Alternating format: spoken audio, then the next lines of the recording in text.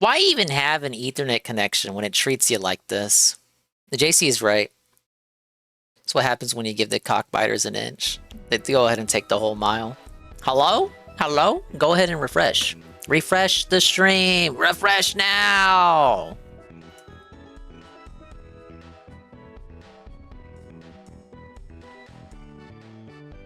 Actually, I should reconnect everything else too. And get ready for the split VOD that this likely created. Aw, bro, I love split VODs. Aw, bro, I love split VODs so much. Ah, I'm cooming the split VODs. I'm so fucking hyped to splice VODs again, bro. It's my favorite thing I love to do.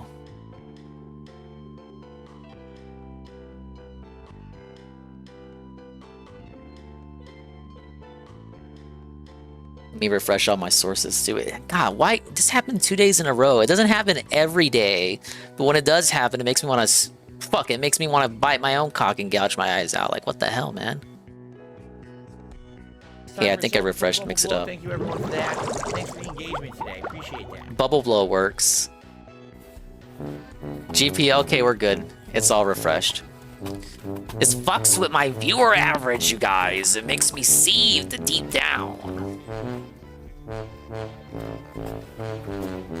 But thank you. I'll live. Well, I guess it must be a dream. That doesn't work. I gotta refresh Binyan. The explosion worked, but not the VDN part. Let me reconnect that. Okay. I did pay the business style line internet. Troll. Thank you for your concern. Never came back. Her dad said he last saw her. Oh, let me rewind a bit because we disconnected.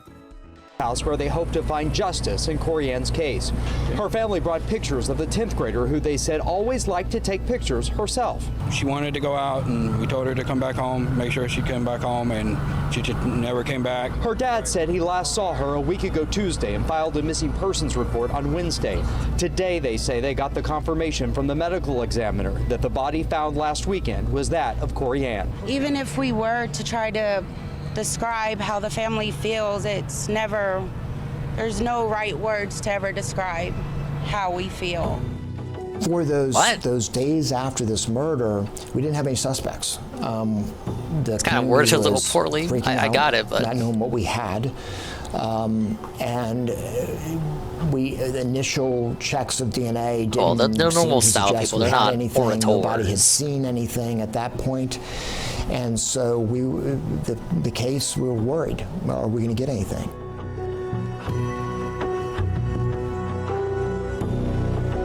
Her blood was everywhere, and it overpowered any other samples that may have been lifted, because we did have the back of the commode, but we were never able to get a profile of either one of them.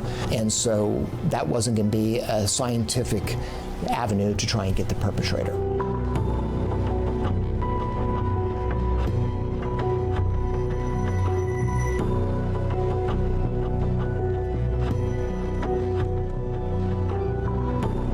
Court records show Jose Reyes met with his sister days after the murder and told her what he and Victor Alas had done to Corianne. The conversation was overheard by the mother of Reyes' baby. Wow. I believe she was 15 at the time, 16 years old. And she had been truant before. Good job, idiot. That's about the extent of her run-ins with the law. But there was a Webster Police Department, Officer Nettles, who had kind of befriended her and her mother to say, stay in school, you can do this, and that kind of thing. So as a teenager overhearing this conversation, and she's out in the hallway, so the door is cracked, so they don't know she's listening in. She didn't know what to do. She didn't call 911. All she could think of is, okay, well, there's this officer who's nice to me, this officer who encourages me to stay in school. And she didn't even have his phone number, but she sent him a Facebook message, and he received it. And luckily, he immediately responded, and they had a phone conversation at that point. They sent each other's numbers.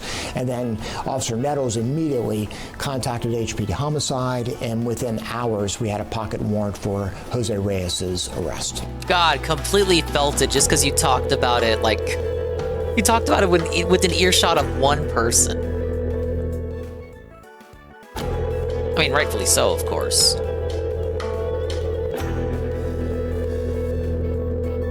17-year-old Jose Reyes is charged with the killing. He went before a magistrate That's a today. gondola who ordered point him right held there. without I agree. bond. Reyes and a why you 16-year-old shut the accomplice fuck are up accused about of it. murdering 15-year-old Corianne Cervantes. Her body was found in a vacant apartment about a block from her home Saturday. Like, Reyes what do you was even arrested get at out of, his like, apartment talking about Sunday. it publicly A family after the friend who fact? Keep witnessed that his shit to arrest yourself. Says detectives wanted to know if Reyes is a Don't devil brag, worshiper. don't boast. They were saying something about how Communicate on heard Telegram. Don't some text. type of Or whatever religious Rekieta stuff. used. I don't know what happened. Cervantes and the 16-year-old charged in the killing allegedly met while both were attending Clear Path Alternative School. Investigators say the two boys took her to the vacant apartment sometime Wednesday, where she was Oh, yeah, he sexually would have been caught assaulted. anyway. It's not no mastermind. That the complainant attempted to leave the apartment several times. Again, like I but said that he before we struck her over got the head disconnected, with it's an literally just stupid ashtray teenagers. And prevented her from being able to leave the apartment, and holding her hands and pulling her back into the apartment when she kept trying to leave. Cervantes' partially nude body was found 3 days later. She'd been beaten to death. Complainant had sustained significant head trauma and multiple injuries. The most you can say is that, like, it wasn't premeditated. Toilet tank. Like, they didn't wake up that day thinking that, oh yeah, we're finally gonna kill that bitch. He does give a statement, but we don't use it because he was in custody and he wasn't properly read his Miranda warnings.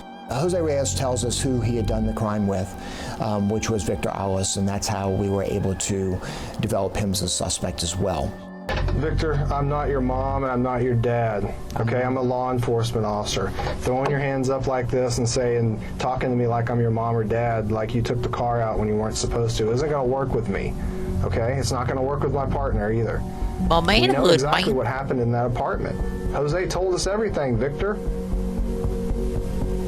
Man, he You need to read start me telling out. the truth. Fuck that essay. What did you do?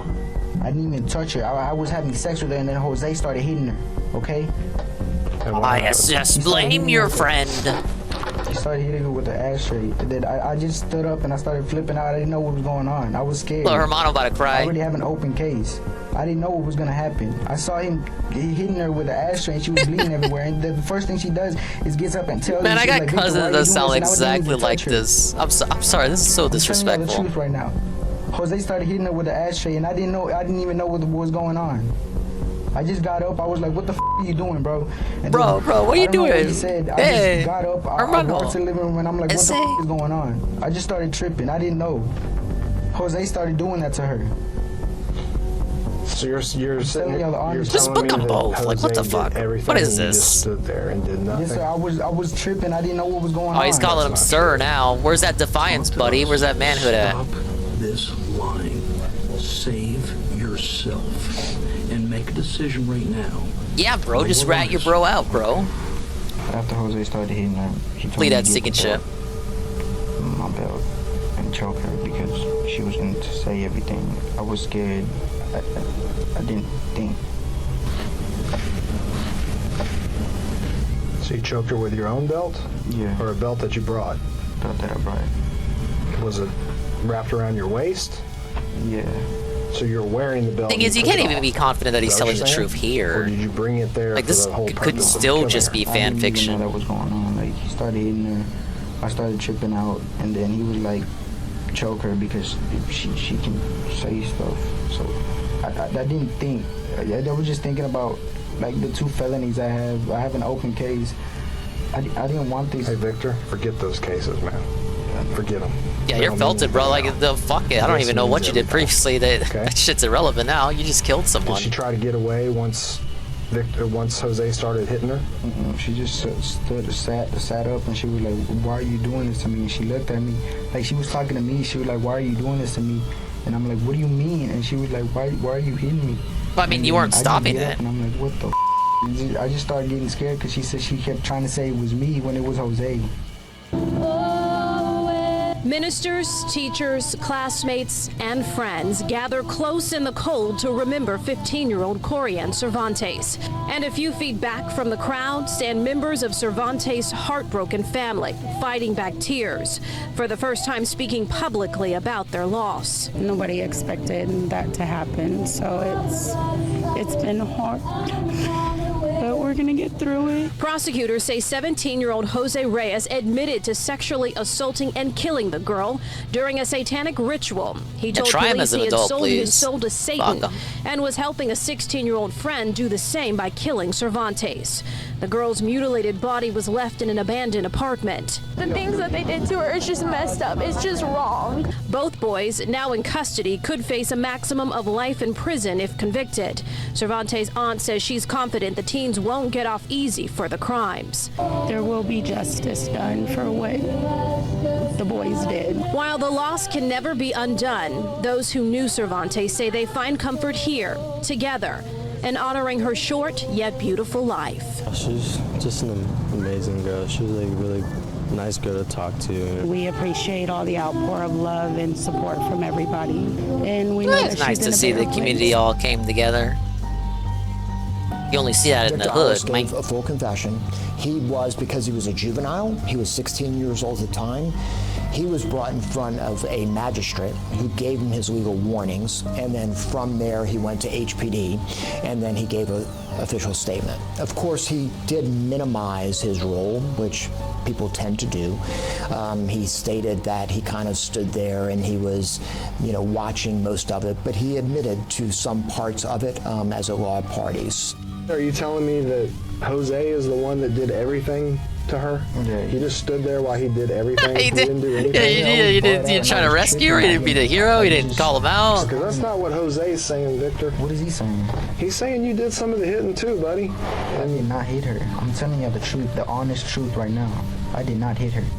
Like, I choked her because he was like, choke her, she's gonna see. Oh, I didn't hit her. I just choked her out, bro. When I was choking What? her, I looked at her and I just let go of the Did he just say I didn't hit her? I just choked her? Okay. You think that makes you look any better, SA?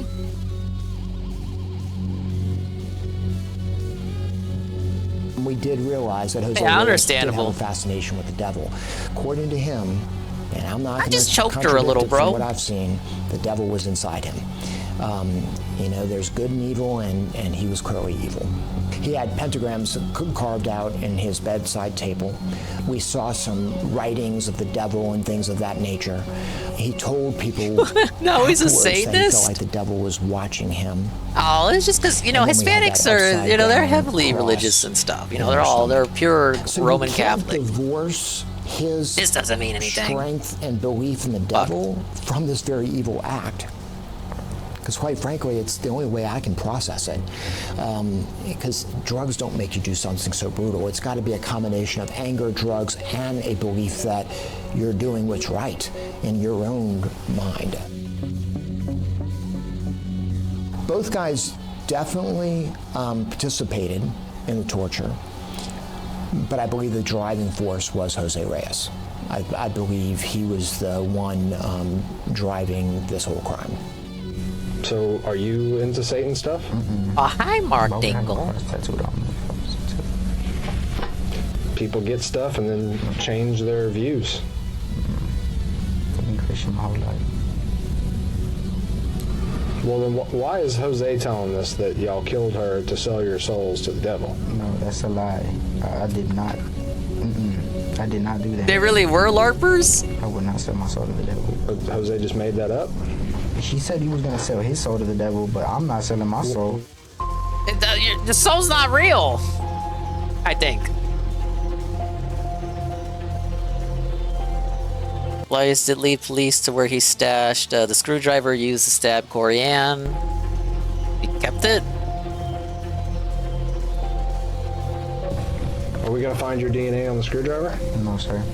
I know that for a part of the fact is no. You never touched the screwdriver? You're sure? The only time I touched is when I got rid of it.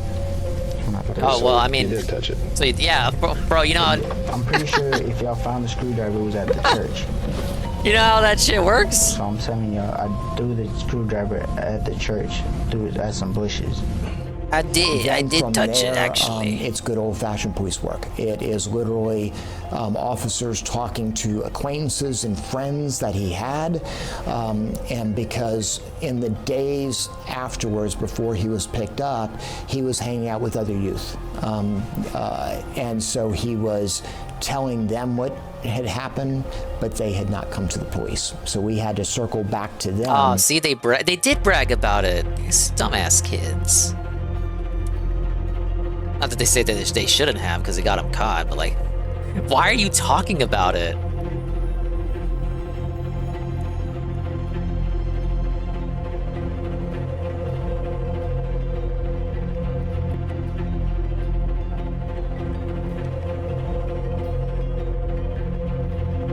Police interviewed other teens from the complex. Said Reyes told them Elias said he killed Corian. Now these are just good Catholic boys. The good old neighborhood style. It's just boys being boys. It's obviously racism from these white police officers. That's the real demon here. One teen told investigators Reyes even rapped. He rapped! Then we beat her, and then she tried to run, and he grabbed her and started stabbing her. And she asked us why, and we said, we helping you to sell our souls. Huh? That doesn't rhyme. Hey, Mimi. It's like the way he sang it. I mean, like his friends did harder drugs. His friends did some rap music and things of that nature. So there was a party before he had told his sister, in which he had told one of his good friends and his good friend's girlfriends, and they were good kids as well. So when we circled back to them, they gave full disclosure of what he had said, and it was corroborated with what he had said to his sister. We were able to bond with these teenagers, and they trusted us, and I think they understood the gravity of what their friend had done, so they were cooperative. Good to see that not all of them weren't cooperative. Jose Reyes went on trial for capital murder in, is that 2024? No, December 2014. Court started as jurors saw graphic video taken inside the cold, dark apartment in Clear Lake where 15-year-old Corian Cervantes' body was found. Earlier, a homicide investigator explained photographs of blood smeared and spattered throughout the apartment. Got it. Jose Reyes and another teen are accused of kidnapping, raping, strangling, mutilating, and killing Corian in February, and then leaving her body in the vacant apartment. At times, Reyes looked at the witnesses, and at other times, he looked down, not making eye contact. The mother of Reyes' child, Agapita Gonzalez, said that Reyes admitted to her that he killed a girl because he said, in her words, somebody wanted her soul. She said she was scared and told a Webster police officer who put her in touch with investigators. She said nothing after her testimony as she left the courthouse. Defense attorneys called for a mistrial after a witness said on the stand that there had been a confession in the case. Defense attorneys argued that that included Reyes. The judge denied the request for a mistrial, told jurors to ignore the statement about the confession, and the trial continued. That was easier than I thought. Well, you gotta keep in mind, OMG Zelda, like, they're 15, 16, 17. These are literally dented teenagers. They don't know any better. Like, the fact that they bragged about it isn't surprising to me at all. They're not thinking. These are... I know there's sometimes there'd be, like, teenagers that are... They're smart for their age or whatever, but these are, like, ghetto... Like, literally ghetto apartment complex. They drank in the vacant apartment of some mysterious lady named Candy. Like, her name was Candy. These are not the bright minds of our youth today. Letter written by Reyes reads, I was sick-minded, stabbing that whole... Wait. Okay, as proof that he's not one of today's bright minds. A letter written by Reyes said, I was sick-minded stabbing that hole 60 times. It's all good what the devil asked for, huh?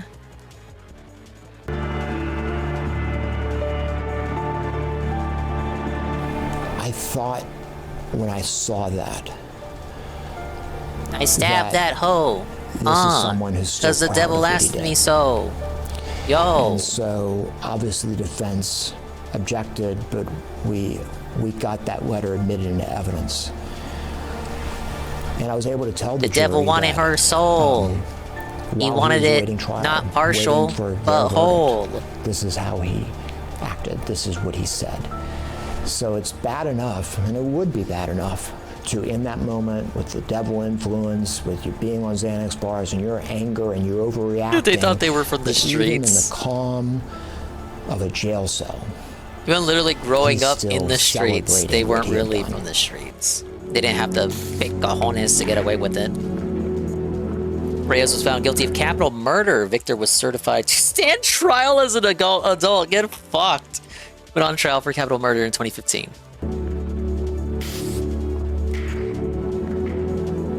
A teacher whose name was Stabbenho. I've had teachers with funny names before. They're too specific, so I won't name them here. Justice was done for my daughter. You know, that she finally got her Well, justice okay. served, and that His name wasn't Mr. Cock and Balls, but it was on the level of literally being named Cock and Balls. you know she can rest in peace. Her family For says like the a last reference. 16 months have been horrible.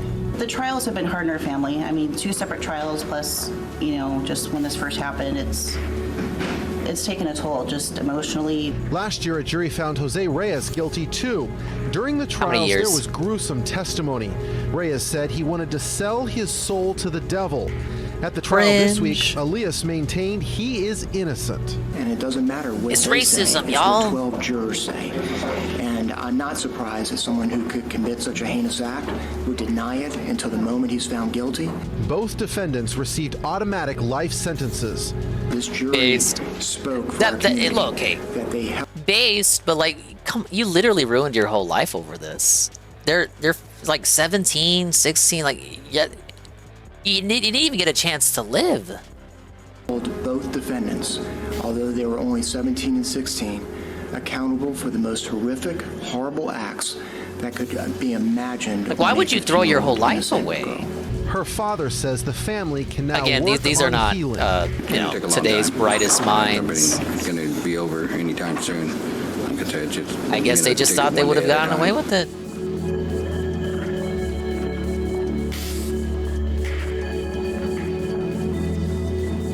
You didn't do anything to stop it. You didn't tell him to stop. You didn't ask him what the hell are you doing. Big ups, Ann Lee. Did you really clip the rap? Thank you. So a girl that you're having sex with starts getting beat to death, and you stand there and watch. It's pretty cold. Jose's not a big guy. You could have probably saved her if he was the one that did all this. I'm like, y'all can look at my back Watch that bitch get beat. Looking at it was a treat. and everything. I'm not a fighter. I don't fight. Like, I come from Clear Lake. I'm a good person. I don't fight. No way. No, I like how Gondola just said Clear Lake was the widest place he knew, and then Essay is like, I come from Clear Lake, man. Man, I'm good. I'm a good person. I don't fight. Like, as if to imply that Clear Lake is full of white people who like don't normally commit crimes. If he was the one that did all this. I'm like, y'all can look at my background and everything. I'm not a fighter. I don't fight. Like, I come from Clear Lake. I'm a good person. I don't fight for nothing or I come from the white part of town. I'm a good person.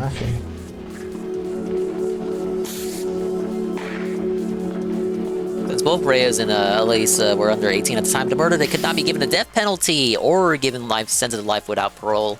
So they got a life sentence, but they have a chance for parole. Maybe keep them locked up. What's the record deal, Lil Dongus? No, no, we talked about this. My DJ name is DJ Swolla Fly.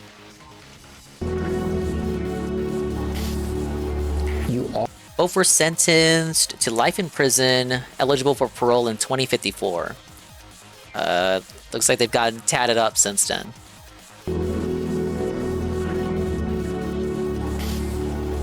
You always hope that there's humanity in somebody. They'll still get to live their life, I guess, if they get after parole. 25 years of doing this, there's not. And it's not me to judge. So, in a It's way, just they get away my with job to it. hold them They just gotta accountable and sit in make sure that timeout they for don't 40 hurt anybody years. else.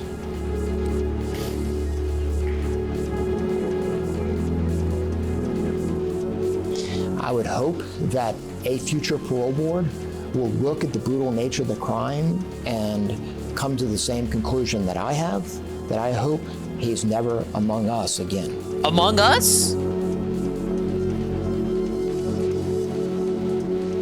Yeah, this kid is not getting parole.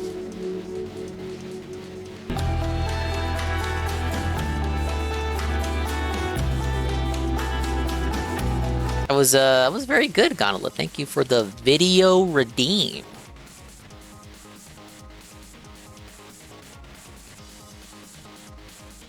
Okay, just clicking through here. Saw this pop up in my recommended videos. Remember Titanic? Okay, remember that sub that exploded when they were gonna go down and see the Titanic? Okay, well apparently YouTube does not want you to remember it because they don't want me to see it.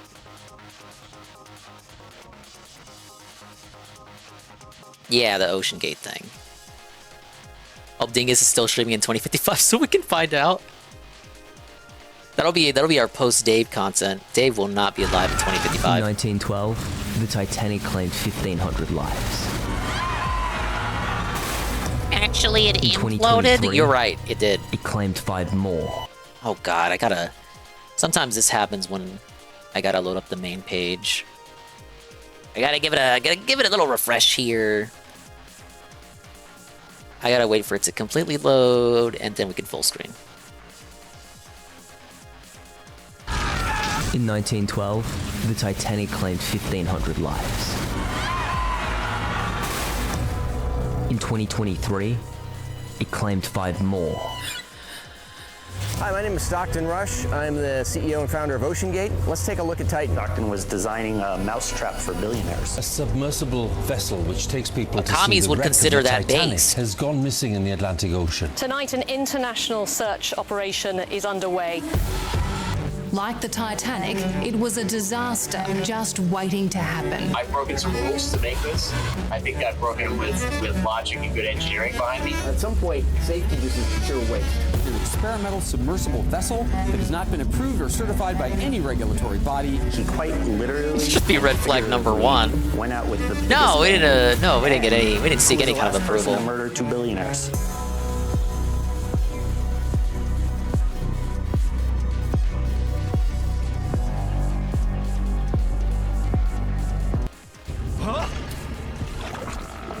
And because I am not embedding it, we got ads.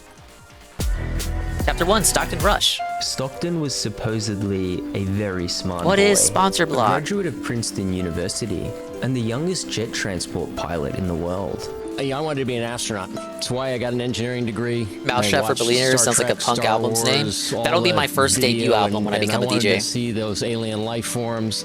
And eventually I realized, one, I wasn't going to go to space, and I wasn't going to get to Jupiter or Mars, but I did realize that all the cool stuff that I thought was out there is actually underwater. Stockton had become an expert in aerospace engineering. He did this in hopes of becoming the first person to set foot on Mars. But unfortunately for Stockton, someone else was likely to beat him to it. Hey, it's that guy. We will indeed occupy Mars.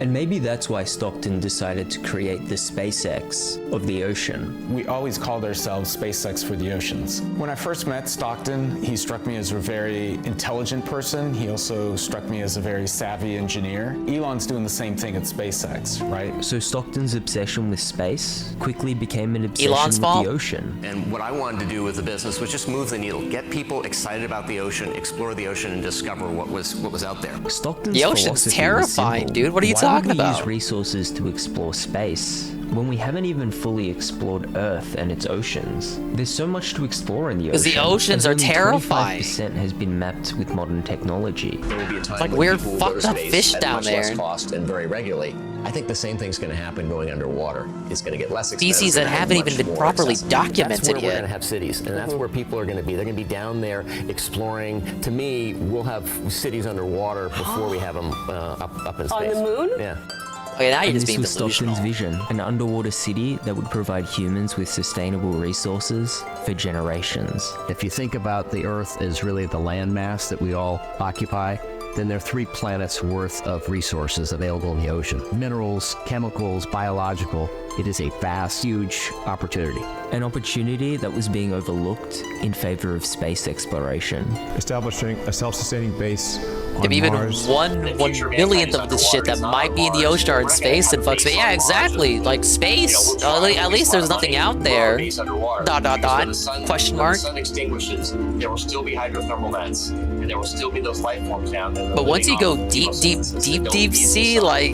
You know, if we trash this Hell planet, no. the best lifeboat for mankind is underwater. But getting humans to the bottom of the ocean is a very difficult task. It's dangerous, it's expensive. There is there's a regulatory challenge. And the current regulations wouldn't allow Stockton to build a submarine that could go deeper than 150 feet. I think over time, Stockton just realized that the only way we were going to be able to help humanity unlock the secrets of the ocean was to get past the regulations and just prove that it could be done as safely as possible. The regulations are there to protect you, sir. Safety just is pure waste. I mean, if you just want to be safe, don't get out of bed, don't get in your car, don't do anything. Yeah. At some point, you're going to take some risk, and it really is a risk-reward question. I said, I think I can do this just as safely by breaking the rules. So for the next few years, Stockton continued breaking the rules. He'd go on to document his entire journey in 4K, and he'd give lectures on submarine safety along the way. And one of the things I came up with are the myths. One is that subs are dangerous. In the last 35 years, there hasn't been a serious injury, and there have been over 15 million people go in them. But they're statistically the safest vehicles on the planet. Oh man, that's a foreshadowing moment if I ever heard one. Stockton didn't always have this attitude towards safety. The early days of OceanGate were an entirely different story. Only after a complete systems test is the OceanGate crew ready to dive. The company's first sub was a vessel called Antipodes, and it was the perfect test sub for OceanGate. It's our first sub, Antipodes, and we use that as our training sub. 58 inches diameter. It is about 15 feet long. This sub had already been certified by the American Bureau of Shipping, so there was a very Got the Anlete take. These are a lot of fancy words for them to say he was a guy who didn't follow the logic. Logic? When how and why submersibles were constructed with the way they were, just ignored physics and hoped that he would make shit work. We're having fun. Speaking of shoutouts. Way down here on level 1. How you doing? It's quite the shout out there. Probably were clipping Dave's reaction. It was an old pre-stream. Tevin is challenging Anne to a Shin Megami Tensei 5 race. Whoa, buddy. I was thinking about it watching Anne play through that game. I was like, what if he beats this before Tevin does? But then I was also like, well, I don't want to annoy Tevin about that, because then Tevin's gonna be like, no, I wasn't gonna beat the game anyway, idiot. And then I'd be like, oh man, I made Tevin call me an idiot.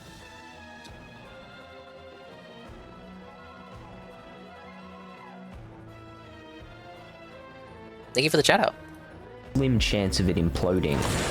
It was designed to withstand depths of around 1,000 feet, which is impressive, but nowhere near the depth of the Titanic. This is where the Titanic is on the ocean floor, below 12,500 feet of water. But OceanGate weren't ready for the Titanic just yet. At this point, they were just a local submarine team, and in the early days, Tim says he's already their eyes were ahead. set on some lesser Anne started way too The recently. local submarine team is exploring the wreck of a luxury passenger liner that sank 90 years ago this spring off the coast of Port Townsend. Today we're doing our third day of diving on the SS Governor. The SS Governor was located in Washington, and it was often referred to as the area's mini Titanic. The Governor was a luxury liner that was on its way from San Francisco to Seattle on April 1st, 1921. Shortly after midnight, it collided with a freighter. 8 of the 240 people on board went down with the ship. For years, there have been rumors that it went down with a loaded safe. The safe, the infamous safe. That safe is believed to contain around $4 million worth of gold coins. At first, I thought OceanGate was trying to pull off a $4 million submarine heist. You know, just like the opening scene scene in the first Titanic movie. It's payday, boys. But as it turns out, even if they did happen to find the treasure, they would have been forced to hand it over to the man who owns its salvage rights. So I guess OceanGate weren't in this area for profit. They really just wanted to explore the area and test their new sub's capabilities. The crew of the sub is practicing its approaches to the governor daily in 240 boat feet of water quest. for a much more dangerous inspection of the Montebello at 900 feet down. Or it's After almost the mini Friday. Titanic, OceanGate would move on to a much deeper shipwreck. Their goal was to ramp up the depths of their dives, one shipwreck at a time. It's part of our ramp up to a When did they California explore the expedition we're doing USS in Liberty? September to a shipwreck called the SS Montebello. The Montebello was a U.S. oil tanker that was torpedoed by a Japanese sub off the coast of California during World War II. The SS Montebello was not another ship holding treasure. In fact, it was quite the opposite. It went down with an estimated 70,000 barrels of oil on board. And it's posing a huge environmental threat to California's coastline. OceanGate wanted to make a name for themselves by preventing this environmental threat, and their plan was to create a 3D map of the Ocean's wreck 11. using their new sonar technology. The team is also testing the latest in 2- and 3-dimensional sonar equipment. And we're taking our sub and our Blueview sonar system down there to create a 3D map of that wreck. Not many people know about these expeditions, but they were a critical part of OceanGate's early days, and after mapping out that oil spill, they were ready for phase 2 of their company's mission. An historic Washington state tragedy is helping head off a future one down the coast. In Seattle, Gary Chittum, King 5 News. This local submarine team was taking over the ocean. Stockton increases the budget, and after 130 successful dives, investors were asking the same question. Was this team going to be the next SpaceX? Name of the company, OceanGate Incorporated. It's a cutting-edge, high-tech firm out of the Midwest, awaiting imminent patent approval on their next generation of submersible vehicles. Right now, the stock trades over the counter at 10 cents a share. But with the collaboration of one of hip-hop's biggest stars, our analysts indicate it could go a heck of a lot higher than that.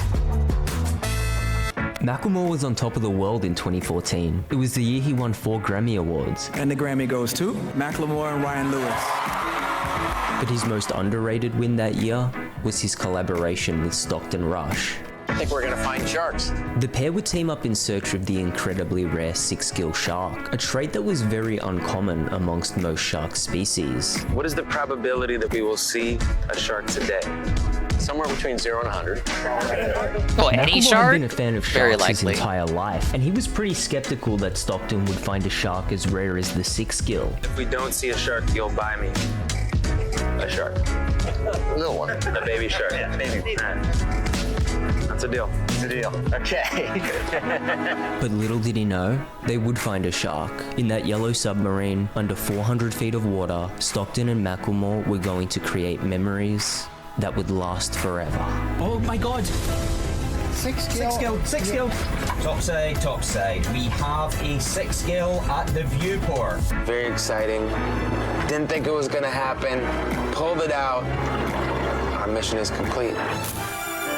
It has been an unbelievable experience, something that I will absolutely never forget.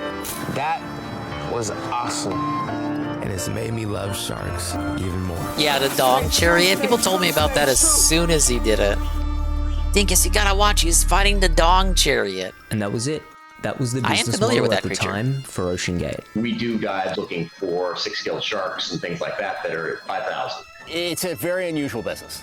It's its own category. It's a new type of travel. And eventually, they'd be selling tickets to the Titanic for up to $250,000 a person. However, it wasn't going to be in Antipodes. Remember, this yellow sub was only certified for dives that were 1/12 the depth of the Titanic. And unfortunately for Stockton, you couldn't just buy or rent a sub that was capable of going 12,500 feet. Stockton believed it was the strict laws and regulations that were preventing him from innovating the submersible industry. So he came to the conclusion that he only had one reasonable option remaining, building his own sub. Initially, we didn't think we were going to build our own subs. We thought we were going to get somebody else to build our subs. The industry standard just wouldn't allow for them to build what we felt we needed and what we thought humanity needed to explore the ocean. So they did what a lot of companies do. They break the rules and act now, then they ask for forgiveness later. And the name they decided to give their first custom-built sub? Cyclops. X, a new manned submersible. Now Needs to find a Mega Man X racist, someone to race that game against. It was time to go all in. Stockton was going to ignore the industry's strict rules and regulations. It was time to prove them all wrong. Cyclops is going to be a very I useful don't know, I've never tool played for it. any organization, company, or institution that needs to go underwater and perform tasks at depth. Cyclops is the newest creation of OceanGate, a for-profit private company in partnership with the University of Washington's Applied Physics Laboratory. We couldn't have done it without that partnership. You know, the Applied Physics Lab has been effectively our engineering partner. But this wasn't going to be a usual submarine. Stockton wanted to create the most simple and easy to use submarine on the market. Stockton Time is to get the very game interested controller in out. being able to quickly train pilots, have pilots be able to come in and use this thing without having to go through weeks of training on there. Solution? This video game controller. Look, there it is. Game controller to drive the sub. First thing is there are two dead man switches. You have to press one of these buttons, and now it's ready to go. And in 2015, the sub was ready to go. So Stockton organized a big reveal, and the christening ceremony was set to begin. Okay, on behalf of the whole It's a DualShock 3. Come on, those are pretty good. Cyclops.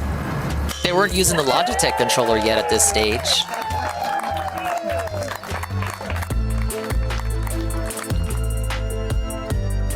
So all of our test program has been about incremental testing. We started over 2 years ago with Cyclops 1. Out here, this is really focused on one thing, and that's the pressure vessel, and making sure that component is safe and capable of handling depths down to 4,000 meters repeatedly. I feel so lucky I got to do one dive while the Cyclops was here. But Cyclops wasn't the final product. Cyclops 2 began development a few years later, although Stockton didn't like that name very much, so they rebranded to Titan. Hi, my name is Stockton Rush. I'm the CEO and founder of OceanGate. Let's take a look at Titan. If you thought Cyclops was simplistic, just wait till you see its successor. It's got one button, and that's it. We have our control screen People hated here, them as soon as our DualShock sonar 4 became a screen thing. here, and we can put any Hitler, they didn't on hate the them back. with It's finding one an of the only authentic subs DualShock that 3 can was hold near 5 people. impossible. It's also the only They should one have with a hoarded toilet. some. Sort of. There were some parts that kind of looked like they held together. And yet, I couldn't help noticing how many pieces I always of thought they this were sub pretty seemed floaty. They didn't have weight to them. These off-the-shelf components. I got these Felt from, weird to me to hold Cameron. one compared We to a run the whole DualShock 2. thing with this game controller. Come on! And so what if people laughed? Titan was fully operational in just a few years, and it was all made possible with the leadership Yeah, who of cares? Who Stockton cares Rush. if it's held together by duct tape? It fucking works. High five on White guys. Here we go. Okay. Maybe a win-win. Maybe. And as days became months, and months became years, that little sub was passing every test imaginable. This is why you want your pilot to be an engineer. He believed that building this sub would help him unlock the secrets of the ocean, but Stockton wasn't building his own submarine. He was building his own coffin. It's a miracle it can do what it does when you look at it there, because when you look at it, it is very small. It looks like it's put together with a piece of string, but it's not, obviously.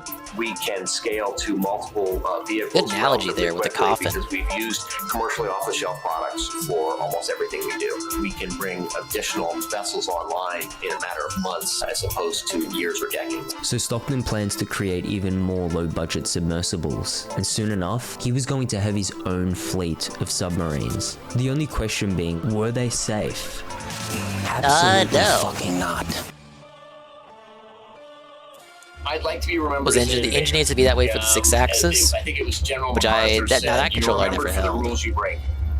And I've broken some rules. Oh wait, no. to make this. God, I'm thinking about the other type of controller. You mean the 6-axis as like the feature? Carbon fiber and titanium. There's a rule you don't do that. Well, I did. The most controversial feature of Titan was its carbon fiber hull. This was considered controversial And use it to because Croy, the industry the standard Ding coin material was exchange. titanium. Engineers zero in on titanium, a super strong and lightweight material that would allow deep-sea vehicles to reach the Titanic. It is with this material that today's most inventive submarine builders continue to push technology forward to penetrate the ocean's deepest regions.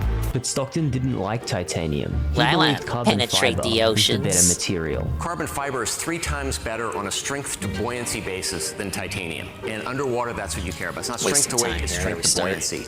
And yet no one had done that. Titan was able to skirt the law by operating in international waters, and although it passed multiple test dives, many believed the carbon fiber hull was slowly being damaged over time. If the sub passed its pressure test, it wasn't going to fail on the first dive, but it's going to fail over time. might fail on dive 7, which is insidious. You don't get that with steel or with titanium. Well, I hope on the first dive and not the 7. It's better than titanium. It's better than a lot of other materials. When I started the business, old-timers in the industry told me I was nuts, and they continue to tell me that. So Stockton continued operating his carbon fiber sub, recording the entire assembly process along the way. Oh, yeah, so that will be the pressure vessel for Cyclops 2. It will go to 4,000 meters. It'll be the deepest diving carbon fiber sub ever built. When it goes to 4,000 meters, it'll be the only one out there. I'm going to be the first guy in the sub, so we will see. And it's pretty simple. Better you than me. If we mess it up, there's not a lot of recovery. With his goal being to explore the bottom of the ocean, you'd reasonably expect some sort of certification from a third-party agency. However, Titan was never certified by any regulatory body, and that's because Stockton believed that these agencies were over the top in their rules and regulations, but they had nothing with carbon fiber. So we had to go out and work on that. And one of the things I learned is, you know, when you're outside the box, it's really hard to tell how far outside the box you really are. And we were pretty far out there. So we have a carbon fiber hull. His thoughts about breaking the rules is really about thinking outside the box and coming up with innovative solutions. I mean, anything when you're trying. Okay, but like the sub ended up imploding, and everyone in the sub was thrown outside the sub. So in reality, he was sticking outside the sub. Continued to pass every test that Stockton could throw at it, and eventually, Titan needed you're such a big milestone, thinker, bro. a new goal to reach. Killing all those So can you millionaires. guess where it was headed next? You included. The goal was, where do you want to go in the ocean? What is the most known site in the ocean? And it's clearly the Thank Titanic. you, Saints Revenge. I'm where it's at. 100% alcohol or no. the Thank you. Titanic. She really was the most beautiful ship in the world. Said to be unsinkable, but destined to go suffering in down Monkaball. on her maiden voyage. The Titanic has been a symbol I'm here of until excessive these fucking confidence for challenges over a are done. century. And together with the irony of Ocean Gate's failed expedition, it'll And then I'm gonna probably make remain myself a relevant hot cup for of tea. another 100 years. But why would anyone risk their life to see such an ancient shipwreck? Well, Because Titanic it's was there. the highest grossing film for many years. And on top of that, James Cameron, the director of that movie, he completed his own expedition to obtain real cinematic footage. I actually made the film because I wanted to go and dive to the Titanic wreck. And then I had to make this movie. Okay, all right, I'll make the movie. And then that worked out well. And so then I could afford to go some more. There was this powerful, almost magnetic attraction. That guy's almost as insane as the CEO. What's down there. Titanic sort of is like a black hole. It sucks you in. And the next person to be sucked into this black hole was, of course, Seen this game at Walmart for $35. It still has launch goodies at a good price. I think I bought it at launch, which was either 50 or 60. If it's already on sale for that low, I'd say go for it. If you like the idea of don't go for 100%. If you ever watched the Just for playing and 1997 completing movie, the game, you'll have a it's good time. combination of both history and fiction. The film centers around the fictional love triangle of Rose, Jack, and Kaladin. And when shit hits the fan, we'd get to see the characters' true colors. What, him? What, you're a gutter rat? I'd rather be his than your wife. Oh But shit, remember, damn. this story was just fictional. However, on the She other felt side of it the up. ship, we'd get a glimpse of the story that kicks off our sequel, Titanic 2. Please, Ida, get into the boat. No! This is Isidore and Ida Strauss, two passengers who were actually on board the Titanic in 1912. Their tale is well documented and has been recreated in various films and that's not musicals. We've been together for 40 years, and where you go, I go. Don't argue with me, Isidore. You know it does no good. Isidore and Ida would go down with the ship in 1912, but not before having a number of descendants, one of them being the communications director at Ocean Gate, and who also just so happened to be married to a man named Stockton. And maybe that's why Stockton was so obsessed with continuously going down to the Titanic. And our goal is to go back to the Titanic year after year, scan it with sonar, and document the wreck and its decay and discover what we can discover. And so the stage was set for the adventure of a lifetime. time. But Stockton couldn't fund these expeditions on his own, so he began advertising his once-in-a-lifetime opportunity to the public, and the now deleted promotional video was set to be released. OceanGate Expeditions offers you the once-in-a-lifetime opportunity to be a specially trained crew member safely diving to the Titanic wreckage site. Safely, my ass! Get ready for what Jules Verne could only imagine. A 12,500-foot journey Well, to he the can only bottom of the imagine. sea. That ain't no It's the dream, that's his OceanGate nightmare. Titanic experience. We partnered with aerospace experts at the University You should have of got James Washington, Cameron to go on this NASA, fucking and bullshit Boeing cruise. on the design of our hull. It's very well engineered and very safe, and the team is very focused on safety first. Not 1 second of me experiencing anything from OceanGate have I ever felt unsafe. As I pointed out on the bridge earlier, your safety plans all around the vessel. They paid her off. Join us on our next expedition. Don't miss the opportunity to be part of history. The OceanGate Titanic You ain't just under the sea, you getting experience. crushed by it. There's truly nothing else like it. Ah, I love advertisements.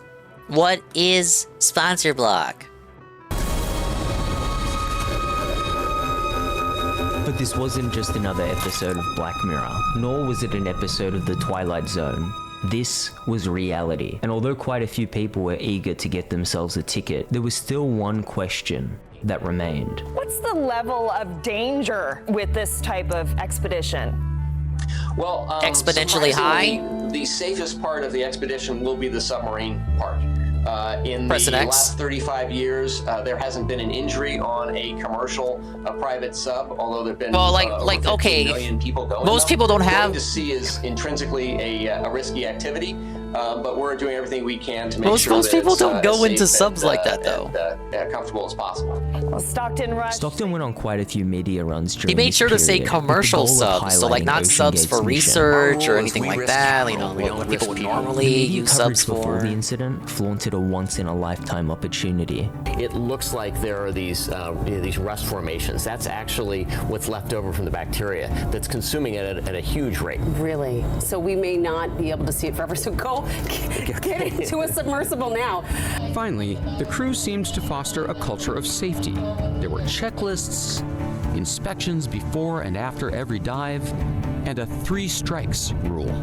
If 3 things seemed out of the ordinary, no matter how minor, they'd cancel the dive. But the media Bro, I would coverage cancel after it for Titan's one thing out of the implosion order. was an entirely What? different story.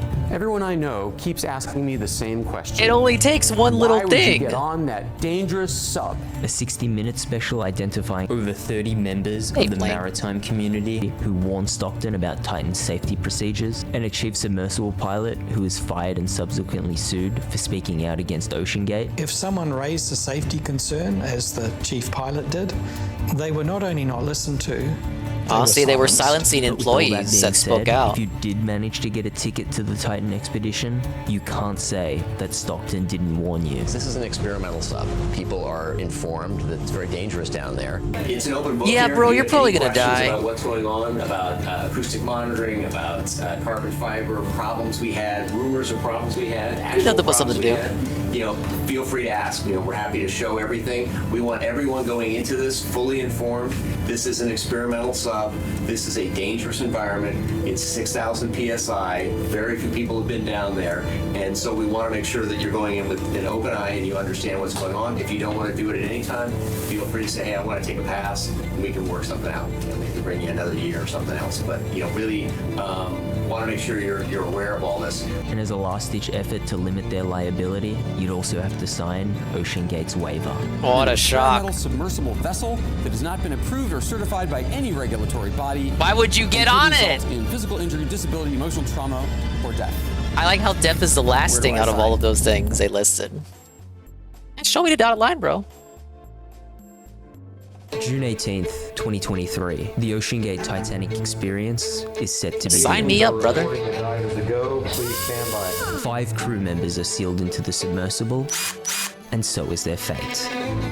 The CEO Stockton Rush, businessman Hamish Harding, French explorer Paul-Henri Nargeolet. Businessman Shahzada Dawood and his 19-year-old son Suleiman were on the expedition. That one hits the hardest, like the 19-year-old. Like, again, your life is just beginning. Why would you get in that sub? One of the questions about this is how risky is going in the sub. Turns out, I blame the in dad. this expedition, probably the safest thing will be once you're underwater. You know, once I'm a couple of feet underwater, I know I'm coming back. I know everybody's coming back. Foreshadowing.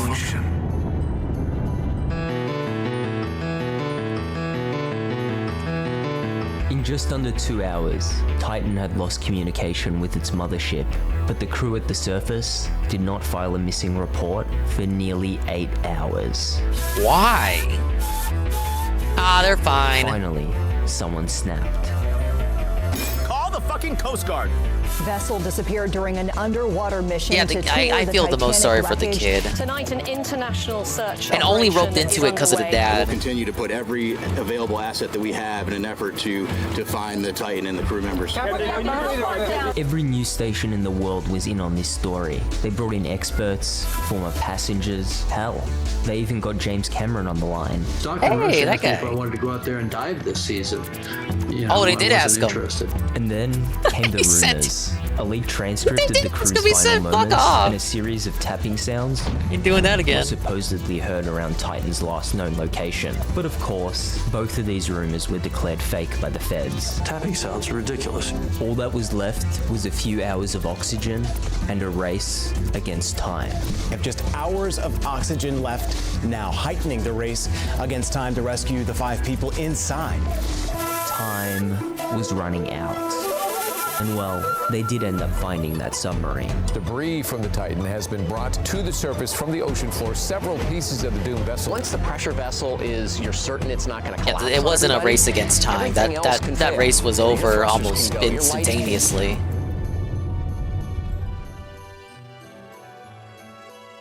Oh, that's the end of the video. Well, I guess we don't. Yeah, Artemis is probably one of my favorite too. Like that. Thank you for the advertisement. It doesn't really need to go in. We know what happened. It fucking imploded within hours, and they all died.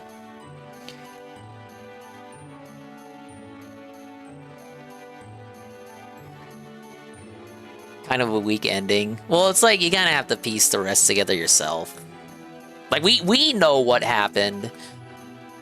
But they could have gone deeper into it, like explain exactly what happened and how it happened and all that. No, just use your context clues, I guess. Let's watch another video by this person.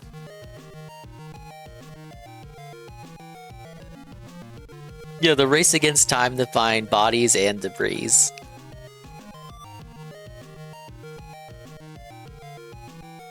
Okay, this person just does not like their stuff being embedded. Forcing me against my will to watch the ads. I got a frog in my throat. I'm fucking sick. Can't watch any ads. This is about the Monopoly scam with the McDonald's. Remember that? I never won that, and now I know why. Now at McDonald's, it was all a fixed. It was rigged from the start. A massive conspiracy took place. In 1995, there were hordes of customers, and they'd do anything for that last $1 million game piece. But none of these customers were ever going to find this prize, because Father Christmas had other plans for this ticket, and he was going to be delivering it to a winner that deserved it much, much greater. If your general opinion of mankind is running kind of low this holiday season, here's a story that might make you feel much, much better about the human race. Hey, here's a man who looks like he has something to say. Are we all set, Ronnie? Well, oh, hey, careful. Looks like he's got flubber shoes on too today. Oh, Ronald. Anonymous donor. Mailed a Monopoly game piece of $1 million. December 7th, 1995, St. Jude's Children's Research Hospital receives a very unusual gift. Somebody won a $1 million Monopoly game at McDonald's, and God bless him, decided to send that money to the children of St. Jude. No, that's But nice this of donation him. was part of a much bigger Oh wait, is this conspiracy, part of the scam? So we'll come back to it later. Oh no. He's gonna come back to it and say the money was fake. Monopoly game and thought you'd never win the top prize? You may have Wait a been minute. right. From 1989 to 2001, no matter how many tickets Well, I'm you kinda- collected, I'm kinda concerned your for those chance of kids winning now. The grand prize was exactly zero. Are they gonna get the Many money? of the winners were from the same family or were closely related. There were millions of dollars stolen in one of the greatest heists involving fast food, fraud, and a game that was rigged from the start. Hey, you said the thing. Fast food and fraud. The FBI today. FBI! Authorities arrested a Texas man who just claimed the $1 million prize. Thanks, McDonald. George Chandler just won $1 million. Thanks a million, McDonald. And says the FBI Thank you, today McDonald. they were rigged. We want those involved in this type of corruption to know that breaking the law is not a game. Oh, I get it? Because it was like a Monopoly game? Were one in more than 206 So a nice million. segue there, officer. Odds of someone giving it away, heaven only knows.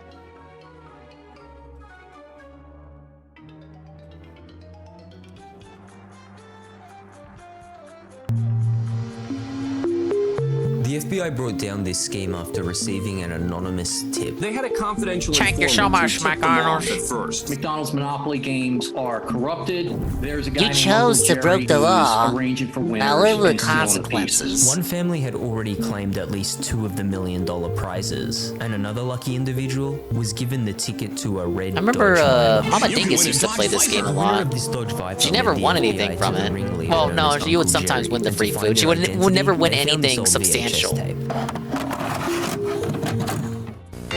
People everywhere are winning. Oh, I know big. why. Playing the Monopoly game at McDonald's. Barbara Gray won a Sea-Doo jet vote.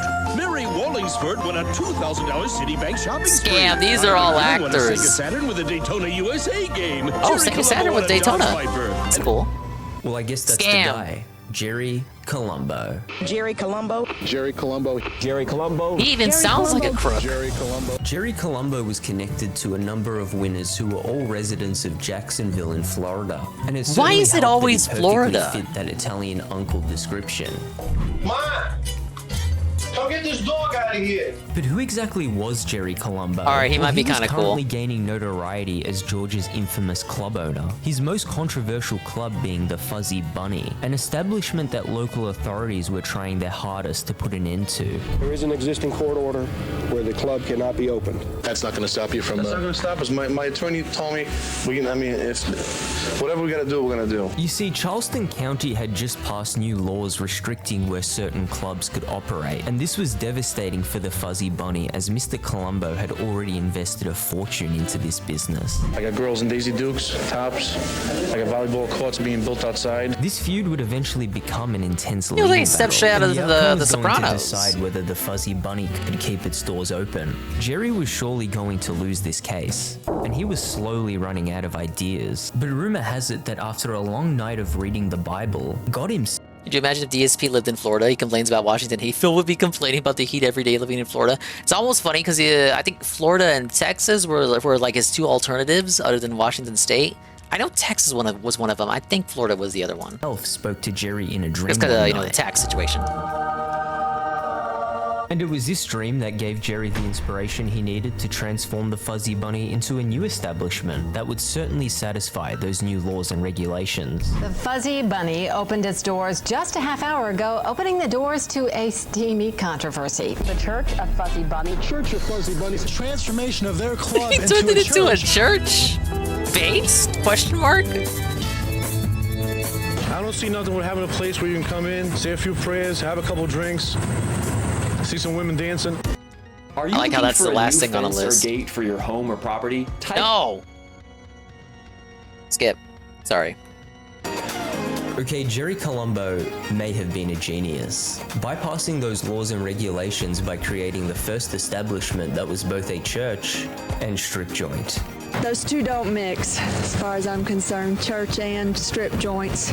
Really? Don't mix. They can't. They fool don't people. mix, really. No good people is going to be going in that place. Locals were praying for the downfall of Mr. Colombo, but I guess God does have his favorites, because Jerry was about to appear on nearly every news channel across the country. Jerry Colombo won a Dodge Viper. And there are. Can't keep getting away with it! And this Friday, he has a scheduled guest appearance. Oh, there were on the panda David choices. Letterman Okay. Show. Please welcome a very funny gentleman, Mr. Jerry And on the Colombo. seventh Whatever day, we're gonna do. I mean, I'm out here trying to earn a living for my family, his just like bitches you are. twerk for Mr. him, Colombo rather. was more popular than ever, and sooner or later, it was going to be time to talk directly with the naysayers. Marianne, you're next on the line with Jerry Colombo. Go ahead. Go ahead, Marianne. Yes, I think what you're doing is abomination to God. And it's I think you're going to wrong hell, in the man. eyes of God, and really it's wrong in morals too. All right. Thank you. Well, I guess God hasn't talked to you lately. He came to me in a dream a couple of weeks ago, and he told me what I'm doing is fine. You Based say God? that with somewhat of a smirk on your face. I mean, you had to. I did have a dream one night. That's why. Well, we all have dreams. I don't know if it's divine or religious. This one was divine. Ah, believe me, bro, it was a device. Told me to We've got open the Jerry church, Colombo huh? at the center of this entire conspiracy. His connection to this many winners makes him our prime suspect. But how would he possibly get these tickets in the first place? Well, he How was does this also tie back connected into to McDonald's? these fucking guys. 5 families have run New York's Italian-American mafia. The names are familiar: Bonanno, Gambino, Genovese, Lucchese, and Colombo. Police in Brooklyn pulled a man's body out of the water, duct taped inside a blue tarp. Police say someone also tied a cinder block to the victim's ankles.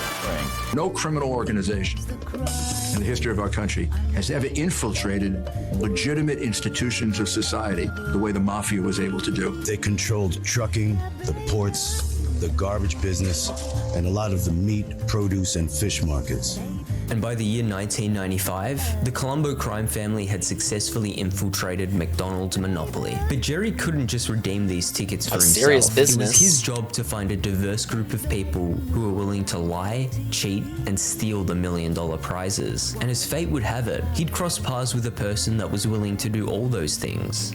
And she'd change his life forever. Spin the wheel of justice. Let's spin the wheel and see who it lands on this week.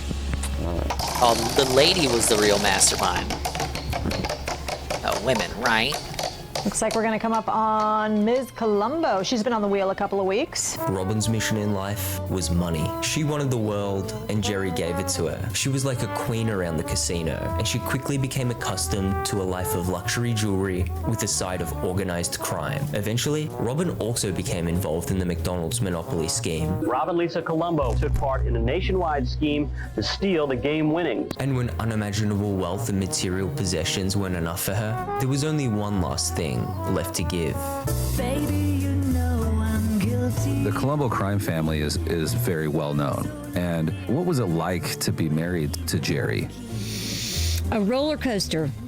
It was a roller coaster ride. I was having a long distance relationship with a federal agent who was not that fun. And Jerry was fun. So I chose him. How many game pieces do you think that your husband helped distribute? Quite a bit. At least a dozen.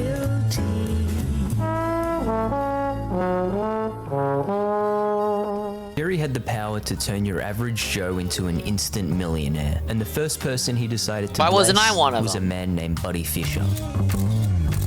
Buddy Fisher was no stranger to Jerry Colombo. He was in fact the father of Robin. Jerry approached my father. Would you claim the Why would your first Jerry person be approaches someone Buddy so and tells him closely to cash in related the to winning you? ticket without doing any commercials or interviews. A proposition that Buddy was more than happy to agree to. $1 million? The next $1 million winner was also connected to Robin, a woman by the name of Gloria Brown. Robin and I met through a mutual friend of mine. The hardest part of this scheme was organizing winners that couldn't be traced back to the Colombos. And Jerry Right, believed that's- that Gloria was the perfect You would have to candidate pick people to throw that- off any investigative people that wouldn't rat you authorities. out. It's like At the complete time, unknowns, Gloria was too. down on her luck. She was currently unemployed and a single mother to her son. So Jerry believed that he could bless her without any FBI agents looking into her story. Unfortunately for Jerry, both Buddy and Gloria found it very difficult to stay out of the spotlight after becoming $1 million winners. It was years later that McDonald's would invite them to come down to a winners reunion and interview in Vegas. And the best part of this Thank you for the reunion, pizza day, well, it was all captured GPM. on video. tells the story about how you won at the Monopoly game, everything like that, in your own words. All right, yeah, spin some fan fiction, bitch. But I am a. She about to lie so hard. I just was taking a break. No, I wasn't working. It was Sunday, as a matter of fact. Basically, what I was doing was a lot of visiting, job searching at that time. So, yeah. There wasn't a whole lot of Okay, work but talk to about the do, time you went to the so, McDonald's and bought the thing. You know, just browsing through the. What did you Sunday buy? What was your papers, meal? As I am wont to do.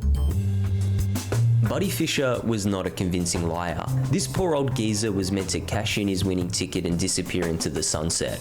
But I guess that all expenses paid trip to Vegas was just too enticing for our buddy Fisher, and the end result of his interview was nothing short of a disaster. Why don't we go back to that day that you won in New Hampshire, and can you just sort of describe the day for us, what you were doing in the morning and at work, and then... It was a summer day. I found the Yes, it was a day in the summertime, and I woke up that morning and I of course I consumed my breakfast style. I wasn't so sure about it.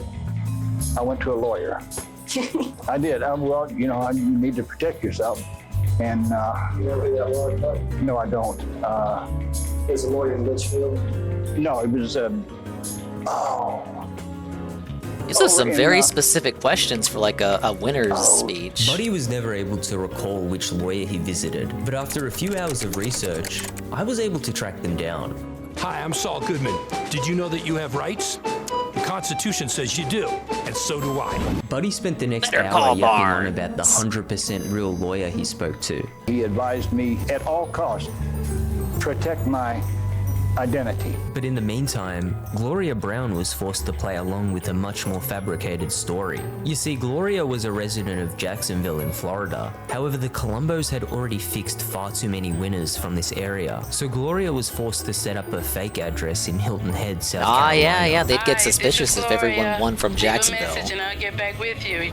What I'd like you to do, Gloria, is take us through what a normal day was for you in Hilton Head. Well, in Hilton Head, during that time I was, living with a friend, of course, and day to day I worked 7 days a week, basically. I'm on call all the time. Gloria Brown put on a Recap much how I more won? convincing Okay, well, performance than Buddy let me go back Fisher. to the start. And it really seemed In like the team at 2020, McDonald's had bought into her story 2010, I and got fired by the believed she was a helicopter genuine company. winner. How long did you live up there? A little over a year, back and forth. But while Gloria was able to maintain her composure, our buddy Fisher was anything but composed during his train wreck of an interview. You want to take a little sip of water? Thanks. Yeah, go ahead and dock your head too. Yeah, that's why I'm kind of paying attention to that a little bit. I'm leaking. Now, had your wife or anyone in your whole family ever won anything like that before? No. Never? Nothing. So this was big. It was huge. Are they interrogating him So or you're the interviewing luckiest for one in him your for like family, huh? whatever this reunion thing is? So has any of your kids or grandkids played Monopoly or tried to win or Yes. anything like that? Yes, They and we play? still do. Oh, good. And we still do, yes. Have any of them won any cars or? No. This is a I think I setup. want a cheeseburger. They're fucking with It seemed him. like Buddy and Gloria were able to get through their interviews without completely blowing their cover. And props to Buddy for making it all the way through without having a heart attack. Although he may have had one after he found out that this entire interview was a trap. Look, right there. All I had to do was shut up. Fraud. The FBI today arrested 8 members of a fraud ring accused of rigging several years' worth of cash giveaways at McDonald's. What? In the background, the FBI had been conducting wiretaps, but to build a strong case, they knew they needed evidence on video. So they set up a fake winners reunion, baiting their suspects into telling their fabricated stories with an all-expenses paid trip to Vegas. Roland and I Vegas will just see too you in tempting, I Vegas. guess. Thank you, McDonald. But these weren't the only Thank fraudulent you, winners on McDonald's. video. The FBI had prepped interviews all across the country. Thanks, McDonald. Hey. And the second one I peeled off was $1 million instant prize winner. And it was like, wow, is this for real? Got a lot of these people locked into lies about how they won. Gloria, do you remember the McDonald's where you went to claim the prize? Hilton Head in South Carolina. This is a picture. We took a picture of it. And she said, oh my God, that's exactly the one. And I said, can you autograph that for us? No, no, they're trying to get your signature. Don't do it. Thanks a million. Don't do it, bitch. Thanks a million. That's good. it and then sign it. That'd be great. But this wasn't even the McDonald's in South Carolina. This was a random McDonald's in Florida. But Gloria signed it anyway, not realizing that it would later be used as evidence. Got him. That's perfect. Thank you so much. Now, what I want you to Yeah, do you really is helped take us it to out, one- Gloria. I got my $1 million and I took it to this McDonald's in Hilton Head, South Carolina. Thanks a million, McDonald's. Okay, look right in the camera and say that, okay? Thanks a million, McDonald's. Thank you, McDonald's. I got the winning ticket from this McDonald's right here. This one. In one massive scheme This of their Jacksonville own, McDonald's. The FBI managed to gather all the evidence they needed to put an end to this entire conspiracy. All the dots had finally been connected, and the crimes of everyone involved were now going to be exposed for the entire world to see. Well, this story is going to make a lot of people angry. Prosecutors say it appears McDonald's customers never really had a chance to win the biggest prizes. So the McDonald's monopoly scheme had finally been put to an end. The winners were forced You to could pay have won back a what they fish of stole, filet. and their names were spread across filet nearly o fish. every news channel in the country. William Fisher and Gloria Brown both live in Jacksonville. Rob and Lisa Colombo took part in a nationwide scheme to steal the game winnings. McDonald's was devastated by the news, while a stunned spokesperson for Parker Brothers had only this reaction. And as for the infamous Uncle Jerry, he was not at his Lawrenceville home today. The man neighbors here have jokingly nicknamed. Called him the Hamburglar. the Hamburglar was inevitably handed a go-to-jail You won card, fries but a couple it of wasn't times? Jerry Yeah, we won Colombo food, that but was we sent never to won the prison big for shit. defrauding the McDonald's Now we know Corporation. why. The Hamburglar is very clever and very sneaky. We found out that there was another Jerry involved in this, named Jerry Jacobson. The FBI says How many Jerrys were 58-year-old involved? Jerome Jacobson was the ringleader who stole them, passing winning game pieces to his friends, who then recruited others to come forward and claim the big prizes. This was the real mastermind behind the McDonald's monopoly scheme, and the person who really went by the alias Uncle Jerry.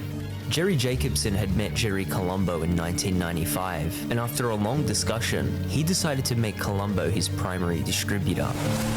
What did you think when your Jerry Colombo, first mentioned this whole thing to you? Okay, he called me from New York and he told me that Uncle Dominic introduced him to this guy that was in charge of this thing. To him, this thing was a job. The deal went as follows. Jacobson would sell Colombo one of the $1 million pieces for an upfront payment of $50,000. Colombo would organize a third party to redeem the prize, and he'd collect about $500,000 over the next 20 years. A much better deal for Colombo, assuming he was able to stick around for the next 2 decades. Remember that first ticket Colombo Assuming claimed? that means he Well, dies. He never should have taken this ticket, and some believe his fate was sealed the moment he took the ticket to that red Dodge Viper. Jerry Colombo won a Dodge Viper. And Oh, yeah, I guess he did.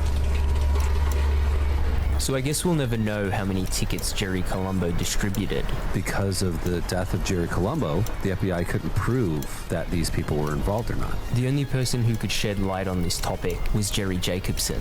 So this next part is his side of the conspiracy.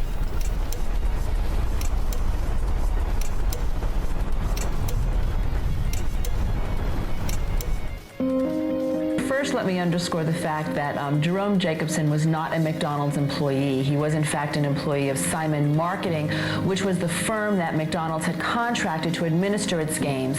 So Simon Marketing was responsible for distributing the winning Monopoly tickets. Jerome Jacobson took the winning tickets while working as head of security for the company that ran the game.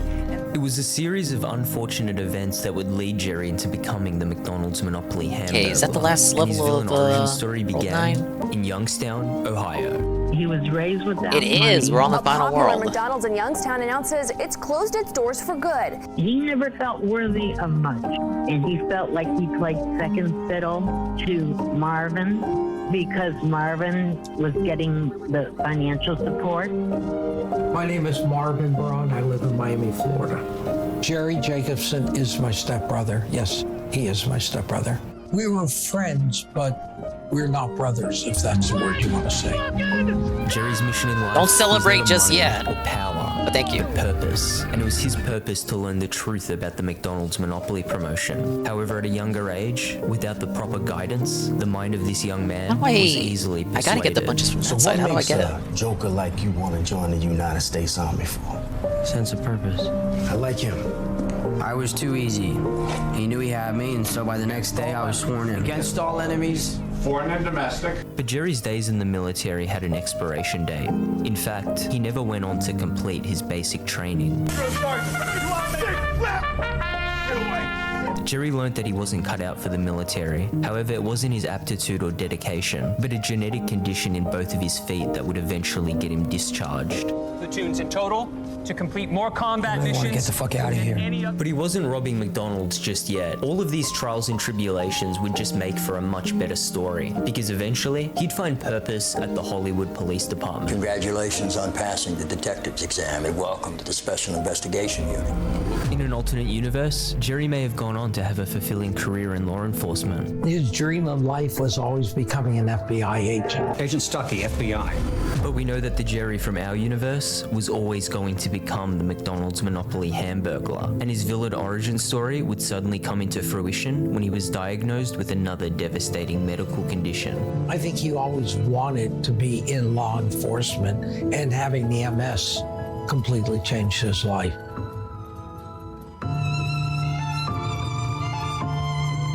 There's always a question why somebody leaves a law enforcement career early. And in his case, we learned that he had a health condition or an accident that, had him go out, I guess, on a disability. It was the second medical condition that destroyed Jerry's spirit. The police department saw him as a liability, so they terminated him permanently.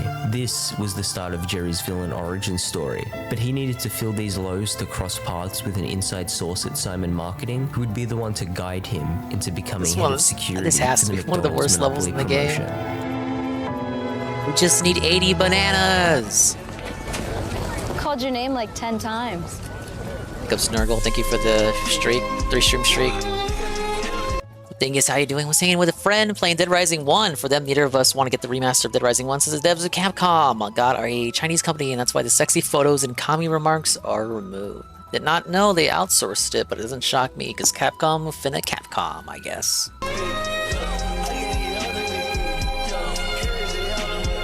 Shot. I met Jerry at the Hollywood Police Department. We both were on the same squad. I took leave from my work and spent time at the hospital with him because his mother was going to put him in a nursing home. I gave him 15 minutes a day to feel sorry for himself. And after that 15 minutes, we're going to work. Because I felt like if we kept working, maybe we could stay ahead of the paralysis. So I fed him and gave him showers and walked him up and down the hall and all that stuff. I got a job in security. He started getting better, and at that point, he wanted to go back to work. Simon Marketing offered him a job working security for the Monopoly Promotions. Jerry was beginning to feel incredible, and his military-like discipline and law enforcement background made him a perfect candidate for the new role of head of security. And it became clear that his previous role in law enforcement was really just a stepping stone for a career that was paying 6 times his old police officer salary. Jerry was now in charge of ensuring the security of the high-value Monopoly tickets. He would stay at luxury hotels and was given the responsibility of carrying a briefcase filled with that year's winning ticket. He traveled exclusively in first class, and Simon Marketing treated him with the most expensive food and beverages. He was the one. He was the guy. You're welcome. Fuck you, Jerry took his role as head of security very seriously. His job was to deliver these winning tickets to various McDonald's factories across the country. He'd place the winning ticket on an empty drink cup or fry container, and then send that winning ticket into the ether, where it would eventually be found by one lucky winner. I won! Serving over 13 million McDonald's customers each year in the U.S. Double that globally. So you can imagine how rare it is to see this right here in West Union. There was an adrenaline rush to ensuring the security of the McDonald's Monopoly promotion, and naturally Jerry wanted to know everything about how Simon Marketing ran their game. But that all changed one day when Jerry learned that the company he had dedicated the last 7 years to had a dark secret. Oh God. How deep did the corruption run? How deep did it run?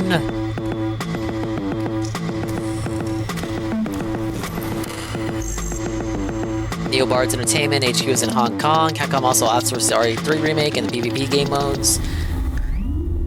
I knew they outsourced the PvP. I didn't know they outsourced the whole Those main factories game. that Jerry was taking the winning tickets to, Simon Marketing had them selected according to a random computerized draw. The Monopoly promotion was being advertised to customers in both the United States and Canada. But Jerry was getting suspicious as he had never delivered any tickets to the Great White North. And that's when he learned that whenever a factory was selected in Canada, the Simon Marketing executives would simply rerun the program.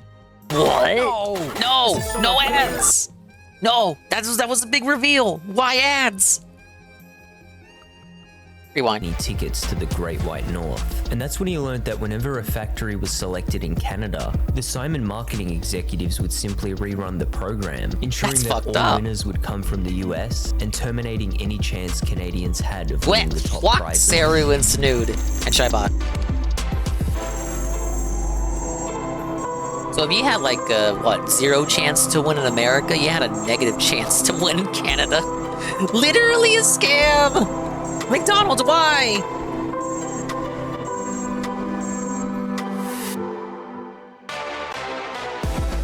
So Jerry insists that the game was rigged from the start, and this was the major plot point left out of the McMillions documentary series. They did, however, briefly mention it in episode 6 of the McMillions podcast. There was actually a lawsuit filed in Canada, really running with the idea that Jerry Jacobson was talking about with not allowing Canada to win. After this scandal was exposed to the public, Rigas, just like Evil Letty. Yeah. And McDonald's versus Simon Marketing. Corruption always runs up top, Carl. It's It's just how the business works.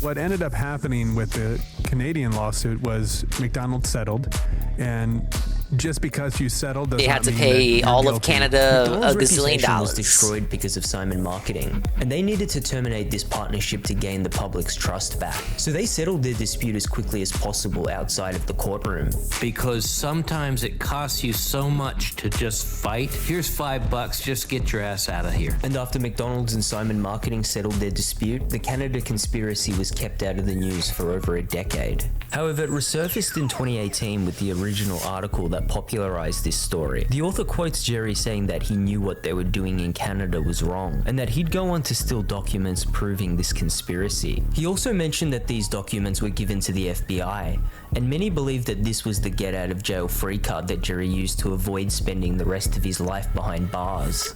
He should have got more. It's just doesn't square up to me. But again, like I said, I'm just an agent. Most agents probably believe that. The McMillions documentary series tells this story through the perspective of McDonald's and the FBI. They sold out the execs for the Canada rooms Jerry Jacobson to get less time. Simon Marketing. Big ups, I guess. One bad apple wrecked the lives of so many people. Nah, come on. Some straight like you giant stick up his ass, all of a sudden at age, 60, he's just gonna break bad? I'm 50. It's weird, is all, okay? It doesn't compute. Listen. It was a string of medical conditions that ruined Jerry's dreams. His dream of life was always becoming an FBI agent. And after discovering the truth about Simon Marketing, he decided to take matters into his own hands. But he got lost in the process. Jerry was down bad for those Monopoly tickets. How much is enough? How big does this pile have to be? Jerry Very would put big, on his apparently. Hamburglar hat and go on to steal over $24 million in prizes. He was never the hero of this story, but at least now you know his origins. This is why he lost his faith in mankind, and this is why he would go on to become the villain.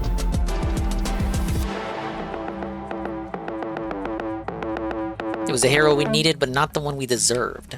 If your general opinion of mankind is running kind of low this holiday season, oh yeah, back to the here's a Cancer story that Kids. might make you feel much, much better about the human How race. was that faked? St. Jude Children's Research Hospital in Memphis has received a very unusual gift. St. Jude Children's Research Hospital was created for kids.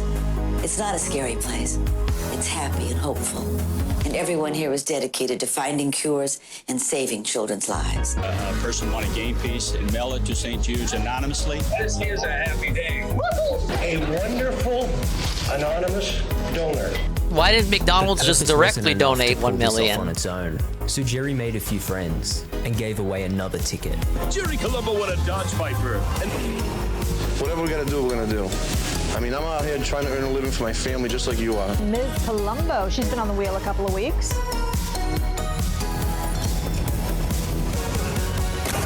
George Chandler have just won $1 million as a single father to 8-year-old Russell. I think I want a cheeseburger. I want a cheeseburger. Another free sandwich. Yeah, there you go. Thanks, McDonald. Hey. Thanks a million, McDonald's. FBI! Fast food and fraud. The FBI today arrested 8 people who work for the company that runs McDonald's games like Monopoly and Who Wants to Be a Millionaire. Breaking the law is not a game. Jacobson has been given a go-to-jail card. The man neighbors here have jokingly nicknamed. Called him the Hamburglar. The Hamburglar. Odds of finding the winning piece were 1 in more than 206 million. The Monopoly pieces are all coming together here. And you hear me. We love you.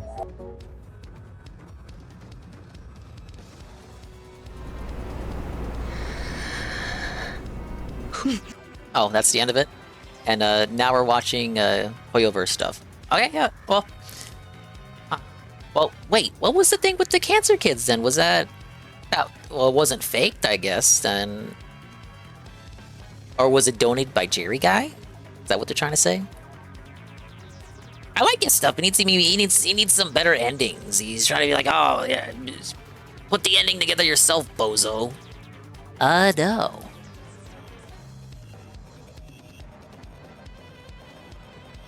Let's see what else he's got. How about this one? Boy, that McDonald's thing, that was a bigger fraud than the Fire Festival.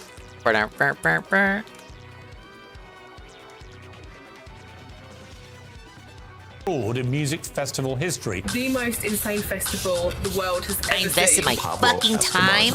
Where's my fucking ending? Biggest event right? I promise you. I'll be there. Ow.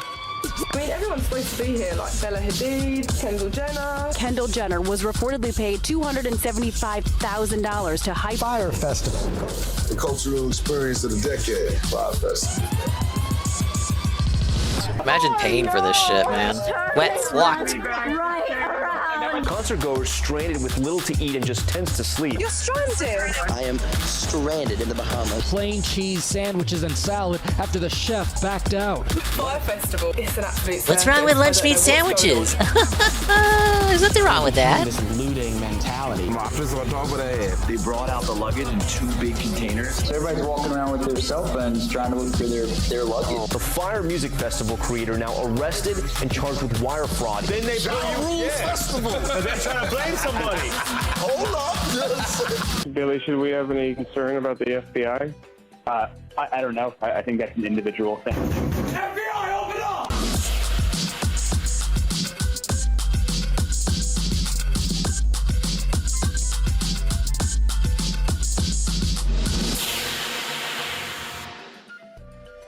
But let's take it back to where it all started. Just ridiculous. Stuck here all night. Again. In 2013, a prince is welcomed into the world. There's a new social media platform in town. And Hey, Miley do it for the Cyrus Vine. seems to have finally found herself. But more importantly, our protagonist Billy McFarland has started his first big company, a credit card club called Magnesis. This is Magnesis. It's the newest, coolest credit card that you, Bill Spadia, probably can't get. But this wasn't a real credit card. This was simply a way one of my for 14 millennials lines to of mimic credit, the luxury appearance of the American Express black card. And I found a way to copy my debit card onto the sheet of metal. And I did it. I'm like, it works. I can go to the store and buy stuff with it. And at only 22 years old, Billy manages to collaborate with huge artists, secures $1.5 million in investor funding, and his very own members-only townhouse. Billy was starting to believe he could take over the world, and it didn't take long before others started believing it too. Baby, don't hurt me. Don't hurt me no more. $250 a year. There's Don't an hurt application me, to get it, guys. but unlike a traditional credit card, it's not credit score based. It's all community based, and we're really just looking for interesting people across all industries. One of those interesting people happened to be a certain hip-hop artist. Ja Rule is taking his talents to a new business. The rapper lending his creative mind to an elite credit card for millennials. Ja Rule would join Magnesis as the company's creative head, and boy was he creative.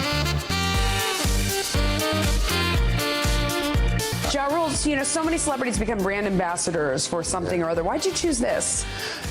You know, it's a very He don't got an unique answer. situation. Whenever you can He's just a marry spokesperson. the affluent with the less fortunate, you get the birth child, Hey, wait. which is called hip hop. Okay. Well, this is called hip hop. This is called a credit card. This is a credit card. Both Ja Rule and his They didn't really partnership answer with the question. Magnesis made absolutely no sense. But neither of them needed to, because this partnership would go on to create a very close friendship. Just had a great Magnesis Plus launch party in DC. And as more time went on, Billy and Ja would Yeah, eventually look, become he's just there for the milk and cookies. My brother, my partner, Billy in the building. Happy birthday. Combining the I'm powers sure of this is a a friendship hip-hop that mogul lasted and a young forever. tech entrepreneur, Billy and Ja would eventually start a new venture, a social media app that the pair thought would be fire. I am co-founder of Fire. Yeah, what a name. Me and my brother Billy. And this is what we call a I moonshot. bet it took him forever to think up that name, huh? Right, Jasper? Welcome. We are here at the Web Summit. We made it. So Billy and Ja managed to finesse their way into the biggest tech conference in the world. In this economy, the pair knew that being able to harness attention directly equated to more money. So this wasn't just a conference. This was a heist, a great way to bring in new money and clients, and a new opportunity to get their social media app in front of as many eyeballs and on as many screens as possible. But Ja's skill set isn't exactly public speaking, so Billy, you're up. Well, I'm gonna let Did you just call him Dented? my partner in crime here, Billy McFarland, give y'all an introduction. Yeah, Billy, of what Billy, you do the Fire talking. is and what it's bringing to the table. I went to Instagram and found this guy named Reggie Muscles who claimed to represent and know Ja Rule. And he said, give me $500 and I'll get you Ja Rule. I paid Reggie Muscles. The next day, Reggie Muscles brings in a guy named Big Fred. Big Fred says, give me $500 and I'll get you Ja Rule. Wait, Fred? Show me the money. I pay Big Fred. This happens 2 more times until I finally meet a guy named Gutter. Gutter's a little smarter now, so Gutter asked for $1,000 and he said, I'll get you Ja Rule. So I gave Gutter $1,000. And Gutter called me a week later saying, Ja Rule hates your offer. Booking musical talent can often be a terrible experience. So what if there was an app that streamlined the process and made it easier for all parties? Well, one of the problems that we're really tackling is the nasty business of booking. The app would have a range of talent, you'd be able to scroll through and pick the artist you wanted for your event, and from there you'd have an easy way of booking that artist without the fear of getting scammed. And because he had these 4 or 5 guys like Reggie Muscles alright and Big premise, Fred I pretending to suppose. represent him, he loses out on a lot of revenue. Wouldn't And everyone that's just why go he for built the Fire, to popular change picks, all though? of this and to Like make that the would just entertainment drown industry them in more accessible requests and and transparent whatnot. through technology. And just like that, They would just the never Web be Summit available heist to was book. a success. Billy was able to deliver an engaging explanation of the Fire app, and Ja made sure he only answered questions using one word at a time. Absolutely. I didn't see it, Nurgle. I'll catch it after this. After a successful heist, Billy and Ja would celebrate their victory in the Bahamas. And it was around this time that Billy would come up with an idea that would change his life forever. I think the idea just popped up in his head like, ping, we're gonna do a festival, yeah. Fire team said they wanted to do a music festival in the Bahamas, but they wanted to do it in only 6 months. Billy's plan I'll was watch to it promote off the stream Fire then. app with his very own I don't wanna music subjugate festival. myself to And Dick although Masterson Billy had no tonight. experience organizing such an event, what he did have was 8 figures of venture capital. So he got to work and put together the best team. I think that this other is already a people's money master could without buy. his help. They just bought an island. We got ours for $10 million for your land, no lease. They were hiring the best in each category. Best talent, best distribution, best social media company. In the background, Billy was forming his own team of Avengers, and when it came to promotion, he would handpick 10 individuals who would come together to create the greatest marketing team the world had ever seen. supermodels. I talking about supermodels. I thought it was the best thing ever. I thought, it can't get no bigger than this. It was the titans of the modeling industry. Bella Hadid, Emily Ratajkowski, Haley Baldwin. Basically, they're 10 of the top supermodels in the world. Get ready, baby. 5 Festival coming in April. By 2016, Billy knew that social media figures were beginning to overpower the influence of traditional mass media channels. No one was hooked on cable TV anymore. The masses were now glued to their phones, TV and got influencers felted. were capitalizing on this with their own brands and their own paid promotions. However, creating a successful advertising campaign isn't just about paying off the right influencers. You need a sophisticated strategy. Because if you've been on Instagram for a while, you've probably noticed the sameness that appears on your feed. So throw in an orange tile, and now you've created visual disruption. Throw in 400 coordinated orange tiles, and now you've successfully weaponized social media. We had 400 musicians, athletes, models, actors at the same time post this orange tile to Instagram. For a short period of time, the orange tile campaign captured the attention of the entire internet. Everyone on Instagram was suddenly fascinated with this ambiguous tile, and the only way to cure their curiosity was to inspect one of the many posts, which linked to the now infamous video. The actual experience exceeds all expectations. It is something that's hard to put in words. This level is the worst one in the game for me, Nurgle. You gotta move along with the platforms. Yeah, I can't think of one that's better than this. I mean, I can't think of one that's worse than this. This was not your average festival promotional I'm just full video. gamer tilt Fire mode took on a right now. completely I just want to be out of different this approach one. to marketing. I got They 9 weren't more levels to marketing go a after festival. this, and then I can finally They were go home. marketing a pipe dream. We are selling a pipe dream. We're selling a pipe dream to...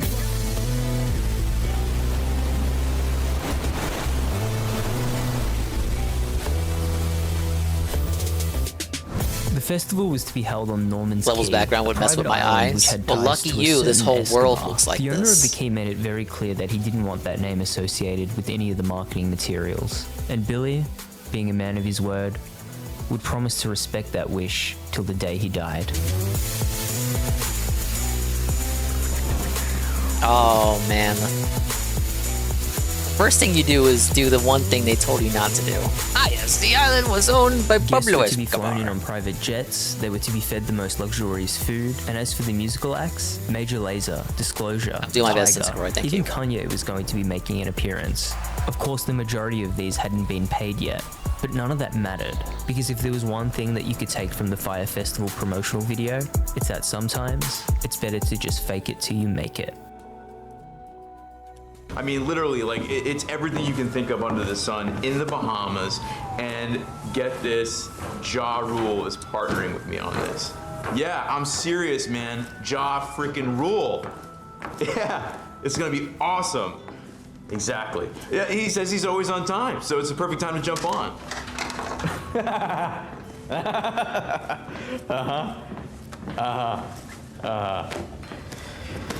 Investors are the worst. Investors are move. Oh my God. My equity. Full ownership. Total control. Actually, 400 I was gonna talk to you. You should milliseconds put left some on the money into clock. this. My list of investors is pretty A-list. Invest in some party for out-of-towners. So shady. It's gonna be huge. Next one. Thanks, but no. It's too small scale for me. By the way, Billy, last night's scene was way out of control. It was a party. 16 seconds, 50 bananas. Lightweight. After selling out his first music festival, Billy had a very real logistical problem. The festival didn't exist. Of course it was a big scam. They were told not to use the word Pablo Escobar, and then they used that in their first social media tweets. 6 or 8 weeks out, he had to find a new location on a neighboring island and then Oh, they took the island from him? Billy Aww. manages to find an alternative island, but it certainly isn't private. But that's okay. There's nothing a little Photoshop can't fix. This is a parking lot on an undeveloped portion outside of Sandals Emerald Bay Resort. So Billy basically rents a construction site, and he's so sure that the guests were gonna love it that he doesn't bother updating any of the marketing materials. There is some infrastructure, but the problem is this site's a complete gravel pit. It's nothing like that trailer that they shot. We were building a city within It's a almost city like you got. in terms of waste disposal, in terms of restrooms, water. As the first weekend got closer, guests began asking for The Dole snapshots update of the is huge living with the Super conditions. Monkey But for Ball some community. I'm strange sure it reason, is. the Fire Festival I'm Instagram almost page done became with this quite horror story. unresponsive. Legitimate questions 8 were being levels. ignored. 8 levels and in to some go. cases, even deleted. What airport are we flying out of? Don't you think that's a little important to tell your customers? Message deleted. But hey, back at the job site, Billy was building a great reputation with the locals, hiring hundreds of Bahamians and giving the Exhumers a huge boost to their economy. Oh, that's nice of him. Yeah. You would need a bunch of local workers to help you out with that. Oh. Why? Because these guys aren't paying national insurance. So we're 1 week out. The local authorities. Okay, I guess you weren't really helping them The then. festival site is beginning to look more like a refugee camp. And to top it all off, the Fire Festival Instagram page has decided to shut off their comment section. And so they didn't cancel the festival. It was chaos. At the end, I was like, this ain't happening. I'm getting a flight out of here. But Billy sees the light at the end of Goki the tunnel raid. and makes the executive decision to ride this thing out. Thank you for the Goki raid. I'm literally almost done. I just need to finish a couple more levels of this and I can leave It sounds too. crazy, but so many things had to go right to make it this big of a failure. And everybody fully believed that we were going to put on an event that was going to change the landscape and deliver an experience people will talk about for years. You certainly did in one way or another. Fire Festival, baby, here we go. This Fire Festival, right? It's like history in the making. Yeah, probably go home. It's going to be interesting one way or another. Tomorrow morning at 5:30, half the Jerry Media crew is going to Fire Festival in Bahamas. Hula raid. On a remote island. Going to the Bahamas. Wow. Welcome back, Tevin.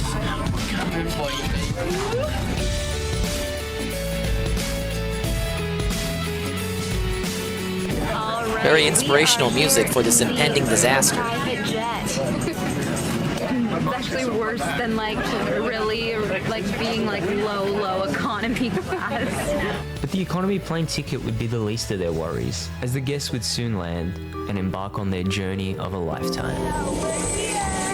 First, they were driven by a luxury chauffeur. So we were all packed into the yellow school bus. This was maybe 10 or 15 minute drive. But as they got closer to the festival site, the guests started to notice the presence of many red flags. There was no one from Fire Festival on the bus. The bus driver just knew where to go. And he's telling us, oh yeah, like they didn't start construction on any of this until maybe a month ago. Or, oh yeah, like you're really in for something. Just wait until you see what you're getting yourselves into. Motherfucker! The bus driver's like, yeah, brother. Yeah, brother. I'm sending you here, brother. $dollars for what they thought were luxury tents and villa packages, and what they got in return. It's all Instagram people, Seal. They get what they deserve. Relief shelters. Mattresses stacked up along the road. Around 500 guests were now stranded in the Bahamas. Alright, but when does it turn into Fortnite as everyone fights over, who gets what mattress? This is just crazy. You know there's not going to be enough mattresses for everyone that attends. And all the rest aren't. This is not what we signed up for. Sit. Oh my god. They're soaking wet. Maybe it was a coincidence. They're not even dry. But the night before the guests were set to arrive, a massive hurricane would hit the islands of the Bahamas. No! This is like fate, man. Call it off. Pull the plug. Go home. Maybe we all get to burn it down at the end. But there was a silver lining for some of the guests, because if you had managed to rack up enough followers and enough influence, the fire team may have honored their promise to a luxury villa package. Look at this kitchen! We actually did have a villa. We felt real bad. It just wasn't a villa for everyone.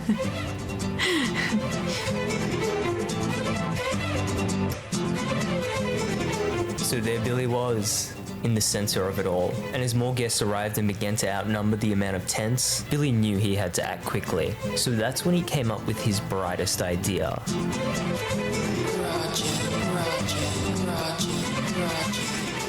Free for all. Fire Festival. It's an absolute circus. I don't know what's going on. I hate you for telling me to come here. I hate you. I hate you. How did I miss that? I'm right back. I'm just telling everyone it's a free for all, so just find an empty tent and grab it. So this whole place is free for all. Oh, see, I told you.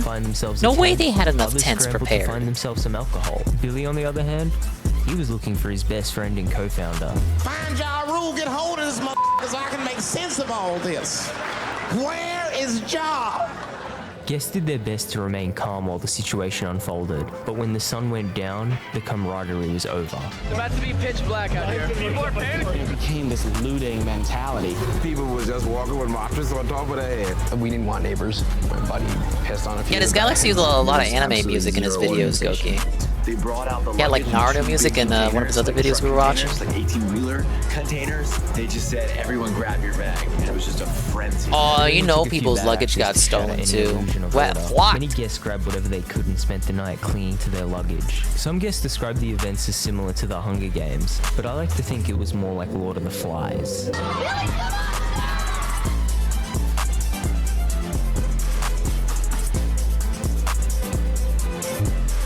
Like 5 or 6 hours later, we still don't have our luggage. What the fuck are we gonna do? We got Ja Rule on the phone. Let's see what Ja's thoughts are on this tragedy. Who gives a f what Ja Rule thinks at a time like this? This is ridiculous. I don't want to dance. I'm scared to death. Every headliner has backed out. I'm supposed to be getting on a jet ski with Kendall Jenner. Like, welcome to the crazy, fucking ridiculous, awful, crazy, ridiculous life of Dylan. Where today's episode, I am stranded in the Bahamas. But it wasn't until this image was posted on Twitter that Fyre Festival would really go up into flames. Months of questionable planning had become immortalized into one image. That goddamn cheese sandwich. This ain't even a lunch meat sandwich, there's no meat. While all of this was playing out, you may be wondering why the guests didn't just head back This to is the lower airport. than lunch meat You see, Billy sandwich. coincidentally booked the festival Or they go to during Total the Come island's Island, biggest this holiday. island. It's called the National I haven't seen Regatta. that show in ages. The regatta meant that all accommodation on the island was booked months in advance. And as it turns out, God, I gotta catching do a plane everything back here. to Miami wasn't going to be an easy task either. Okay, how long till water comes? And food. Karen. Guests would then be held hostage, like literally chained in.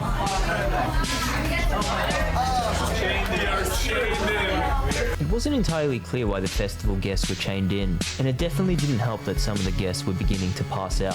One guy passed out and they had to take him to the hospital.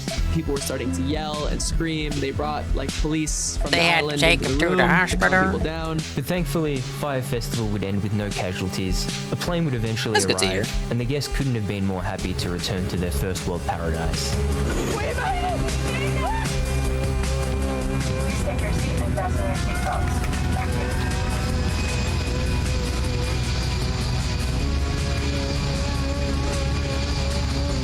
Basically the exact opposite of everything we were promised. We had no electricity, there was no showers, there's no bathrooms, there's no like running water. They need to be held responsible because they basically abducted us. Crazy. And then things just blew up. Fire Music Festival hit with a class action lawsuit. Fire Festival. Ah, here comes the media. Like a disaster relief. Start tugging your shirt collars. Rapper Ja Rule and entrepreneur Billy McFarland co-founded the event. Plain cheese sandwiches and salad after the chef backed out. Quickly spiraling into chaos. Now the event's co-founder is facing up to 20 years in prison. We took a big jump here and a big risk, and D1 has failed. Thank you guys. I'll read your comment later. Thank you. Hey, Billy. There's a bunch of people who's filing lawsuits against you today in federal court. Do you hear about that? Billy owed a ton of money, to say the least. And there were a lot of people who didn't get paid. But that wasn't going to stop him from maintaining his entrepreneurial image. I'm in the AMG, no bitch, you better not play with me. This ain't no 50 coming up busy, cop at 63. The Fyre Media company was now on life support, and Billy was calling in an urgent team meeting. So are you firing me? Yes. We're not firing anybody. We're What's the letting you know severance there'll be package no look like? payroll in the short term. Non-existent? So, there's no more official employment. So you're not going to lay us off, which would allow us to file for unemployment benefits. Shut up, you bitch. just are not going to pay us anymore and then making us quit ourselves. Is that kind of what we're saying? Correct. Sorry, Wet clocked. Question is this. You are not going to lay us off so that we can't, file for unemployment benefits. What you're going to do is just not pay us, forcing us to then quit. Is that kind of what we're saying? I'm not aware of how this impacts the employment benefits. What a line.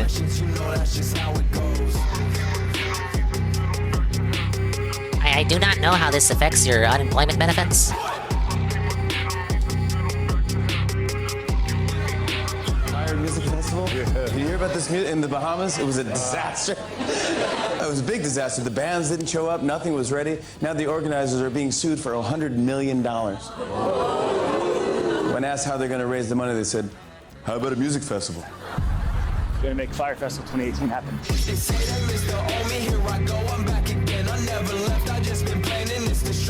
I heard about this. He was going to try to do it again. He was going to run it back. VIP ticket to next year's Fire Festival.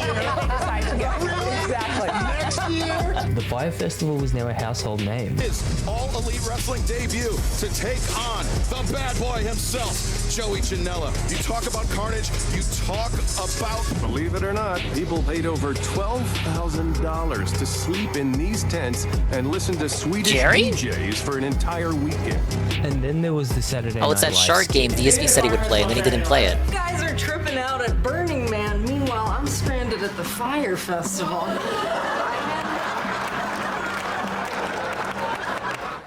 This Fire Festival fiasco really put a strain on Billy and Jar's relationship. The pair would decide to go their separate ways, putting an end to the friendship that was meant to last forever. This morning, musician and Fire Festival co-founder Ja To Rule that in bromance, the I hot suppose. seat. Twitter users not mincing words, fraud, liar, manipulator, demanding to know what Ja Rule knew and when.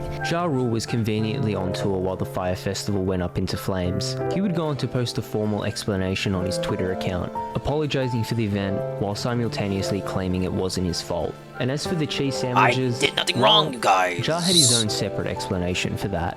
Like, just really think about it. If there was only bologna sandwiches and cheese sandwiches, you think there was only one picture of the bologna sandwich that's floating around? Just one picture with 1,000 people on the island? Well, there was more than one photo. I didn't really know I had anything to do with the festival Until they went wrong. That's the crazy part. That's the truth. You know what I'm saying? Oh yeah, he's washing his hands of it here. Then they put you Pulling a in. Pontius Pilate. And they're trying to blame somebody. Hold up. You gotta relax. You're just a partner. You're an investor. Ja maintains that he was also a victim of the festival. The music mogul firing back, tweeting, I too was hustled, scammed, bamboozled, hoodwinked, led astray. Ja Rule was eventually dismissed from the class action lawsuit filed by the attendees of the festival. Ja would take a massive hit to his reputation. I know, he certainly but wasn't the legally, idea he guy. basically got off scot-free. The same can't be said for his business partner. The other guy's going to jail. Is that true? He's in trouble. He's in some trouble. Again, like I said, he was kind of just there for the milk It and was time cookies, for Billy right? to face the music, and I definitely left out some important details along the way. Court records give an account into Billy's upbringing, so This once is again... indeed just like only a sandwich shop. The only sandwich shop without any baloney. As a child, Billy was The only always ahead of baloney the is in curve. their fraudulent He scam walked and activities. talked well before the norm. By age 5, he was a proficient swimmer. By age 10, a seasoned scuba diver. But Billy's mother believed his gifts were both a blessing and a curse, because Billy was never satisfied with the success that he found at an early age. His mind was always consumed on finding the next big thing, and maybe that's why he dropped out of university in his freshman year. Billy could only ever think big. Hey, wait up! Such was his undoing. This place stinks. It's a lazy rich kids wasting their time. I got bigger plans. How you doing, dude? But his big Doing great, plans Goki. would Thank you for require asking. bigger I'm suffering right investments. now. It's the So worst Billy level told in the a few game. small lies to get the ball rolling. So we're 20 months in, and we just eclipsed 10,000 members. We have 100,000 customers around the globe. Billy falsely claimed that he had more than $2 million in Facebook stock, when in fact he had about $1,500. Billy claimed that they had been given an island in the Bahamas worth $8 million, when in fact they had not. And as fate would have it, They had a investors were there to parking lot take in the bait. Bahamas. McFarland courting investors by showing them altered financial statements that inflated his personal wealth and telling them his company raked in millions of dollars over the last 2 years. The real revenue, less than $60,000. Billy knew what his investors would do to him if they found out the truth. And and he couldn't finesse money off them forever. So he came up with a few alternative ways to reduce his expenses. So there was a group of Bahamian locals that built the festival site. 100 day laborers working around the clock, no sleep. They were never paid. My gosh. That's the worst part. That like, you go over there, you just fuck with the locals on top of that. Like an island was robbed.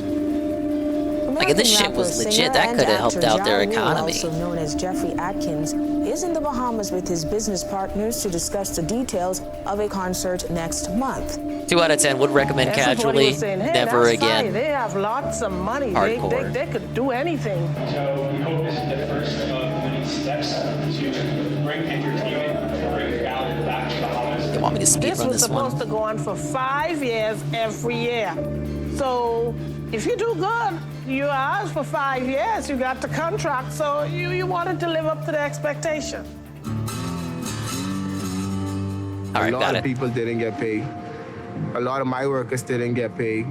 I went through about $50,000 of my savings that I could have had for a rainy day. And they just wipe it out and never look back. Personally, I don't even like to talk about the Fire Festival. Just take it away and just let me start a They new paid her to beginning. appear for this documentary, I bet. Whatever documentary he's taking that from. Billy would take on high-interest loans to help offset all the money he owed, but these were short-term loans, so he needed one more fraudulent scheme, the fire ban scam. Yeah, literally slave labor is slave labor. They weren't paid. You're right. Wristbands were used to take as much money from customers as possible. Our reporting found that plan itself raised about $2 million. But this still wasn't even close to enough. Billy had said, listen, we're into this for 25 million bucks. I'm like, oh my gosh, Billy, jeepers. So Billy insisted that they go Jeepers, through Billy, with you the really fire fucked up festival, this time. even if that meant giving up his soul to bring it to life. Quantum power!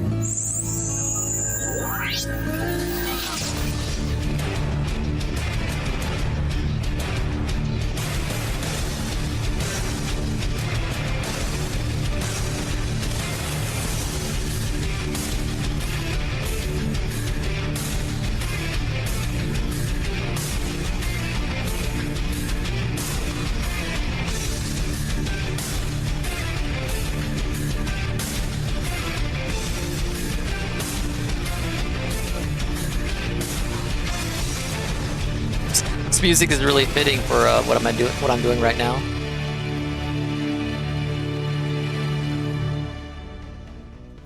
Dang it.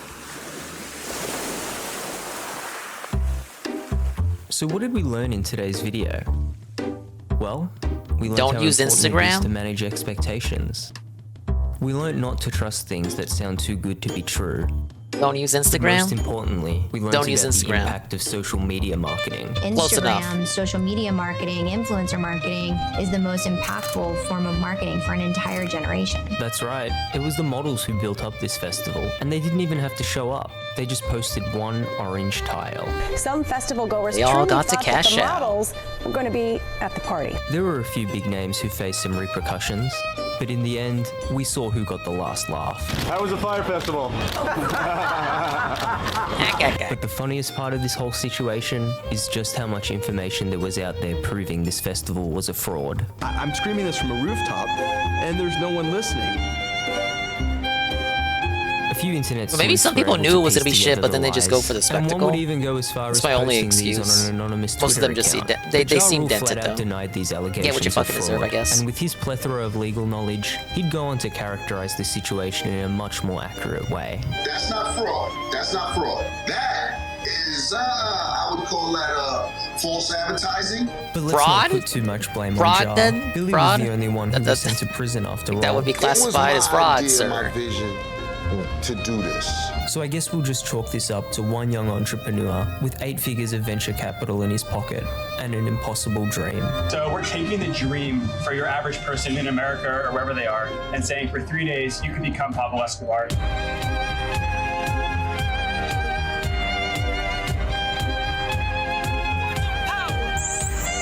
How's that Seattle air?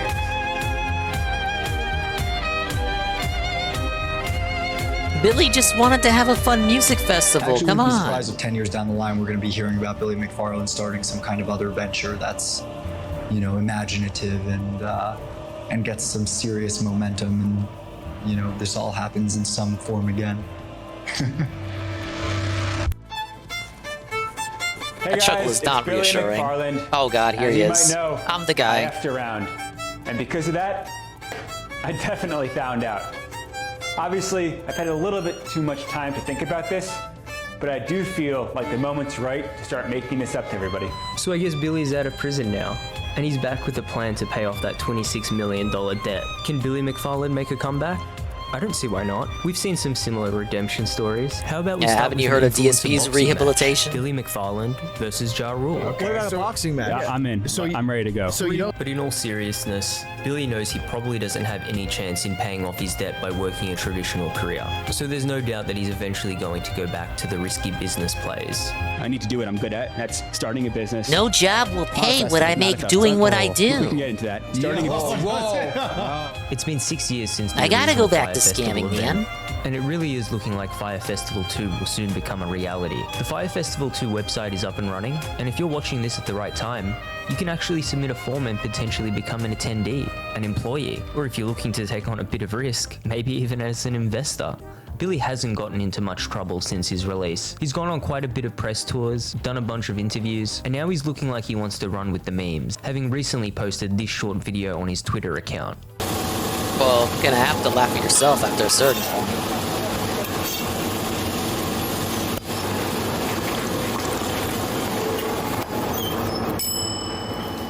Andy! Oh my God, Billy? Round 2? Yes, but first, we're going to Coachella.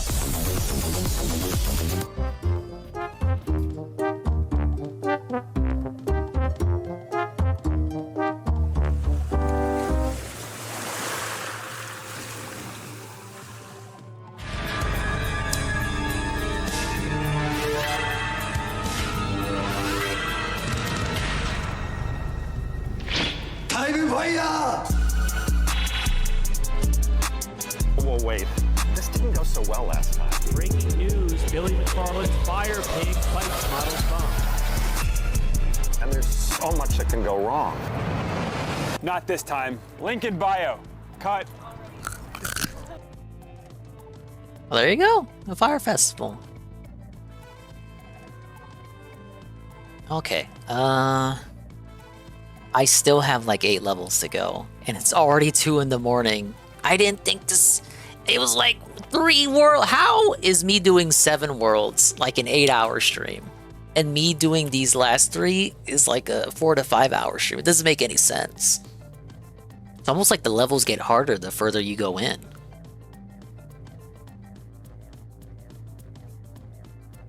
You can do it. I'll try to do it. Let me fucking put Donkey on and then finally refill my water before I collapse. Am I feeling plucky or breezy? Earby. You know, right now, I'm feeling plucky. Now, this is Sam's room.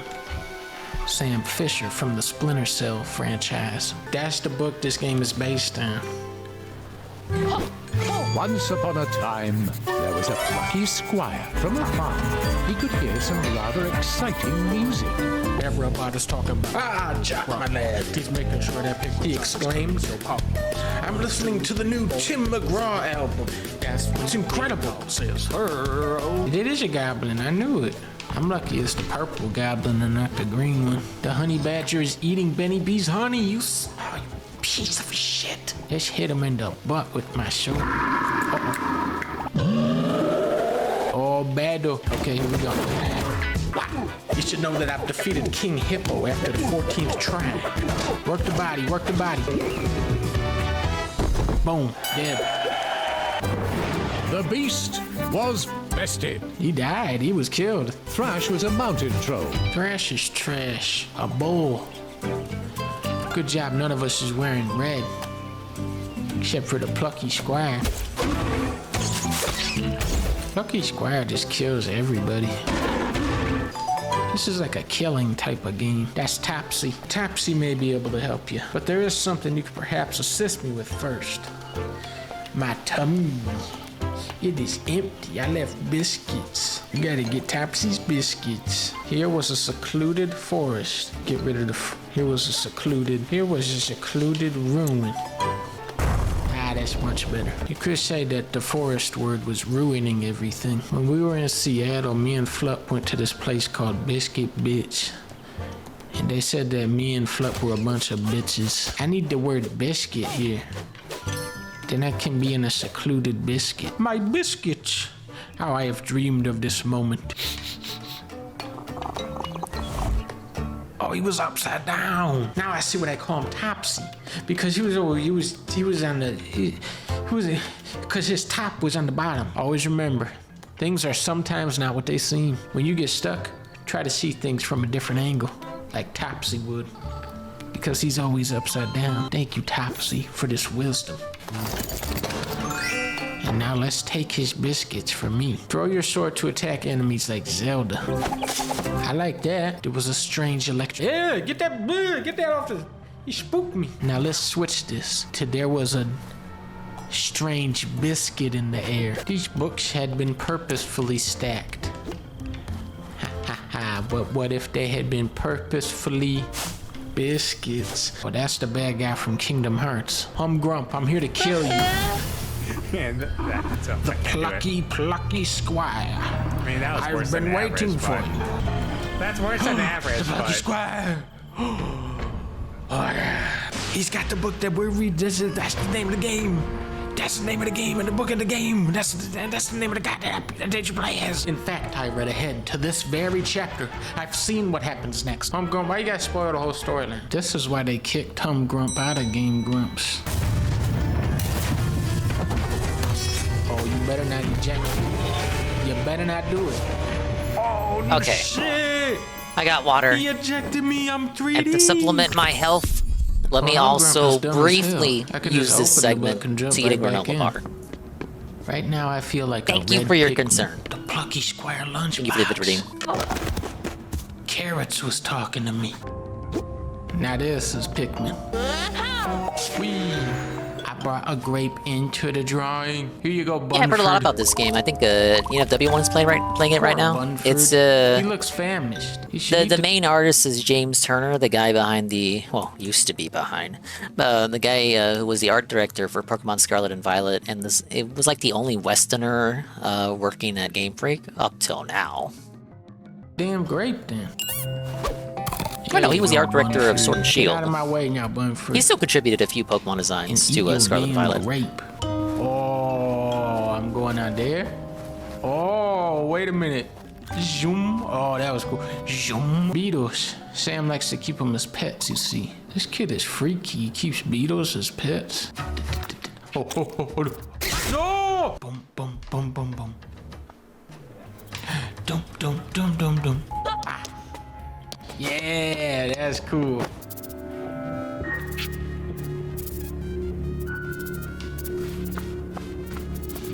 No. We got stealth style.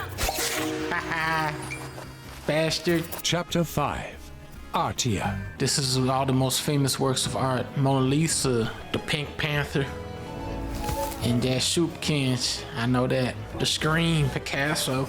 Over here we got Vin Diesel, Banksy. Guy came up with Jerry Banks. Now this guy, this is a dog. The person who drew this all is called Sam. He is the boy who lives in this room and is the owner of your storybook. There's gonna be like a really crazy twist where like the little boy is 50 or something. I've seen that Sam will one day grow up to be a writer and illustrator himself. He will create a series of very popular children's books. Bookworm, you don't know all this. You're just a damn worm with very Classic twist lucrative ending. merchandise It's all a tie-ins dream. and brand This integrations. kid's in a coma or something. Sam's books will go on to inspire many other children. Wait a minute, he already did.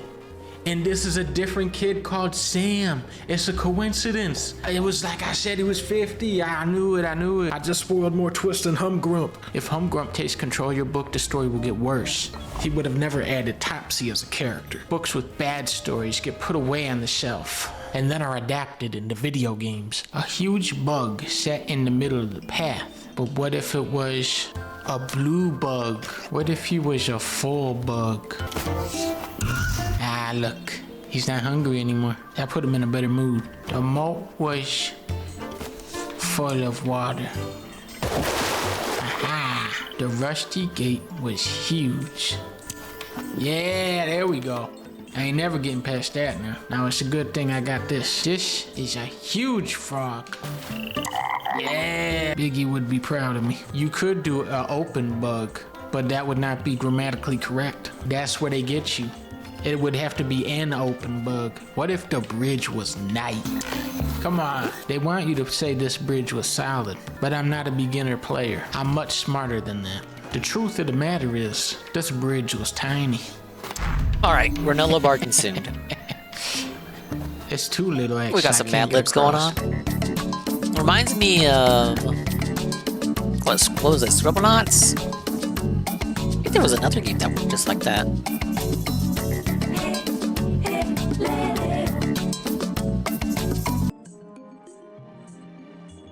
A very interesting game. Yeah, UNF is playing it right now.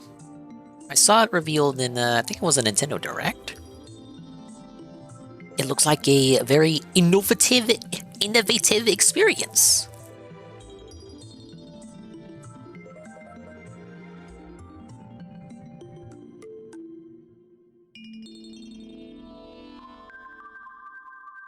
Okay, give me a second.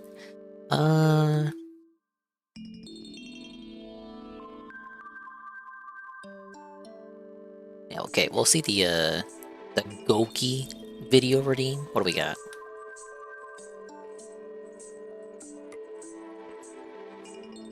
Oh, am I thinking of Drawn in Life? You might be right. Actually, didn't Drawn in Life have the kid was in a coma the whole time ending? The year. Oh, is this guy? We were listening to him last night. Maybe he'll get me laughing my ass off again. In my day, we got dripped on this. We got dripped on while Mom watched. Huh? It's 1998 or 1999. I don't quite remember. I'm in a 1995 Ford Explorer. My mom, my dad, my sister, my little cousin, she's like 1 year old younger than me. Where are we going? Bro, where the hell aren't we going? Universal Studios, Florida, baby. Now you already know, baby. In the 90s, you hit the Disney World up in Orlando, Florida. You go to the Universal Studios right after that. And look, man, that's still how it is today. Was cool. It's such a different, like, alternative mix compared to like the Disney World stuff, right? A lot more emphasis on the movies, interactive rides. You remember the Terminator ride? That shit was sick. They had the Back to the Future thing. Not gonna lie, man, some of that shit was kind of intense. The fucking earthquake shit. I had to have been 8 or 9 years old. I was not that old, really young. So let me tell you something, bruh. If you're a kid in the 90s, you already fucking know where we're going, bruh. Universal Studios, Florida. Can I share something with you, bruh? Because the second you hit the gates, the second you bust up in that park, you already know where we're going, bruh. You know where I want to go. You know what I want to...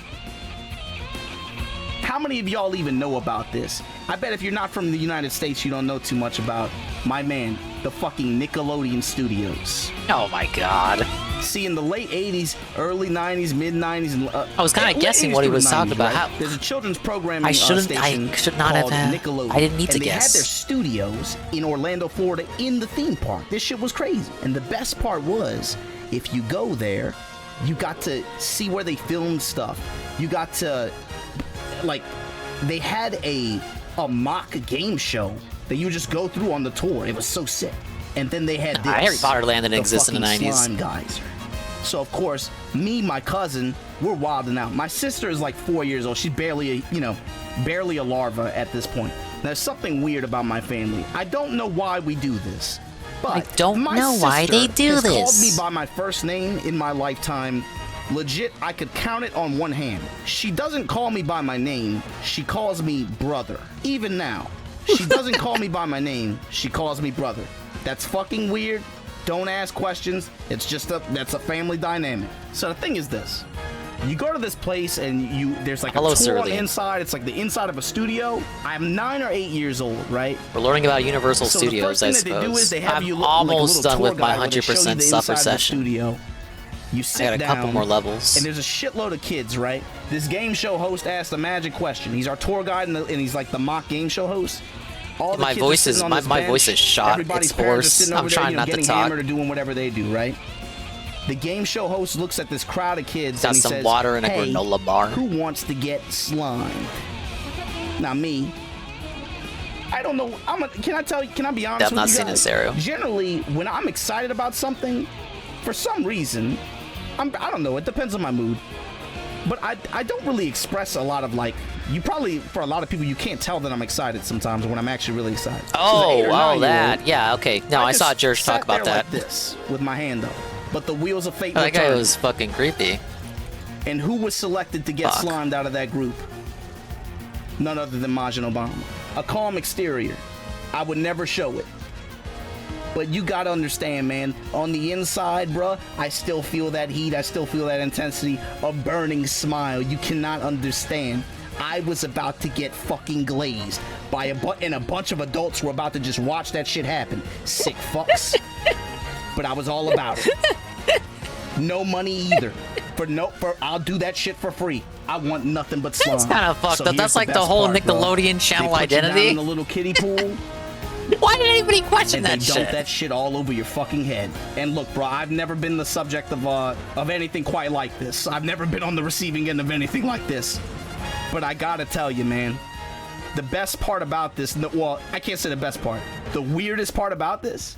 So remember, my sister is like 4 years old. She can barely fucking talk. She's barely on the radar of being Was she like a hypebeasting homunculus, just as right? much? She's not even really a human yet. But she knows her brother.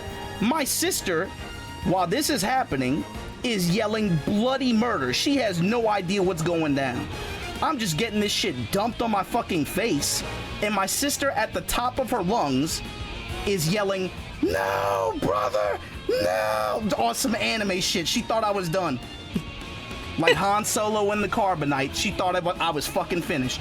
And meanwhile, I'm just like, yeah, Yes, yes. yeah, get it all in my face, yeah. Get it all on me. Let me tell you a little secret about the slime. Taste and smell just like blueberries. I bet there's blueberries in there somewhere. Man, this was fantastic. You know what the best part was? They gave you a little souvenir too, just so you never forget. Bam. You think I don't have the proof?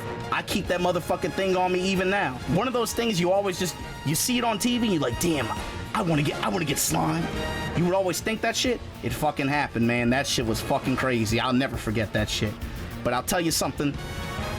You know, like I said, this is all at the back end of like Corona's happening. You can't go outside, so you just start thinking about crazy shit that we've done, places you've been. I thought about this one a while back, but it's fun to remember.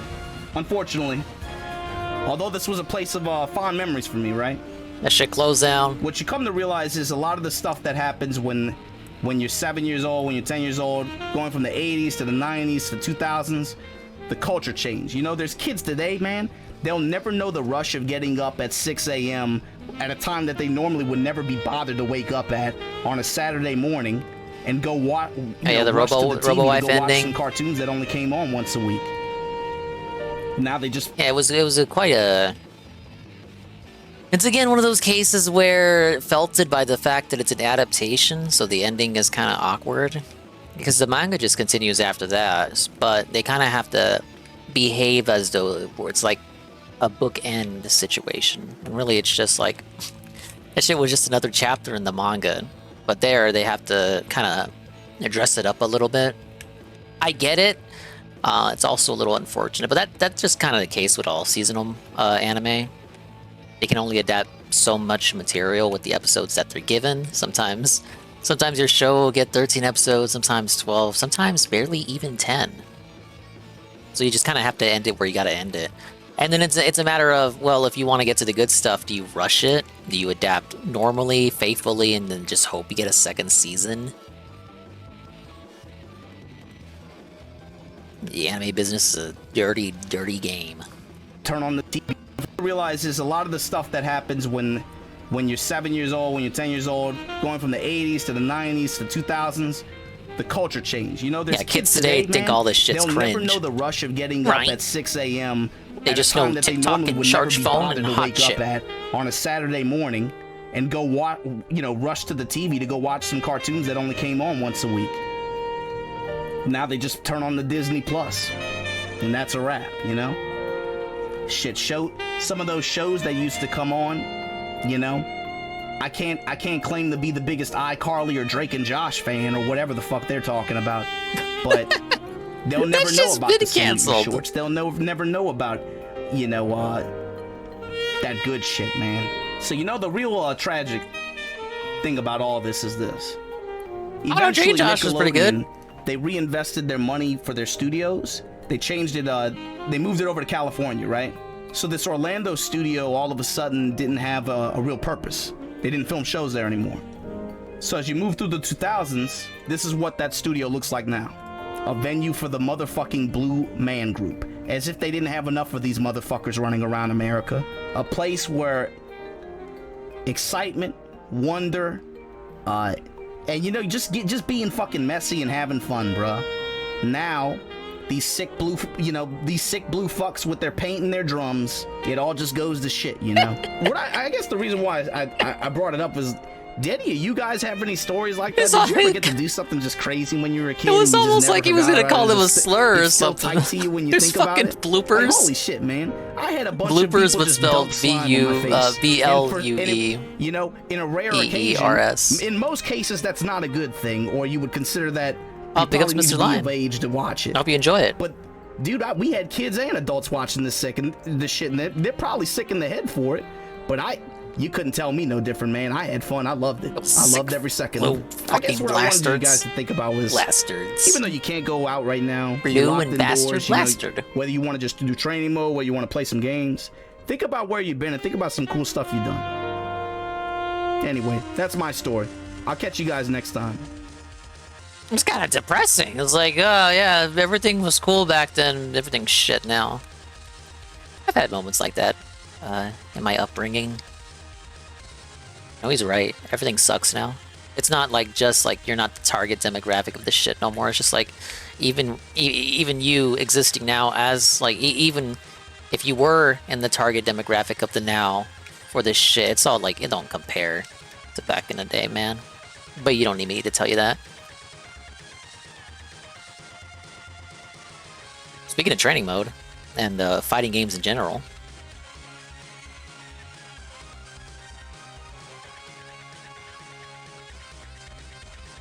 I was so stupid as a kid, man. I thought Marvel vs. Capcom 2 was the second one. I didn't know it was 1, 2, 3, 4, 5. The seventh one? The eighth one? The sixth one. Now this is the I was first close. one. Children of Adam Webb. Damn, how many kids did this guy have? Well, you know my main. I love to play Cyclops. Oh, 4-hit combo. I mastered this game already. Fuck this fucking game, man. Oh, Where's my nice boo? 4-hit. Where's Okay. mine? Okay, he did more damage though in one hit. No. How do Yeah, I get everything out of- sucks now, Knock. I agree. Stop grabbing, you dick.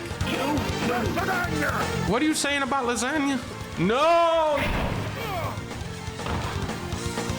This game is impossible. Super easy. The easiest game ever made. Is this the very first fight I already lost on? No! Yes! 60 combo, baby! Oh, I could go pro, maybe. Man, this AI He's does doing not story make mode me instead of win. doing online. This guy's a coward. Boom, boom, boom, boom, boom, boom, boom. Oh, wait a minute, I'm getting good. Boom. No. Get, what the? What is she doing? Did she just turn into every single The Batman on Saturdays with Sonic X reruns. Extreme bad. Yeah, kids at This is the WB. meanest combat game And they turned it ever. into the Don't you CW ever do that for again. That kids, was and then for it just bullshit. was alright. Trying to do that move again. And then it completely went to shit later. Super easy. Oh! Wait a minute. Am I one of the greatest players? Now I see why they call it X-Men. Because I am extremely good at this game. No! X means extra. The game packs 300 megabits, far beyond Darkstalkers, and 5 times more than the Street Fighter 2 Damn, people series. really like Those Street Fighter Darkstalkers. games are such bullshit. What is that? 10 megabytes? This is me. I just want a golden banana. This is me. This is me. I'm buddy. the one who wins this. I'm the You don't win one. this. I win this. Get out of here. Get out of here. I'm bringing this back. No, no, no. No! Not bad. You X-Men lose better than anyone else I know. Son of a bitch. We're never gonna make Used it to live in Marvel Mexico vs. before the age of Capcom 13. this We had rate. dubbed anime, so Saturdays with Sailor Moon, Adventures of Dai, Saint Seiya, sometimes DBZ if the network got bored. Oh, we all know how much Mexico, and really all of, really the entire continent of South America, Mexico as well, we all know how much they love, absolutely love Dragon Ball Z. A couple of those shows we had growing up over here, but not all of them. Sailor Moon, I think Sailor Moon was on, but I didn't watch it. That shit was for girls. Correct? I remember seeing one episode of Card Captors, and then they pulled it for low ratings. I can't imagine why. It's not because it was a butchered adaptation or anything, surely. You do this X shit. Don't you do this X shit. Turn that off. Oh my god, I hate that. Take Yeah, it not on to the shit top talk Sailor dogs. Moon. That's just It's what Billy Ascension Dingus was automatic thinking. That was mode. Billy I can win Dingus this. I can saying beat it was a this girl game. show. I already got Colossus dead. Now we just gotta beat all the rest. Oh my. Oh. Not this, not this, no! Ah. Here we go. Here we go. Here we go. Here we go. Do the X power. No, not you. Me. There you go. I can bring this back. Come on. Yeah, I knew about can win Toonzai, this. but that shit was like, this shit's all Pay censored, attention man. next time, or the Fuck results will that. be the same. All right, this time I'm paying attention. Oh no, They you weren't guys, I'm really looking at getting my new phone right shows now. anymore. It was all Oh no, there's a funny reruns. video of a dog on here. Do the X power. There you go. There What's you go. current Dingus Okay. feel about Okay, Sailor we're Moon? back in this. We're back in this. Come on now. Historic, We can win iconic this. show. Very fun to watch, I guess. I win this, not you. I say iconic, I did say iconic. Damn it. Started it all, Sweep, as they okay. say. Always go for the sweep. Never use Maybe any other formulaic, moves. though. I'm starting to learn. Okay, that's a perfect. You win. Perfect. The easiest game ever made. Got the banana and then fell right through. Boom, boom, boom, boom, boom, boom. Wait a minute. Am I actually a master of this game? Wait a minute. Double perfect? Are we doing double perfect? They did a re-whatever of Adventure of Dai, and then they put out a game of it. I remember watching Goon play it. It was very not good. Powers and everything, friend. Another typical look at me. Bamco I have no low-quality powers and I stick anime off game. the At least it stage wasn't an 3 of arena 8. fighter. This is gonna be a long game. Put the lever up, down. I have never heard anybody call it a lever. Look at how much his hits do. He's a piece of bastard. Yes, yes. I'm actually gonna beat this game. I don't need the X-Men for nothing. I have the most quarters of any X-Men. Wolverine, we're allies. We shouldn't be fighting. How about let me win? So I can go on to the next stage. Wolverine, can you see that we're in dinosaur times? I'm such a loyal X-Men fan. I should be winning. I know every X-Men. Cyclops, Wolverine, Juggernaut, Magneto, Triceratops. Look at him, he's dead. He's There's dead. more X-Men than I know. Boom! You're out of there. Get the hell out of there. Good effort. Maybe one day you'll even be an X-Men, Wolverine. Who would win? Psylocke or Cyclops? That's something that we've all been wondering. Come on, Yeah, before kids had bastard. a one is the monopoly real on one? the Saturday morning cartoons. Ain't that for true? Go away. Yes! Yes! Oh, shit. Watching Sonic X, Juggernaut. Kirby, Juggernaut. fucking An the evil Kirby guy show, who owes his immortality and Yu-Gi-Oh, awesome strength to a Pokemon. magic jewel. Sometimes they would pick up shows from I didn't Cartoon know that. Network, and I didn't have cable, so I thought that was fucking He ate kick-ass. that chip like it was sour cream and onion. You can't even get to me. You idiot. Stay over there, Juggernaut. You can never get me. Oh, fuck. Stop. Wait, stop. Stop it. Better luck next time, loser. Juggernaut. Go comb your beard. Magneto. The final battle.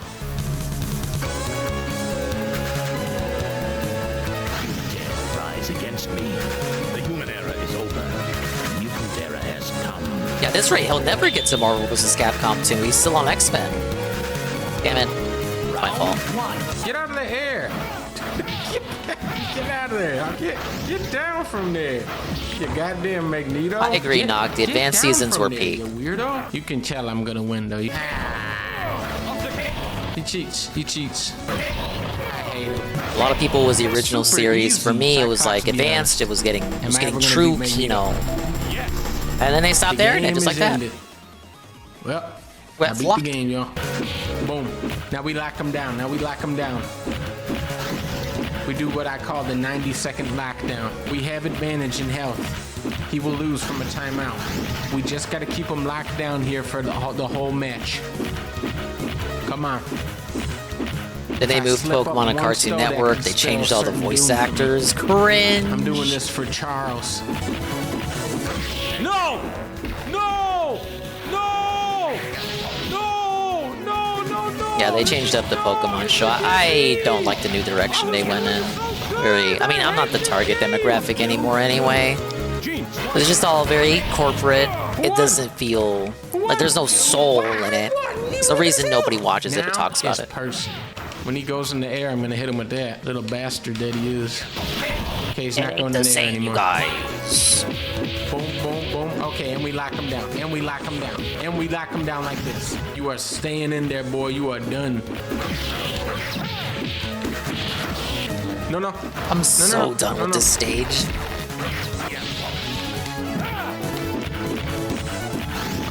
Okay, we got it back under control. We got this. Oh, you weren't supposed to say that part, Senzakroid.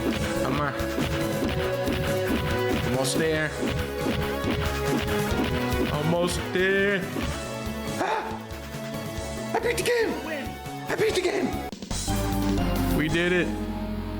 Alright, I totally mastered that game. Became one of the greatest players. Now we're moving on to the sequel.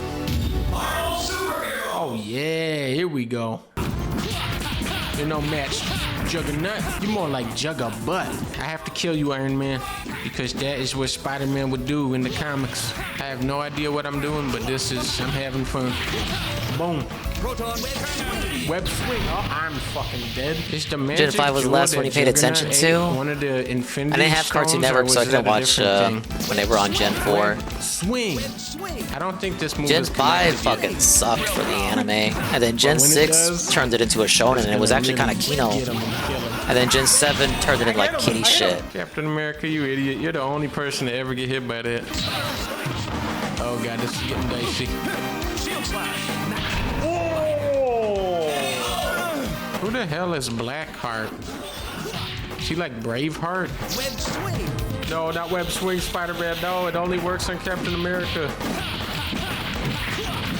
Oh, 6-hit combo. Okay. Be careful, Shumagorath. I know a 6-hit combo that I did on accident once. Yeah, One of the they like, Infinity I guess, Gems should in be a the beauty last-ditch gem. effort, the Makes you beautiful. Gen 8 anime, they don't even give a fuck. They Still just in the go to random Shumagorath places and is. have fun adventures. No badges Bumblebee necessary. Thanos. Oh, he should have looked like this in the movie. The Gen 7, they were kind of already heading in that It's time direction. you join them. How strong is Thanos compared to Magneto? It's fine, I guess. Again, I'm not the target audience. It's a fucking He's kid much weaker show. than Magneto. But am I not allowed to just look at the smoldering ruins of a thing I once enjoyed What is this? and He reminisce? pauses the game on you. Yes! Gotcha, Thanos.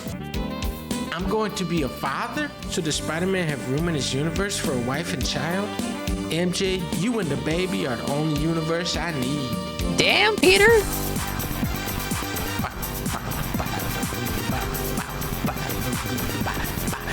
One for JJ. X-Men versus Street Fighter. Oh, I got my main back. Oh, and They you get a wouldn't have second shit guy like now. that Okay. today. X-Men was pretty fast. Marvel slowed it down a little. And Now anything this like one that. is kind of This is too wholesome. Marvelous. Where's Morrigan? This isn't the crossover one yet. Well, no, this is X-Men Street Fighter. Don't even think about it. Holy shit. Don't make me bring out the old strategies on you. I didn't even know they had this many games. I just thought it was Marvel vs. Capcom. Oh, he's big. Oh, he's got a drill head. Stop that. Oh my god, the chip damage is insane. How about Ryu? I've only had DSP playing this on as background noise.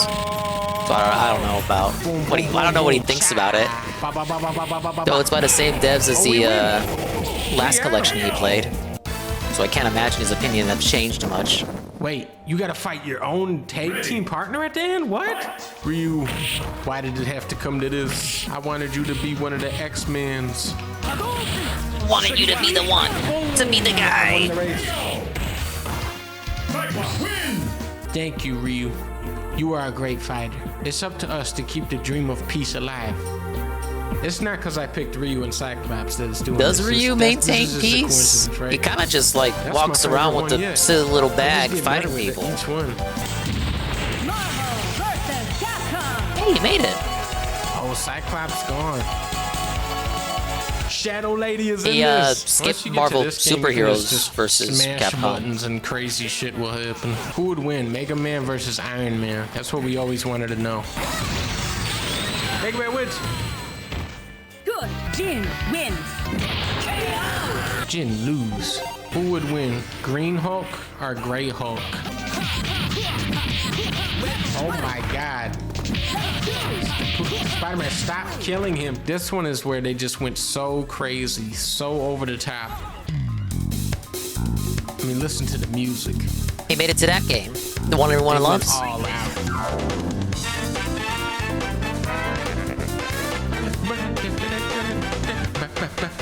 Ready? I would always see this, the attraction mode, is that what they call it? I would always see this on attraction mode at the 11th area. Also the supermarket. Versus Capcom 2. New Age of Heroes. This is an all-time masterpiece fighting game. But look at this roster. Look at how big it is. And they got my favorite character. Cyclops, where you at? Everyone is here. I don't play Cyclops in this one. I play Cactus Guy. Look at the 3D on that clown. I'm peeling a potato she's on too this quick guy. for this level. Oh, here they come. Get him. Go and get him. Oh, man. I almost had a heart attack there. When Surfbot peeled that potato, I almost died. The music on this one is So many legendary. characters in 5 are sort of inviable. Fuck you, Capcom.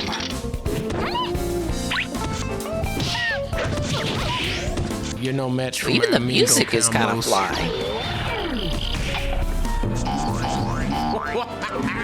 Sentinel versus Surfbot. Who's stronger? What am I doing? The little Lego thing. Get him, he's bigger than you, Sentinel, get him. I always thought he was a Lego. Again, I was a real stupid kid. That's how you know this game is badass. I'm a member of STARS. I'm a member of STARS. I almost had a heart attack. I almost had a heart attack when she said she was a member of STARS. What's legendary about this game is that when you say I'm gonna be the funny character, nobody knows who you're talking about.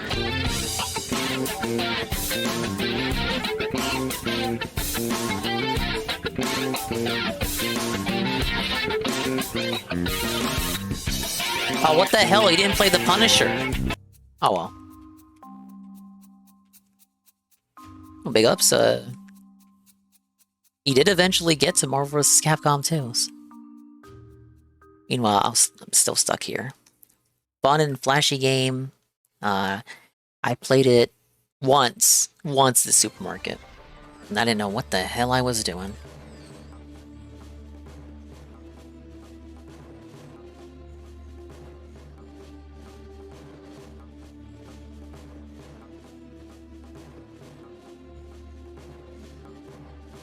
What's happening, people? It's Markiplier.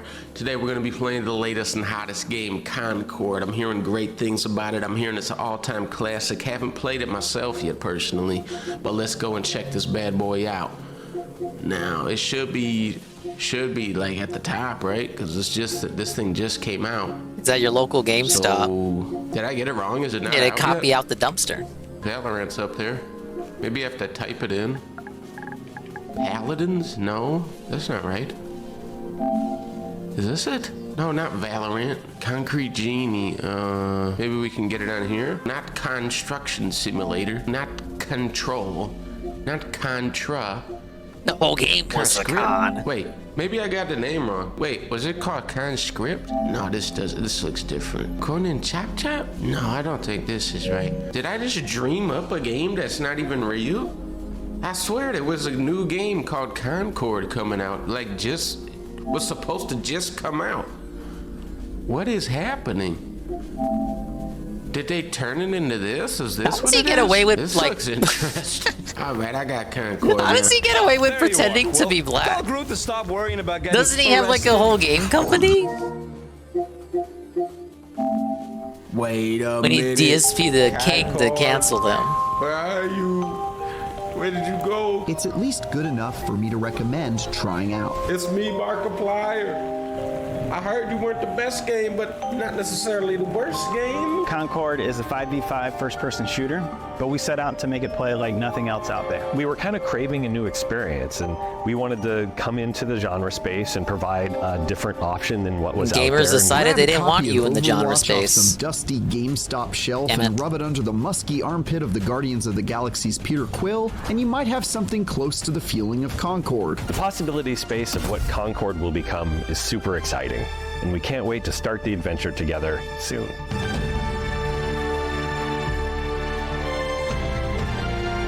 The adventure started and lasted for like 10 days. Concord, my boy, where are you? Concord, are you over there in that section? Maybe it's in here instead, Concord. I'm at Concourse D. This is America's most popular grape, the Concord grape. Concord.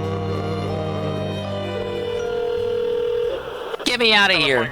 Hey, it's Markiplier. Do you guys have the game Concord there? That game is delisted. Like, they don't make it no more. Like, They don't make it no more, they don't man. have D-list, you homie. Oh, dang. Yeah. Well, I guess I could probably grab it on eBay for cheap.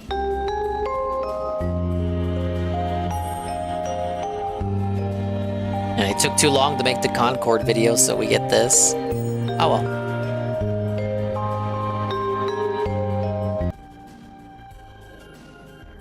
This one he's just talking about pickles. Well, I think after the game got, after it got, they probably ordered the retailers to like get rid of the physical copies. Ever wondered what goes into making the perfect Mount Olive pickle? No, never. Never once in my entire life. Well, here at the corner of Cucumber and Vine, our recipe for success is a mixture of ingredients, rich traditions, green pickles, and a bit of fun. Hey, now there's the guy that He knows did it how with to add Overwatch fun. 1, Mount Olive has been Golem, in when business Overwatch since 2 came out. 1926. We got our start at the turn of the All last the Overwatch century. 1 discs got, Smugglers Run and got dumped. His Because original what are they going to do with idea them? for selling brined cucumbers Can't sell to that, other you can't pickle play it. companies fell through, and he found himself in something of a, well, you know. Pickle. This guy knows what I'm talking about. Old coffee pots were used to pour syrup into the jars. That's why they always tasted like coffee.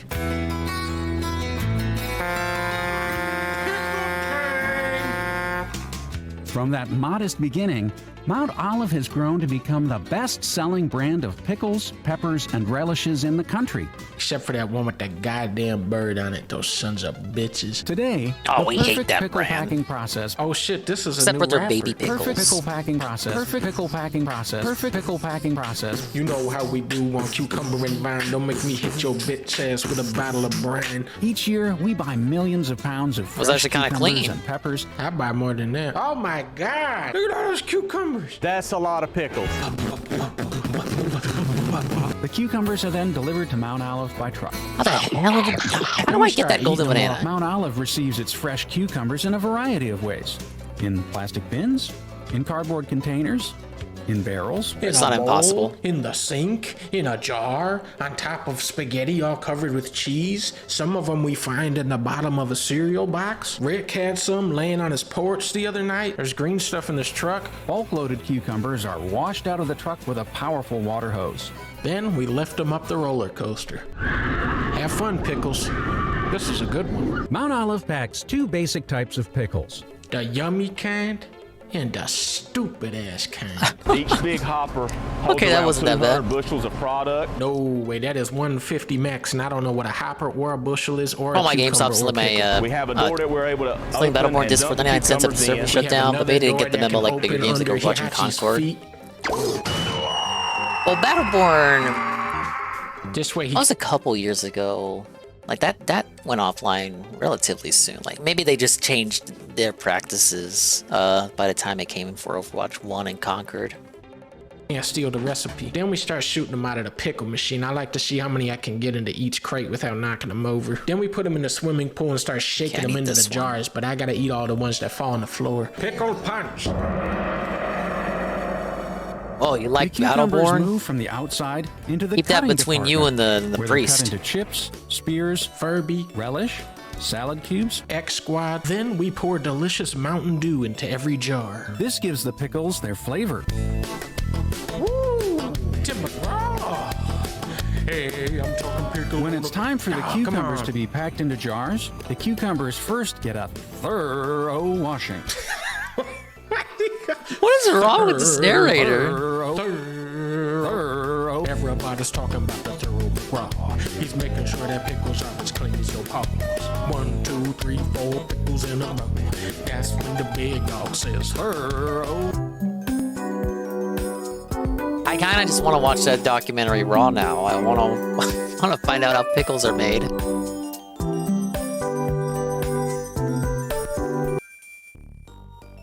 All right, one more. He's talking about Star Wars.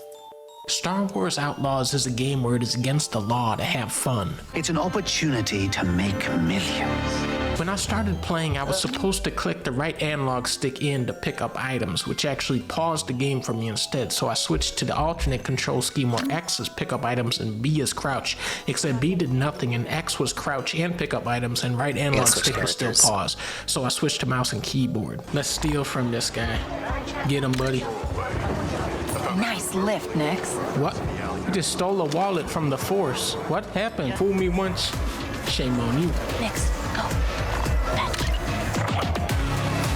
How is he doing that? Ever since he sold the rights for C-3PO to Jafar, George has been spreading this franchise very thin with 5 movies, 12 television series, and 48 Star Wars video games. George, 48. One holiday special on they now, pretend George, does 48? not exist. George, Bubby. Give me that. Give me that banana. Baby, 48? Wait, I forgot about this. The George, 49? I don't know, you guys. This is looking more quad-A to me. Oh, wait, this part, that's AAA. Now that's triple. Come on, C2D2, we gotta get out of here. We gotta. Don't think. Now that's AAA. This is where we're gonna meet Darth for dinner. Oh, I don't like him. that's an enemy. I haven't seen AI like that since Matrix game on PS2. What the Are you CeeLo? She looks nothing like CeeLo, you jackass. As a big-time fan of Star George and Ubisoft and everything these great companies do, I really am surprised with how many corners they cut with this game. Ubisoft usually isn't like that ever. This game was made by one dog living in a cave, and look at how nice that looks when you grab an enemy. Star Wars Outlaws is made by Ubisoft Naboo, where they shoot Star Wars by a team of 3 million people, and look at this grab. George, what is that grab? Come on now, George. Aren't you supposed to be like the king of computer animation? What is that grab? Look at that. God, that's no good. What is that? Name's Donka. Donkachino. It might seem dumb to focus on the grabbing of a game, but that's what you play this kind of game for. You don't play for the creativity or the gameplay or the mechanics or the level design. You play for the graphics, and they are pretty janky in spots. Why do I get the feeling you didn't really... Oh shit, I died. You can jump across this if you're skilled. Whether I take my time or just gun it, I get belted either way. I've been stuck here for so long. What? The dog just walked right through the force field. Qui-Gon Jinn couldn't go through that shit. He's more powerful than Darth Maul. If this game is your introduction to Star Wars, you will probably think these movies are mostly about picking locks. There's a decent amount in there with R2-D2, but not as much as you would think from playing this game. Wait, I'm coming to kill you.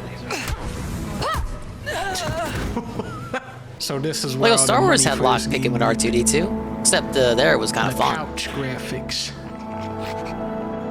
Aaron Tall, Babu Frick, Jar Blanco. Every generation has their favorite character, and now this is the time of Boss Nack, son of Boss Nass from Gungar. At one point, I even beat Boss Nack in a game of Sabacc, if you can believe that. Rumor is you beat Bosnock at Sabacc.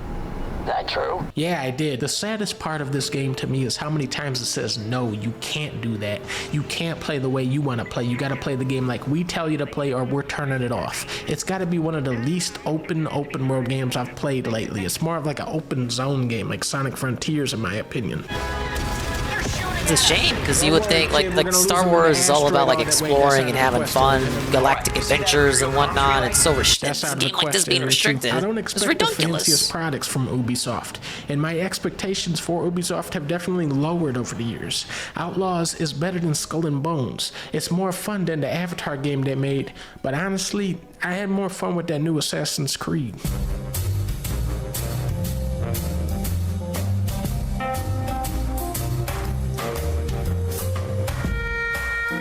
Yeah, just the Ubisoft game with the Star Wars skin. You really can't describe it any other way.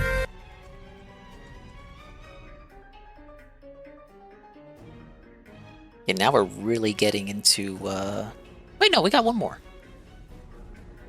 This one's more of a chill video. He's actually talking about a good game this time. Tekken 3?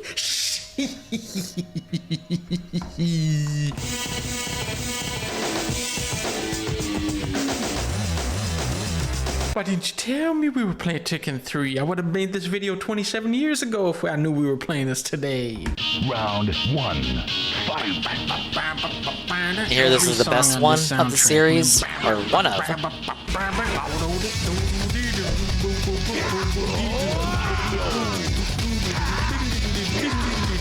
The cover art is a dude that's not even from Tekken. That's a new guy called Jin Kazama, the son of Kazuya, who is dead. He got killed in Tekken 2. He's never coming back. Heihachi threw him in the volcano. There's no way he can live through that, except Heihachi did in Tekken 2, but that only he can do that. Even before Big Mode came out, this game went Big Mode. You know, that's what's crazy. Look at how many modes. Arcade mode, verse mode, team battle mode, time attack mode, survival mode, Tekken Force mode, practice mode. Come on, option mode? Now this is really crazy. Look at this. Game option, BGM select. They did a whole alternate soundtrack just for the PlayStation version of Tekken. The Kuma that you play as in Tekken 3, that's not Kuma. No, that is Kuma 2. So Tekken 3, Kuma 2, okay? You get this? Kuma 2 is the son of the original Kuma who died of old age. Remember that fucked up Kuma? He died. Get that chicken, Kuma. It wasn't always the same bear? When are they gonna bring like the dinosaur back? That was a fun character. I would play that guy.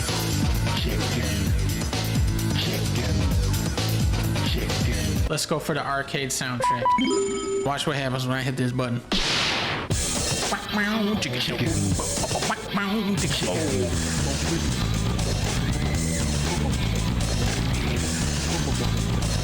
Now I want to draw attention to something.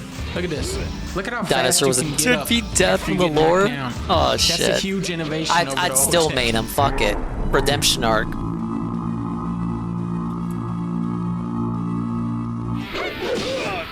Bam. Bam. Look at the pants. Did Tekken have a on this kangaroo king. fighter? Look I at believe those they did. pants. Listen, if this was in Tekken 8, I don't think they've ever brought him back. the only though. thing you would be talking about is the pants of Tekken 8. But in Tekken 3, you don't even talk about the pants. Think about that. Look at his shoes. If they had those shoes in Tekken 9, you couldn't get people to shut up about those shoes in Tekken 9. But in Tekken 3, I wouldn't even acknowledge those shoes like I'm doing right now.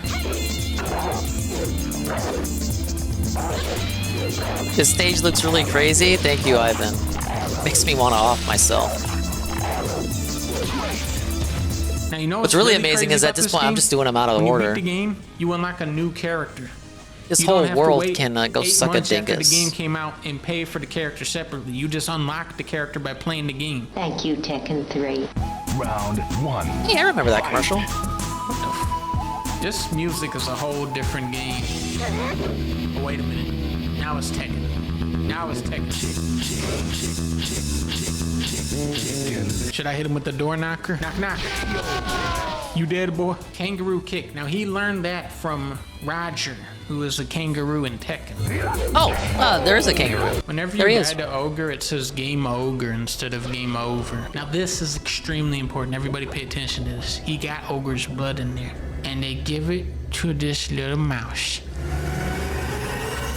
Resident Evil 2?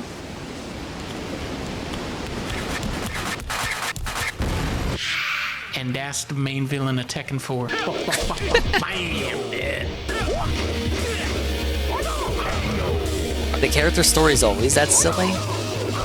I'm not a Tekken guy. I feel like a lot of the technology from this game was in Tekken 2, but Tekken 3 is just where it just feels so like loose and smooth, you know what I'm saying? It just feels so nice to play. There were so many moves per every character now. You could just pick up the controller and start button mashing and a move would come out because there's so many moves now.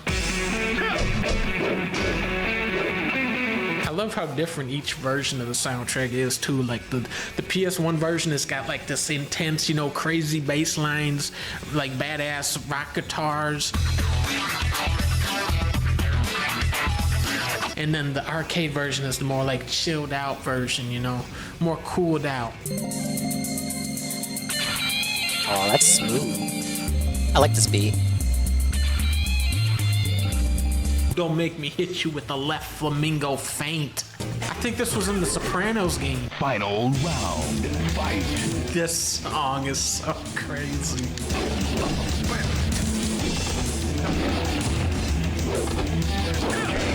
And he sucks so much ass too. This move is just called Shut Up. Shut up.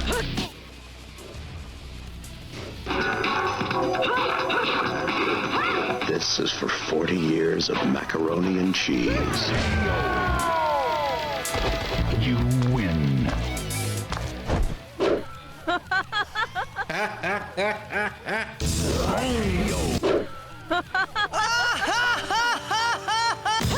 Boom, boom, boom, boom, boom. Oh, that was nice. This might be one of the first fighting games where you could just jump in and do combos, like knowing nothing. Oh, here we go. There's no beating this. Except for what he's doing. Tekken 3 really had the best laughs of any Tekken. Don't make me hit you with the Sailor Moon, the hot place special. Don't make me do it, Paul. I will. We're restarting for days. I just need 40 bananas. 45, holy shit. This is for 40 years of macaroni and cheese.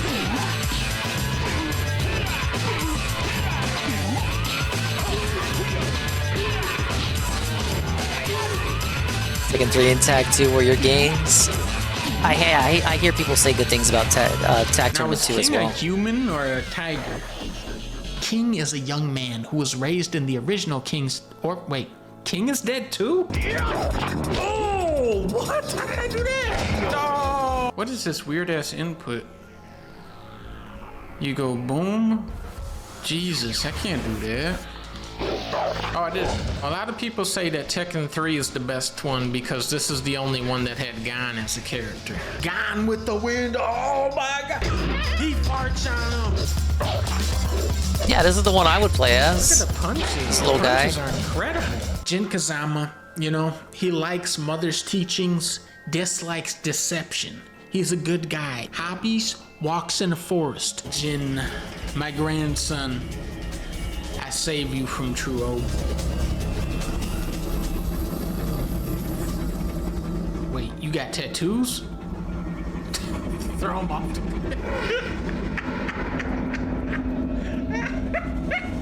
I'll never let Heihachi get away with this. No, Julia, wait. Julia, hatred is not the answer. Now let's go home. Back to Arizona, where the land awaits us.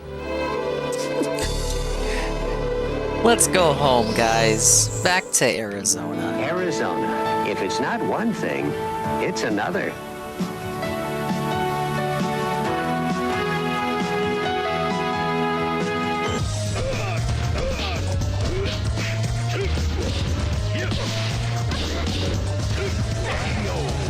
This is supposed Wish to be I like was the in new Arizona Kodak, versus wherever and he the has a fuck move this called game Tooth takes Fairy. place. Monkey Island?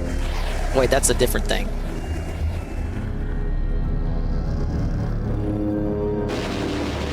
Oh my god, he's dead already. This is for 40 years of macaroni and cheese. Damn! You know he ain't gonna be in Tekken Tag Tournament. Tekken 4, 5, 6, 7, 8.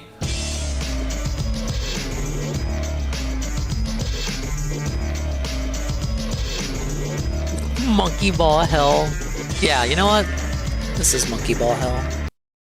See, there's a banana bunch. If I can make it. There's a banana bunch right here. Look at that. This would require me to go all the way over here, somehow survive, and then make it all the way over here. It's just insane. No one would do that.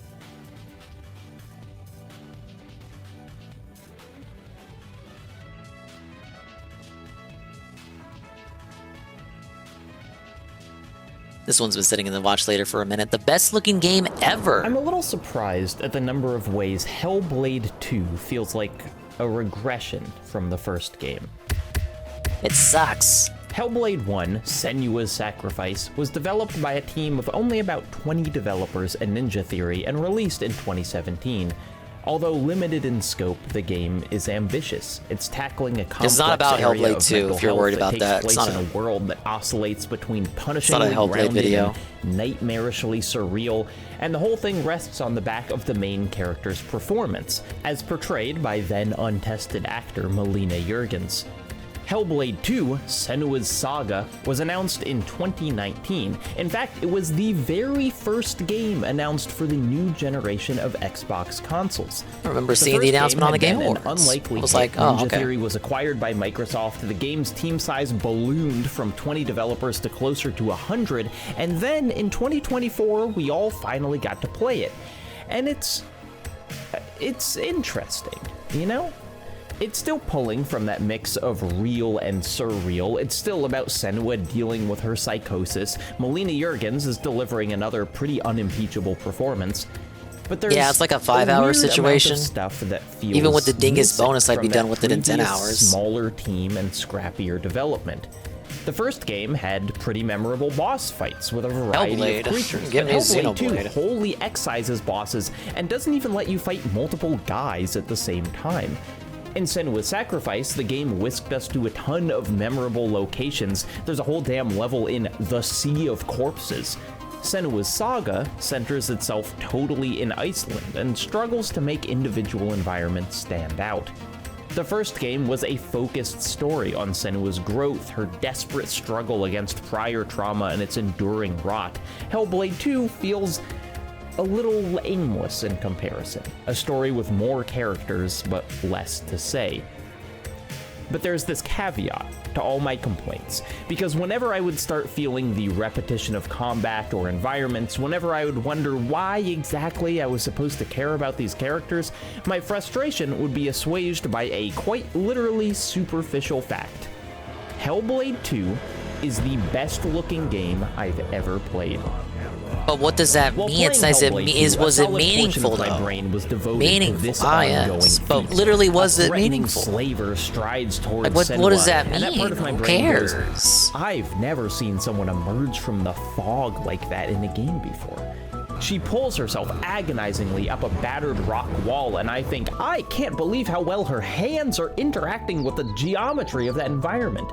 Tortured by visions of monsters, Yeah, I thought I would she have a harder shuts her time with that eyes, one. and I think, oh my god, I can actually see her eyeballs moving. Yeah, beneath her graphics eyelids. schmatics. The And in game some itself ways, is this ass. feels like the wrong way to interact with the game, right? Senua's Saga wants to be Look, an don't worry, he's emotionally going somewhere with impactful this. He's story going somewhere of with this. Let him bravery cook, and as they say. Let him resilience. cook. It wants to immerse you in its world and trick you This into dude's got a thinking its plan. characters are real, and I'm sitting here instead admiring the cloud volumetrics. I sometimes wonder how to balance that conflict between the two wolves. I think even the inside Order me, was the more of a tech game than enthusiast Hellblade 2. and the thoughtful critic. I mean, that conflict is incredibly clear just within Hellblade 2. I don't think it's a coincidence that the game's mechanics are so scaled back. At the same time, the graphics have been pushed to such extreme heights. What did Hellblade 2 sacrifice to look this good? Is the reason that the game lacks the boss fights or stunning realms of the first game because creating those same assets at this fidelity was prohibitively expensive? And maybe most importantly, how long will that trade-off hold up? Yeah, I was still it worth it? enjoyed my time with Hellblade 2 despite its many flaws because its visuals do genuinely feel like they're showing me something I've never seen in a game before. But graphics like these, graphics operating at the peak of technical ability, age. They age fast. I said Hellblade 2 is the best looking game I've ever played. That's the truth. Before this, How though, long will that Red hold? Dead Redemption 2 was the best looking game I've Yeah, ever played. exactly. Or Mirror's Edge, or I don't know, the Hydro Thunder arcade cabinet. The best looking game of all time is the most moving target in gaming, a position that's absolutely impossible to hold It's almost not even onto worth chasing. because something else will inevitably come to supplant you.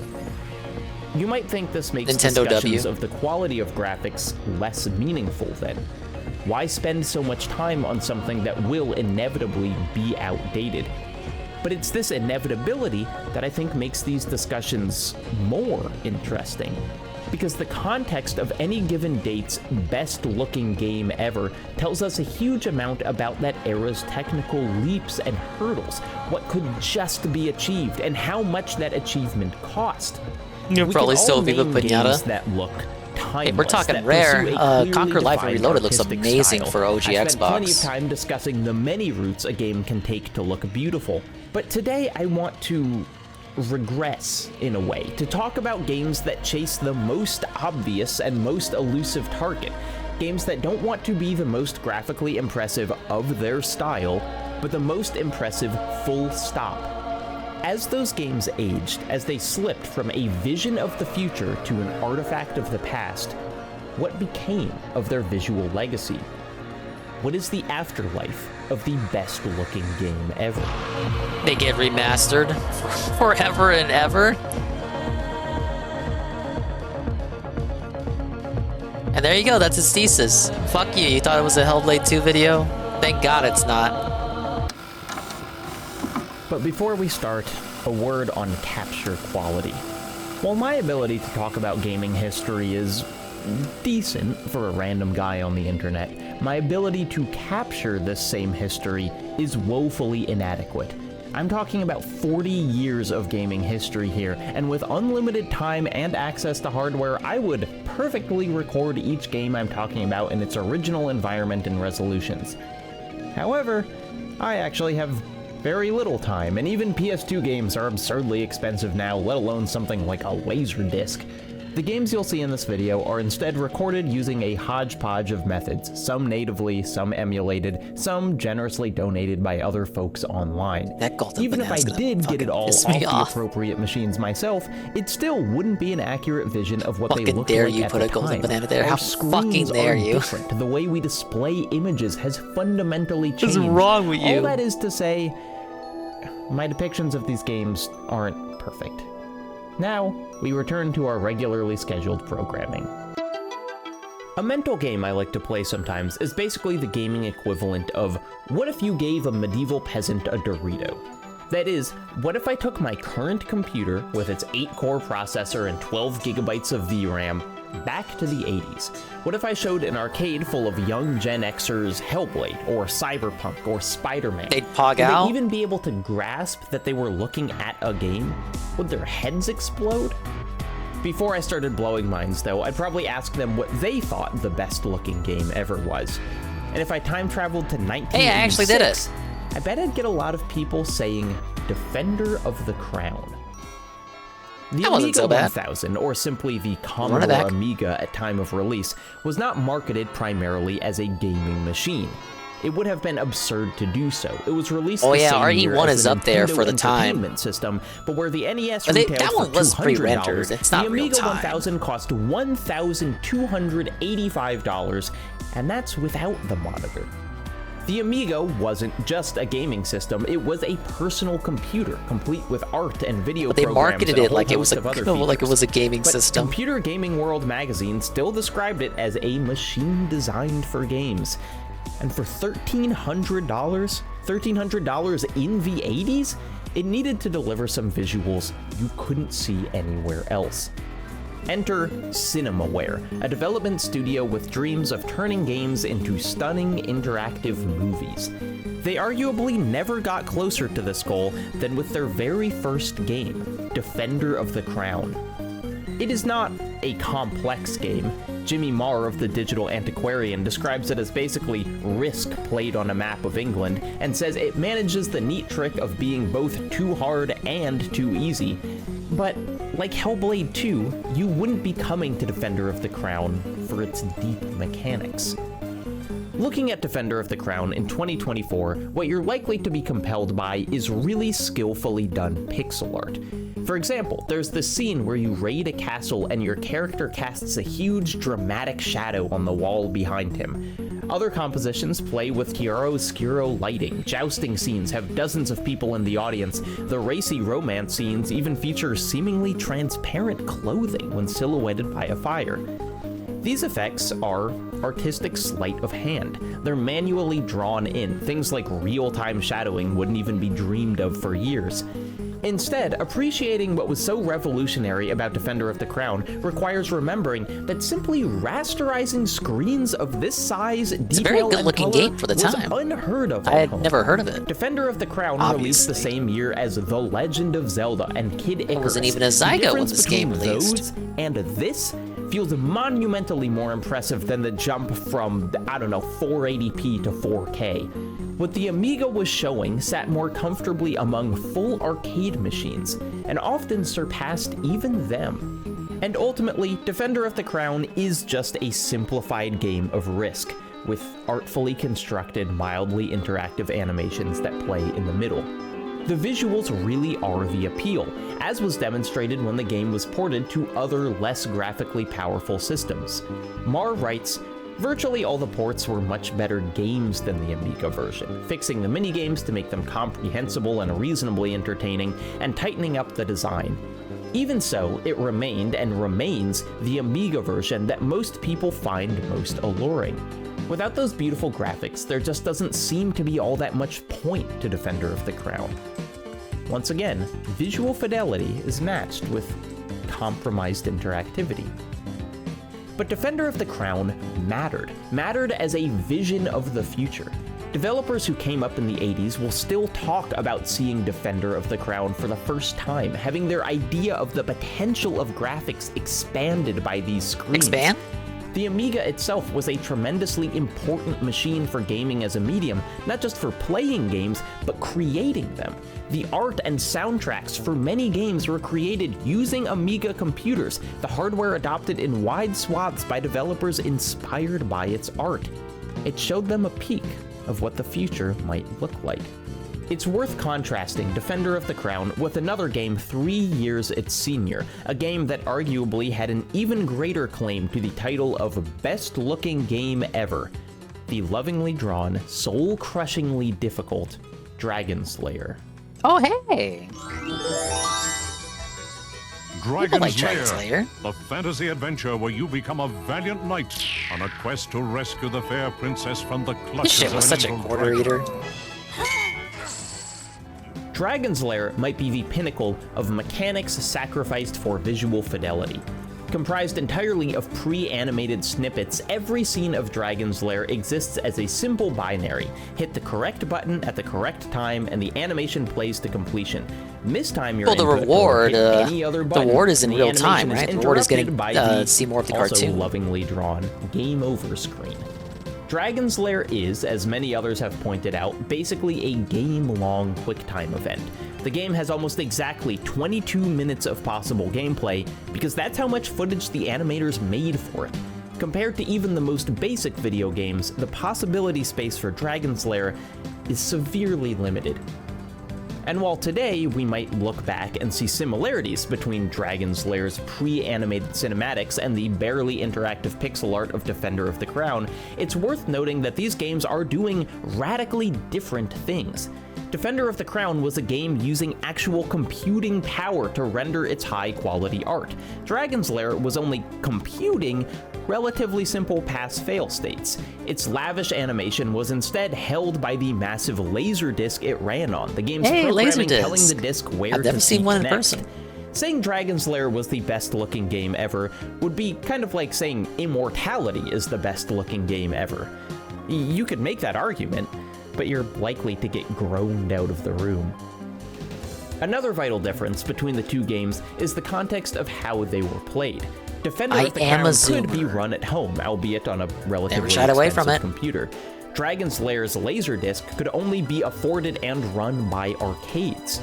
In this way, Dragon's Lair was extremely typical of graphics technology. For decades, basically up until the end of the 20th century, this is how gaming worked. You took what you could get at home while recognizing that arcade cabinets were simply capable of more. When I was a kid, I pictured an arcade cabinet as packed literally top to bottom with circuitry. No wonder those games looked so great, I thought. They're filled with cubic feet of computing hardware. This is not exactly the case. But there were a number of things that pushed arcade cabinets above consumer gaming systems. They often contained hardware specifically tuned to the game they were running. They only had to be designed to do one thing. They could retail for thousands of dollars, thus justifying more expensive components and more dedicated R&D teams. Moreover, for an arcade machine to be successful, it needed to be able to pull people in, to dazzle them with images so tantalizing they couldn't help but give up their quarters. That's why they called it attraction sizzling montage every arcade game runs when not in use is called the attract screen. If we're talking about the best-looking games ever, we can't ignore arcades. From Dragon's Lair to the razor-sharp beauty of vector graphics to the sheer speed and atmosphere of something like Outrun, arcades are where people would go to catch a glimpse of the future. And what vision of the future could compete before arcades with the stopped beautiful existing? Blue skies of. I guess you can always go to round one. It's a Cerulean's game right here. My expert consultant for this essay is Digital Foundry's John Linneman. Although, if I get anything wrong, that's on me. It's not on him. He says he remembers the exact moment he first saw the Daytona USA arcade machine. I can only imagine. 8 machines lined up against a wall in a local amusement park. I stared in Hey, it's that awe guy from as that the other channel I smoothest, most watch. detailed graphics I had ever seen danced across the row of CRT monitors. At the time, I didn't yet understand what the term frame rate was, but I knew just looking at this game that Daytona USA trounced every other 3D game on the market in terms of fluidity. What was Daytona USA doing that other games hadn't? It was actually it was good. running on the Sega Model 2 arcade board, a piece of hardware as close to space age as you could reasonably be. The board was literally developed in partnership with GE Aerospace. GE Aerospace has since been folded into Lockheed Martin, so I regret to inform you that Daytona USA is now a part of the military-industrial complex.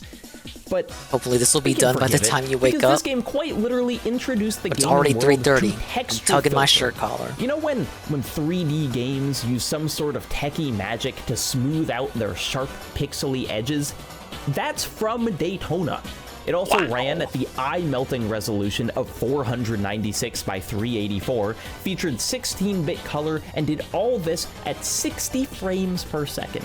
Seemingly every new generation of gaming shows off its technical abilities with a racing game, but the leap this represented is hard to even conceive of. For context, just a year prior, the top of the line was probably something like Virtua Racing. This was 1992, and this was 1993.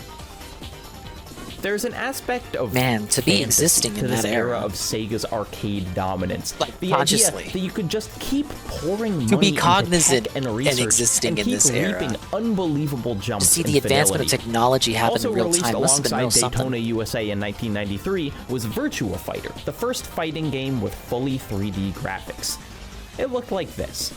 And then just 3 years later, Virtua Fighter looked like this. Are you kidding me, man? Same thing with the amount of It's a time point in between time Final where Fantasy graphical VII and growth Final Fantasy feels X. near exponential. That game development was in almost perfect concert with simultaneous technical breakthroughs.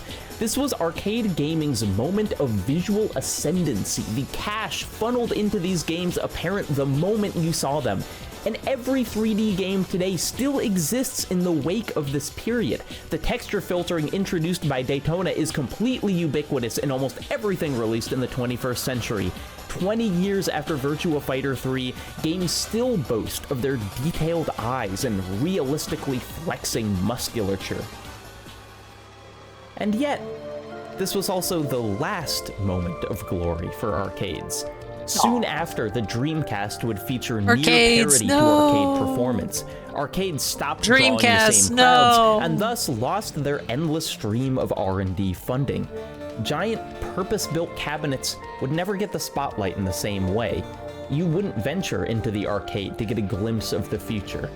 Instead, yeah, because you just get the companies would future try from and home. bring it into your living room. But it ain't the same, brother. But despite this change in priorities, graphics continued to move at a lightning pace through the turn of the millennium. Hi, Malin. I couldn't make it through this video without mentioning the best gaming magazine cover Yo ever. muy Unreal. sueño. Yes, this is an actual PC game screenshot. There's the unbelievable Very gulf tired. between Metal Gear Solid Hello. 1 and 2, for instance. The similarly massive jump between Final Fantasies just 4 years apart. Yeah, welcome back, Tevin. But if you wanted to see the future of graphics in 2001, you'd have to do what now feels like a completely random series of events. Go to Tokyo to watch Steve Jobs introduce Doom 3. This whole presentation, Or rather, what would Tokyo become Mac Doom World 3. 2001, is fascinating. Before Jobs brings out John Carmack to talk Doom, he starts talking about Pixar. Specifically, the Pixar short Luxo Jr., made in 1986, yes. the source of the company's desk lamp mascot. He talks about how in 1986, using a supercomputer, it took 3 hours to render each frame. And then they pull out the same short, except now, in 2001, it's running in real time, powered by NVIDIA's GeForce 3. This is still the language we use today, how what used to take hours or days can be rendered in milliseconds, that Kingdom Hearts looks as good as Toy Story, Final Fantasy surpasses the spirits within. Anyway, then Jobs brings out Carmack. Carmack doesn't actually call the presentation Doom 3 at any point. Just says en la that it's noche. the engine Ay, they're working ay, ay. with for their next game. But Wait, he said no, something I forgot about the even bananas. more exciting. That this next step represents the final unification I got distracted, of lighting no. and shadow across all surfaces in a game.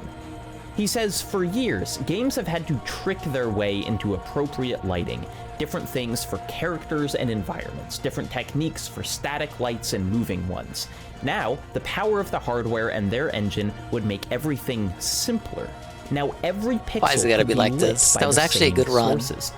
And while he talks, the presentation zooms through the halls of what would become Doom 3, the real-time graphics in many ways exceeding even the pre-rendered game cinematics of just a few years before. It wouldn't be until 2004 that Doom 3 fully released. Even still, there was nothing like it. Hell, even today, there's nothing At quite 1:33 like a.m.? Doom 3. That's pretty The late. commitment the game has to its lighting engine is near fanatical. The entire atmosphere of the game determined by how light and shadow interact.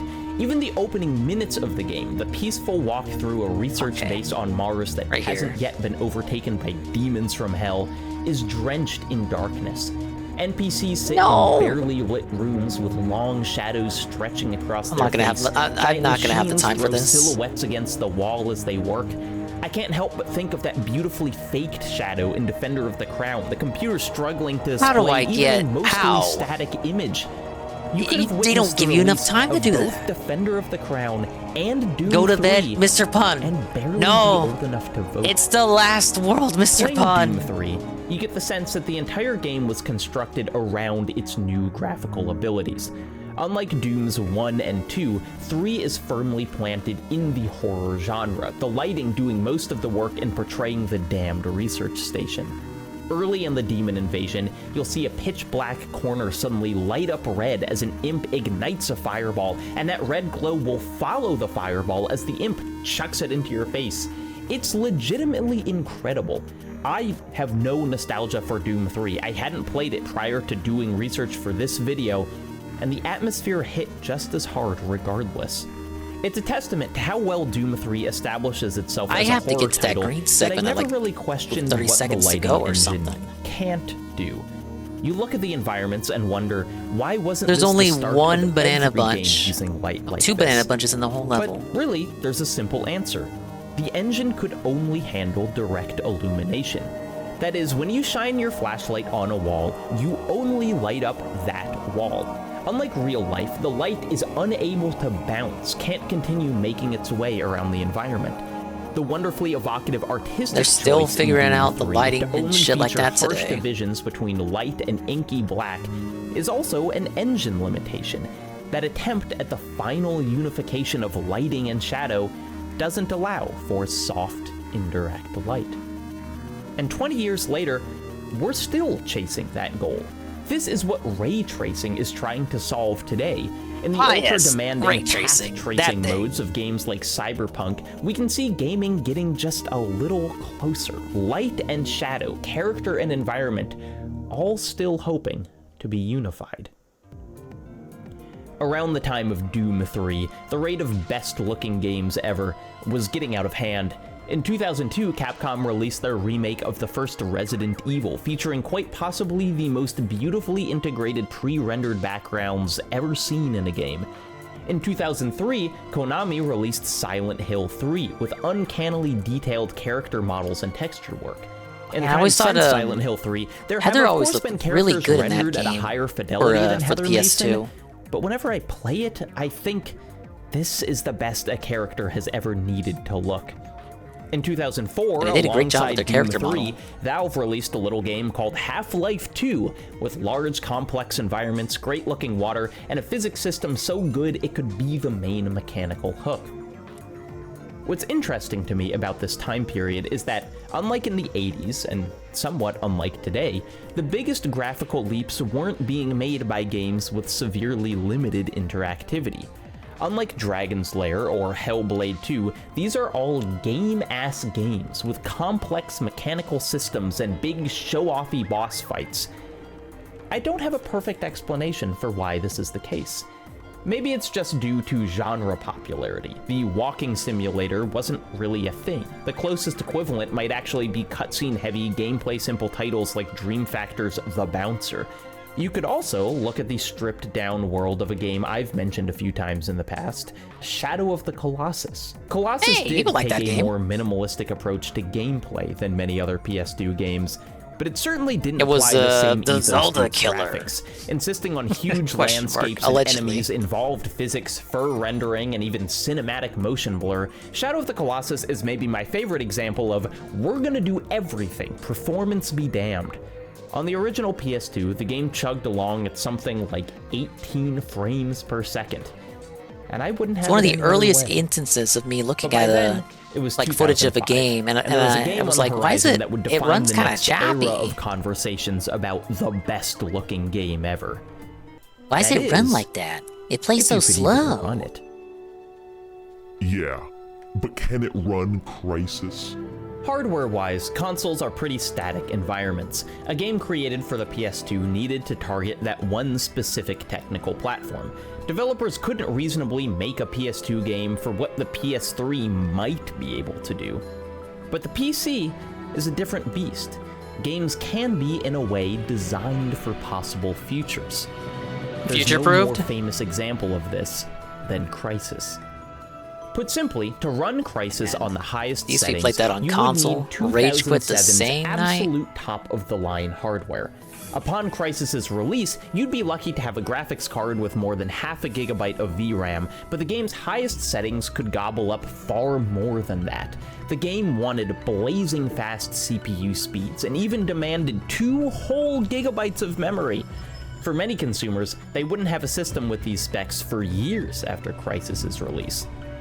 Fortunately, in this respect, 2024 has finally turned the tables on Crysis. For example, my current GPU has 12 entire gigabytes of VRAM, 24 times that of 2007's cards. And I'll tell you, even 17 years later, R2 couldn't run turning Crysis on a every PC setting despite having the best hardware at the very time. high while running the game in Kickers 4K felted. is That's news to me. extremely satisfying. And in 2024, Ooh, if I had it's just even more one more obvious Banana in many ways Bunch, Crysis was a preview of the future I'd be set of for life. graphics. This is the game we have to thank for It's like a ambient perfect run or occlusion, something. a now ubiquitous feature used to generate more realistic shadows. Crysis's opening uses volumetric clouds, real 3D objects in the sky, not just static skyboxes. The same tech that makes the skies of Flight Simulator or Red Dead Redemption 2 so stunning. Crysis has incredible per-object motion blur. It has remarkably detailed This guy parallax really loves his occlusion Crysis. maps. It has real-time contact shadows. It has a million other jargony buzzwords I could throw at you that all make up the standard toolkit of most game engines today. I mean, my god, look at those character models. 2007! But the most fascinating thing about Crysis might not be its easily trackable technical influences. Instead, playing Crysis today, I can't get over how it feels like a peek into a future that never quite occurred. This is even true on a technical level. As Alex Battaglia noted in 2018, the expectation for PC computing was that the real increase in speed in computing would happen from massive increases in clock speeds, with the expectations of anything up to 8 GHz Pentiums in the future. It never happened, of course. Crysis Okay, something predicted like that that the is what I individual need. cores of CPUs would just So I don't get have to get all faster and bananas, I just gotta get faster, most and of they them. didn't really, instead opting to expand the number of cores with similar clock speeds. This I'm too is tired to a even very say technical expand. point that helps explain why, on Crysis's heaviest levels, even modern CPUs can't consistently run the game at high frame rates. For most gamers, though, the details of how their CPU makes calculations don't matter, as long as the game works. But matched with this technical misprediction are other, more visible ways Crysis shows a different possible future. Yeah, thank you for saying it for me. It is a shockingly destructible game, for instance, and not just in the easy ways. Ow. Have you played a game since 2007 that lets you do this with trees? I can't stop shooting the trees! Crysis launched with a level editor that showed off just how in-depth the physics system truly was. John Linneman said it reminded him of the promise of that first level of Metal Gear Solid 2, the idea that game worlds would soon match their remarkable fidelity with equally remarkable interactivity. Neither of these promises really came to pass, however. Crysis 2 and 3 eventually came out, and they maybe looked better than Crysis 1, but in more limited, corralled ways. They were made to run on contemporaneous consoles, and not just the PCs of the future. Console gaming is the Many future, of the man. What did I post-Crysis tell you? best-looking games ever took a step away Fear 2 from and this Fear 3 depth were the of same way. interactivity. The 7th generation of consoles began Naughty Dog's reign as king of best-looking games, with the first 3 Uncharted games trading wide, flexible zones for narrow corridors to jump and shoot through. The Frostbite engine did some unbelievable work on the Battlefield games, both in wide multiplayer and tight single-player scenarios. For years, my personal pick for best-looking game ever was God of War 3, which featured both colossal characters and environments while simultaneously featuring some really detailed and evocative lighting work, as long as you were okay with relinquishing all camera control. And, of course, this era also saw the release of my beloved Mirror's Edge, its cold beauty and Nintendo's getting timeless so felted, aesthetic, not even a already the single focus mention. of a Wet video I flocked. made years ago. But maybe the best-looking characters on the consoles lived in the shakily written worlds of Quantic Dream. Both Heavy Rain and Beyond Two Souls traded almost all interactivity for genuinely stunning rendering of quite limited worlds. Heavy Rain's loading screens are simply close-up shots of the characters' faces. The DSP Their love vividly these loading realized eyes screens. and facial tics implying some level of internal life. Once you make it into the game, though, these characters are only able to do rigidly defined actions, stiffly walking around the environment until they happen upon an interactable prompt. They are, in a way, returning to the idea of Dragon's Lair, a largely pre-decided movie that players interact with through limited QuickTime events. For what it's worth, the game's director, David Cage, said, "No, we don't make Dragon's Lair. This is not Dragon's Lair. Do you think I'm crazy? I'm not stupid. Do you think I develop on the PlayStation 3 to do Dragon's Lair again? It would be absurd." Well, Dragon's Lair with for extra the record, steps. I don't think his word is actually worth that much. However, for as many the gorgeous controversy games with as that this guy. generation had, the Jim feeling Sterling of made the so many videos on that jumps controversy. shrank. The golfing years I forget became what it was less even all significant. about. Many of you are probably Just familiar a locker with room this talk. graphic showing the decreasing effect of increased polygon counts. What this image doesn't reveal is the rough edges resulting from continuous increases in fidelity. Janky animations stand out far more when placed within a near photoreal world. The gulf in detail that's always existed between main characters and unimportant NPCs becomes far more obvious. Environments need geometrical complexity to match their high-res textures, or they risk looking like a Minecraft HD mod. Maybe this is why the scope of the best-looking game ever so often narrows. A fairly uncontentious pick for the best-looking game on the PS4 would be 2015's The Order 1886, a 6-hour title with roughly equal time allotted to combat and cutscenes. The Order is remembered almost entirely for its visuals, and with a not insignificant level of disdain. This is where we're at now, huh? A CGI movie with some basic cover shooting stapled to it? But this is the way technical advancement works sometimes. Major sacrifices required for a glimpse at the future. The Order 1886 The Order is one the of future, I wanna go pioneers back of in time. physically based rendering, showing off its tech before the PS4 had The even Tevin launched. speedrun game. This is, in short, a way of making digital materials exhibit the same qualities as their real-life counterparts, with things like appropriate reflectiveness and light scattering. While all these techniques look incredible in-game, the Order's true legacy has been defined by developer Ready at Dawn's willingness to share. In GDC talks and slide decks widely available online, the tech team broke down how and why they went to such lengths with their graphics in spectacularly granular detail, spending pages and pages showing how they made a single copper spigot. There's no telling how many games have since utilized Ready at Dawn's development pipelines. Their single-minded focus on creating the best-looking game ever. I think he briefly blazing changed the way the mic audio countless for a other minute. developers to learn from their I heard passion. it too. This But I didn't comment on it will have because to that would be their require legacy. speaking. Just a few weeks ago, Ready at Dawn was shut down by its parent company Meta, just another casualty in our continuous culling of industry talent. The search for the best-looking game ever is eternal, Sisyphean. Is it now Cyberpunk with its beautifully bounced lighting? Yeah, Red Dead now his mic Redemption is 2 fixed with its again. unbelievable atmospheric effects part and of the absurdly theme of the detailed video. interiors? For me, at present, it's Hellblade 2, with eyes and faces imbued with a life unlike anything I've seen before, a devotion to animation that eschews playability for agonizing verisimilitude. And all of this will be moot in no time at all.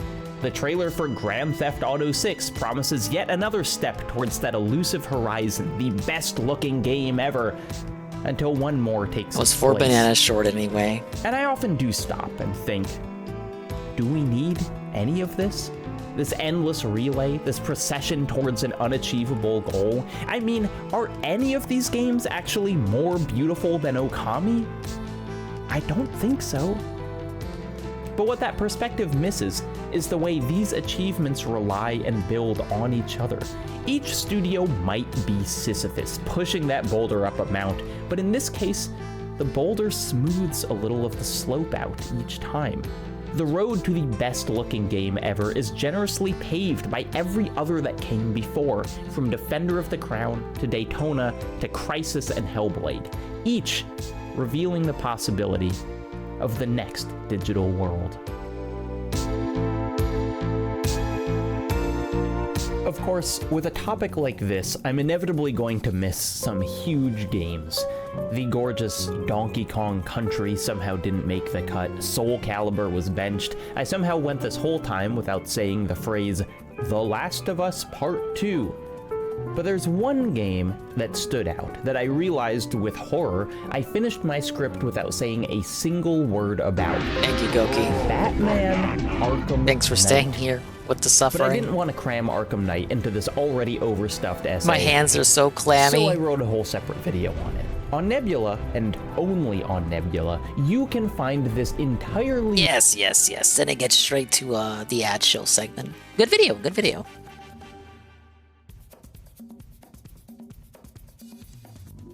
I still gotta watch DSP's Silent Hill 2 reaction for Saru, but he's asleep, so I'll leave it for another night. Definitely not gonna watch it during this stream. I see a lot of people talking about how hard Concord has flopped. Some people are even bold enough to claim that it's not because of the DEI. It didn't flop because of all the diversity and inclusivity it had. That's what sells video games. No, it's just because of the character designs being bad, or the price of the game is too much. $40 is too much for my drained wallet. I live on a diet of rice and ramen noodles. I could never afford $40 for anything. If the game just had the support it needed when it came out from Sony, if it just got more trailers and more, if Sony just tried to push the game harder and made the game free to play, it would have been a masterpiece. It would have broken every record in the book. Am I right? No, that's not what happened here. Don't let anybody try to pull the wool over your eyes on this. I've never seen anyone attempt to. The heart of the game, that which Nobody every part liked of this shit. of this Frankenstein's being was stapled onto on top of. The very center of it is the DEI. That is its identity. That's the identity of the video game.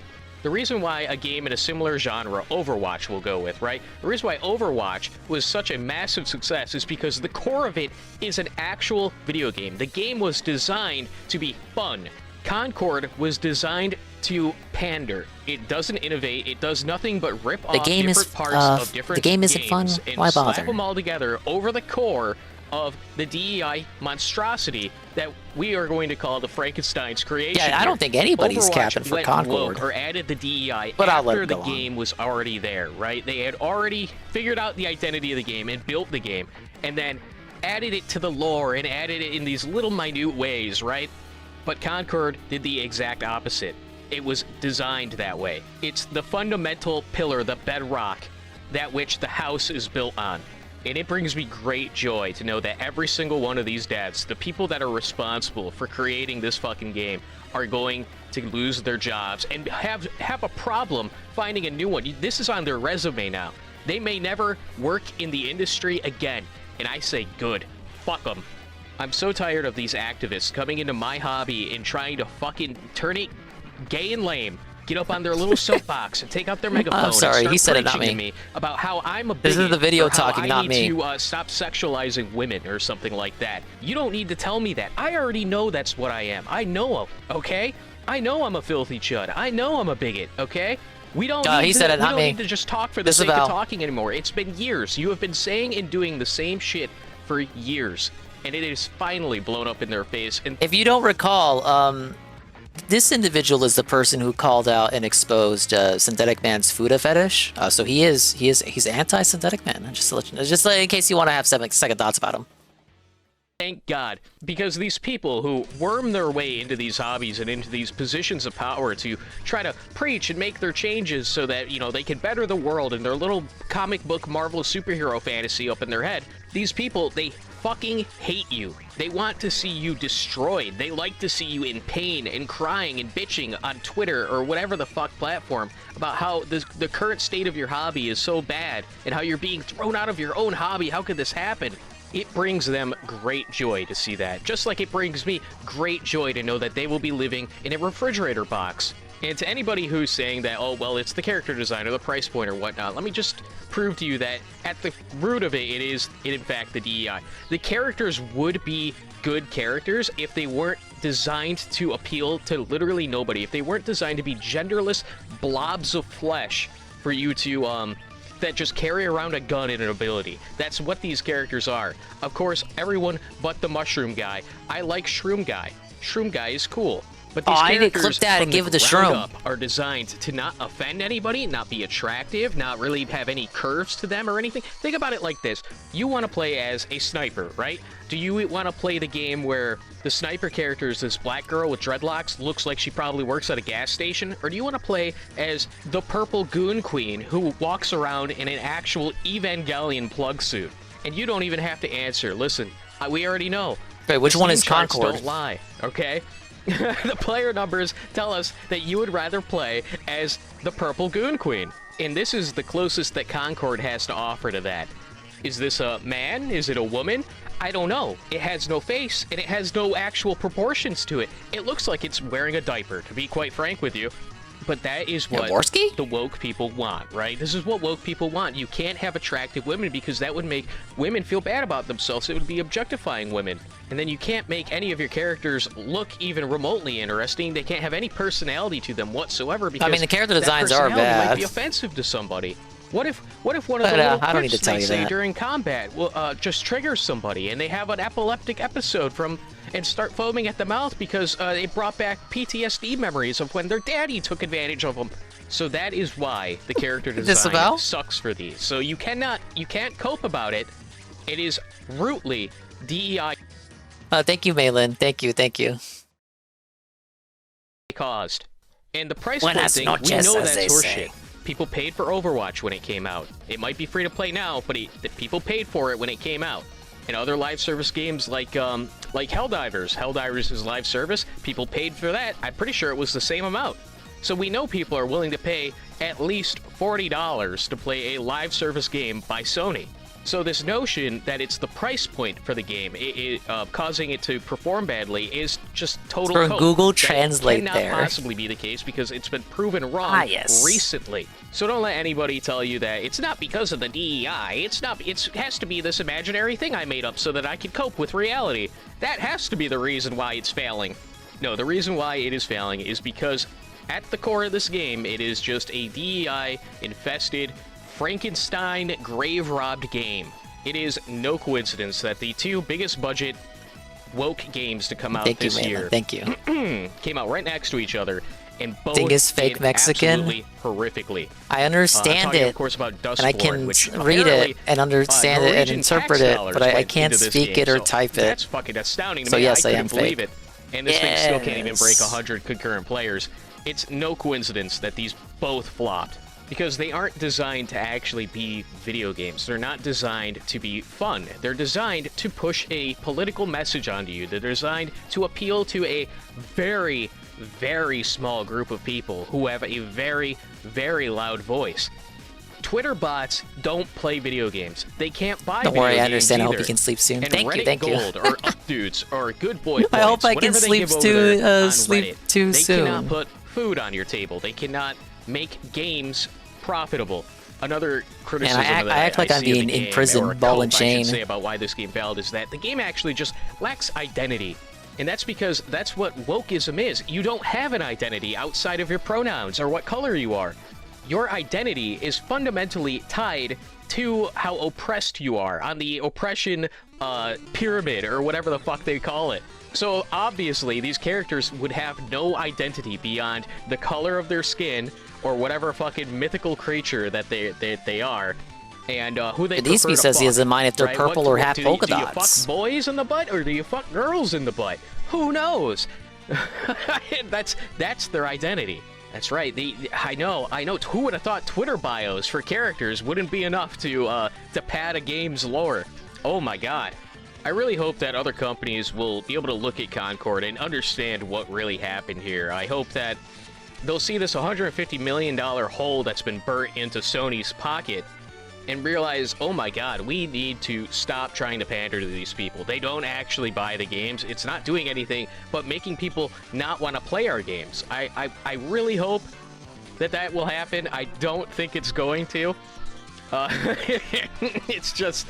you know, things have been going this way for so long. I just do not have hope for it coming for swinging back in the other direction, boys. I don't see it happening. But we still get a W here at the end of the day, so we get to smile, we get to smirk and giggle to ourselves because the game with the Star of David on the cover of it for its icon failed to make any money, and that's what they hate the most, isn't it? Well, that was a very contentious video by Carl Sama there. Not that Carl. Bye, Carl. Carl's asleep now because it's 3 in the morning for him. Look, was anything he said there really objectively incorrect? Not really. Was it worded with the kind of cringe? Was it really even cringe? Was it kind of like over theatrical, a bit vitriolic, and perhaps even too black-pilled? One could argue and make that case. Yes. Certainly not gonna cap for Concord just because he went a bit too far, one might say, saying he was happy seeing developers out of their jobs and whatnot. Yeah, he was basically based, but I know not everyone here agrees with some of those sentiments. And even if you do agree with some of those sentiments, it could be the case like where it's like, okay, I agree with that, it does suck, but I don't want to see developers, you know, not work anymore. I don't want to see them out of a job.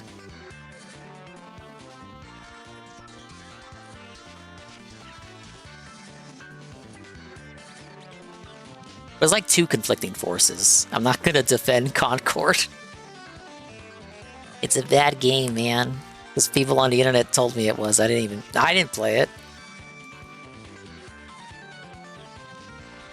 It's an alternate reality where you played Concord and realized it was actually an entertaining game. But you don't live in that reality. None of us do. It's the game. You can't even play the game anymore. Oh, I actually did it. I did it. 55 bananas. Fuck you. Guess what, idiot? There's so many more levels where that came from. We're not even like I was LARPing like that was the end. It's not the end. It's not the end of the thing. All right, Count Dankula, do your thing. The Ohio Great Balloon Disaster.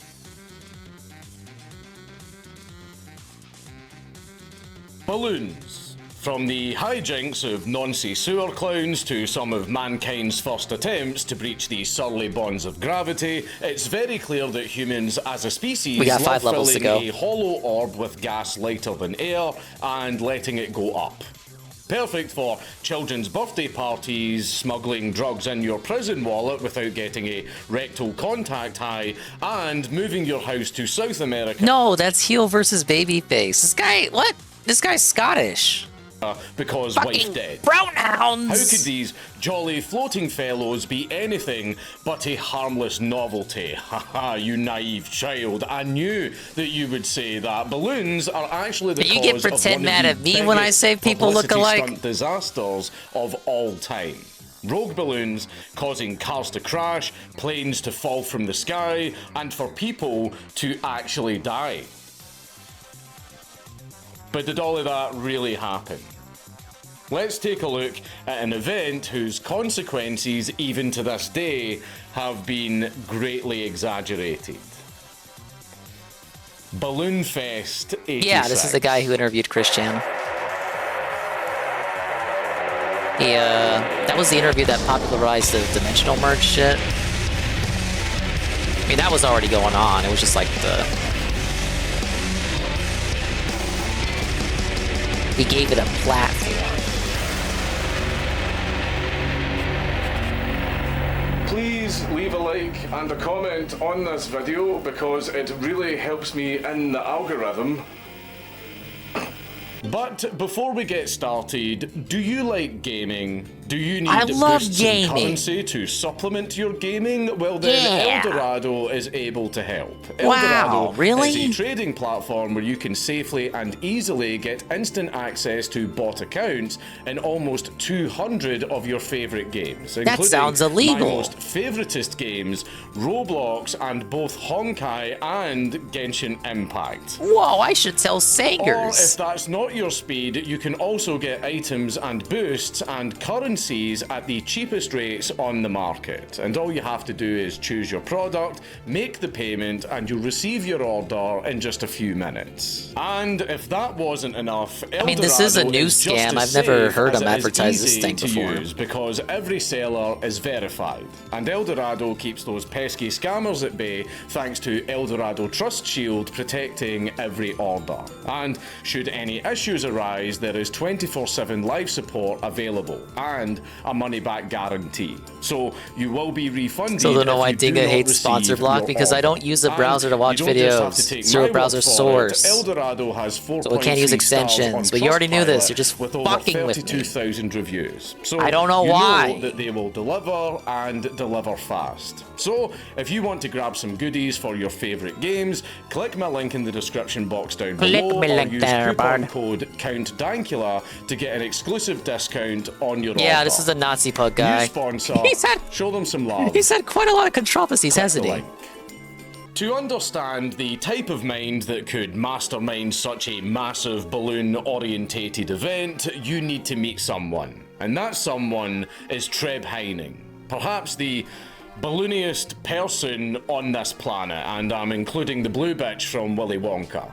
Treb grew up in the city of Garden Grove, California, a city that his parents chose to move to after getting married because of its close proximity to a park being built in nearby Anaheim by that guy that draws the funny mouse. Little did they know that this park would not be a standard nice grassy area with a few swings and He a got duck to the pond, video, Mr. but Bond. would in fact be Disneyland. Despite the difference in what was expected, Treb's parents would still very often take their children to Disneyland. And Treb, from a very young age, Honestly, was that sounds like enamored well, the with sponsor the sounds like some House of G2A Mouse. shit, but with video This game was currency. exacerbated when he I got would to not high use that. school and joined the school Sounds like band, some shady which fucking had shit, man. many older students who were actually working at Disneyland. And Treb was very desperate to work there as well. But he couldn't as he was only 15 at the time.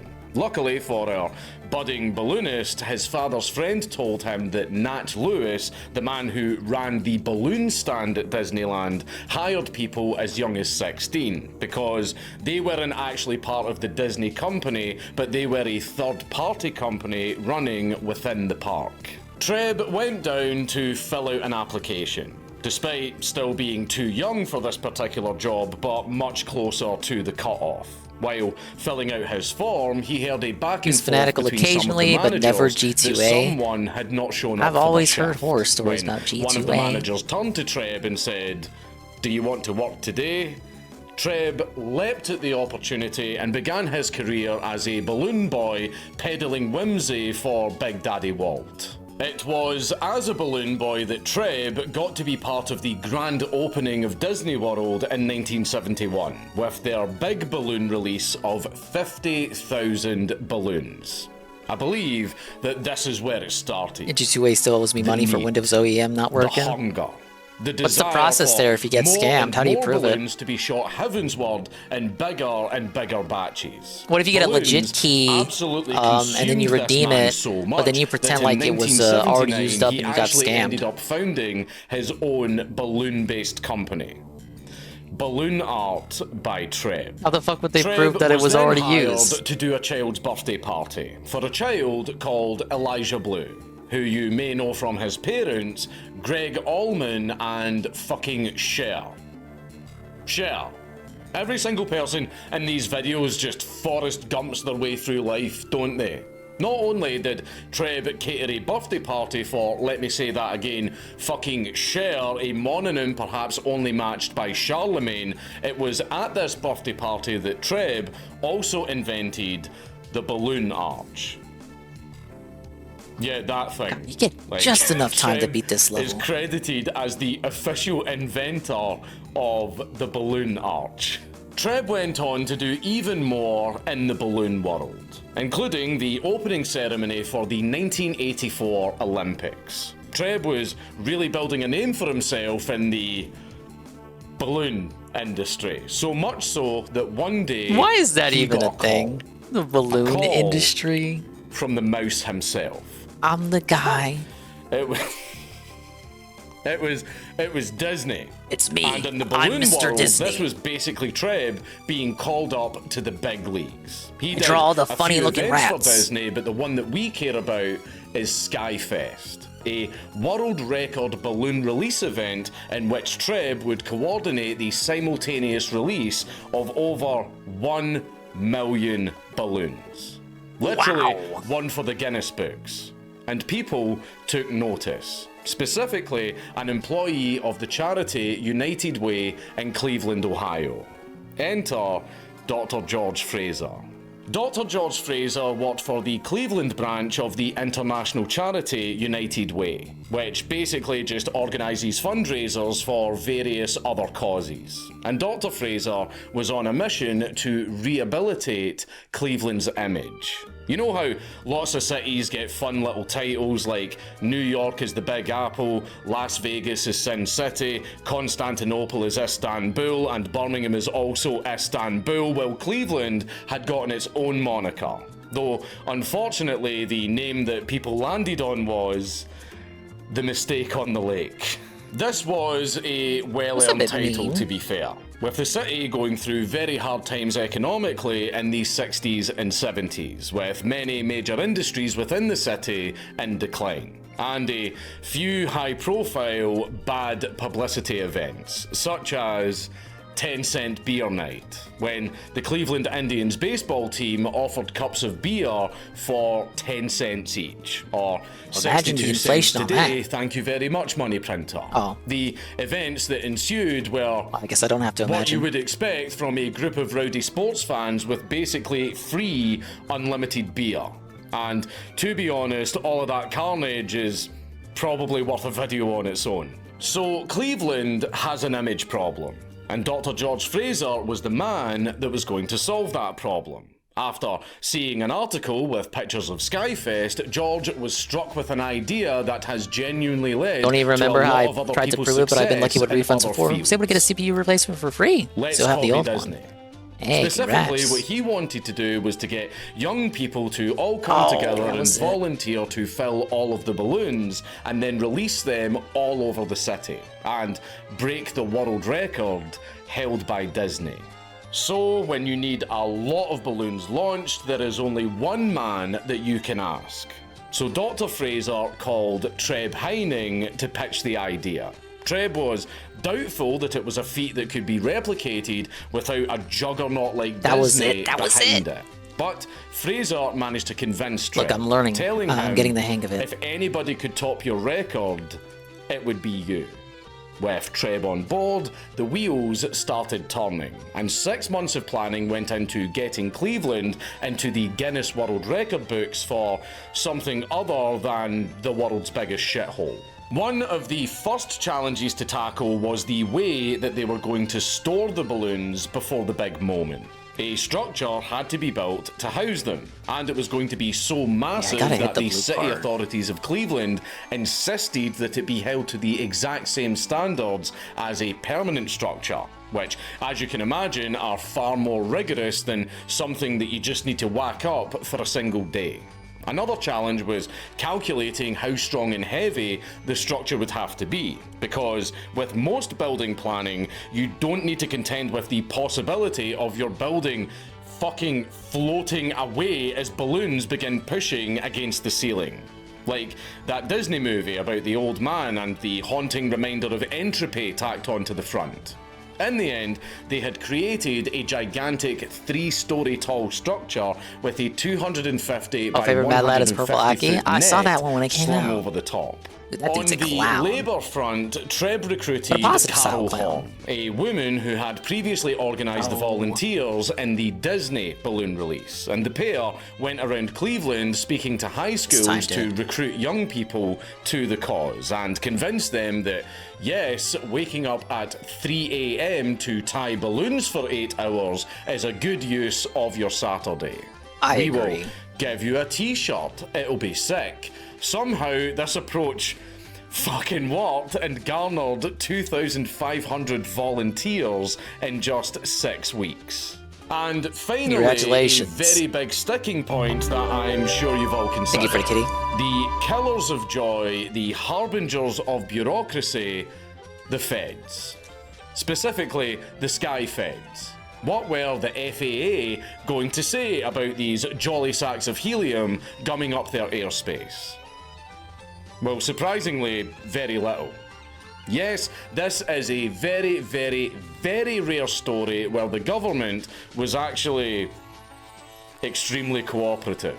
The only airport nearby downtown Cleveland where the launch was to take place was just a little one that mostly dealt with civil aviation. Little single-engine planes flown by hobbyists, and definitely wasn't a stop for any commuter air traffic. So the FAA just said that they would issue a no-fly zone over the area for the day, because the only people affected would be private plane owners. And I'm sure that they could keep themselves occupied for a single day with other private plane owner hobbies, you know, like caviar fights. With all of the boxes ticked, it was shaping up to be a memorable day in Still gotta get the golden banana. But for once, it would be memorable for good reasons.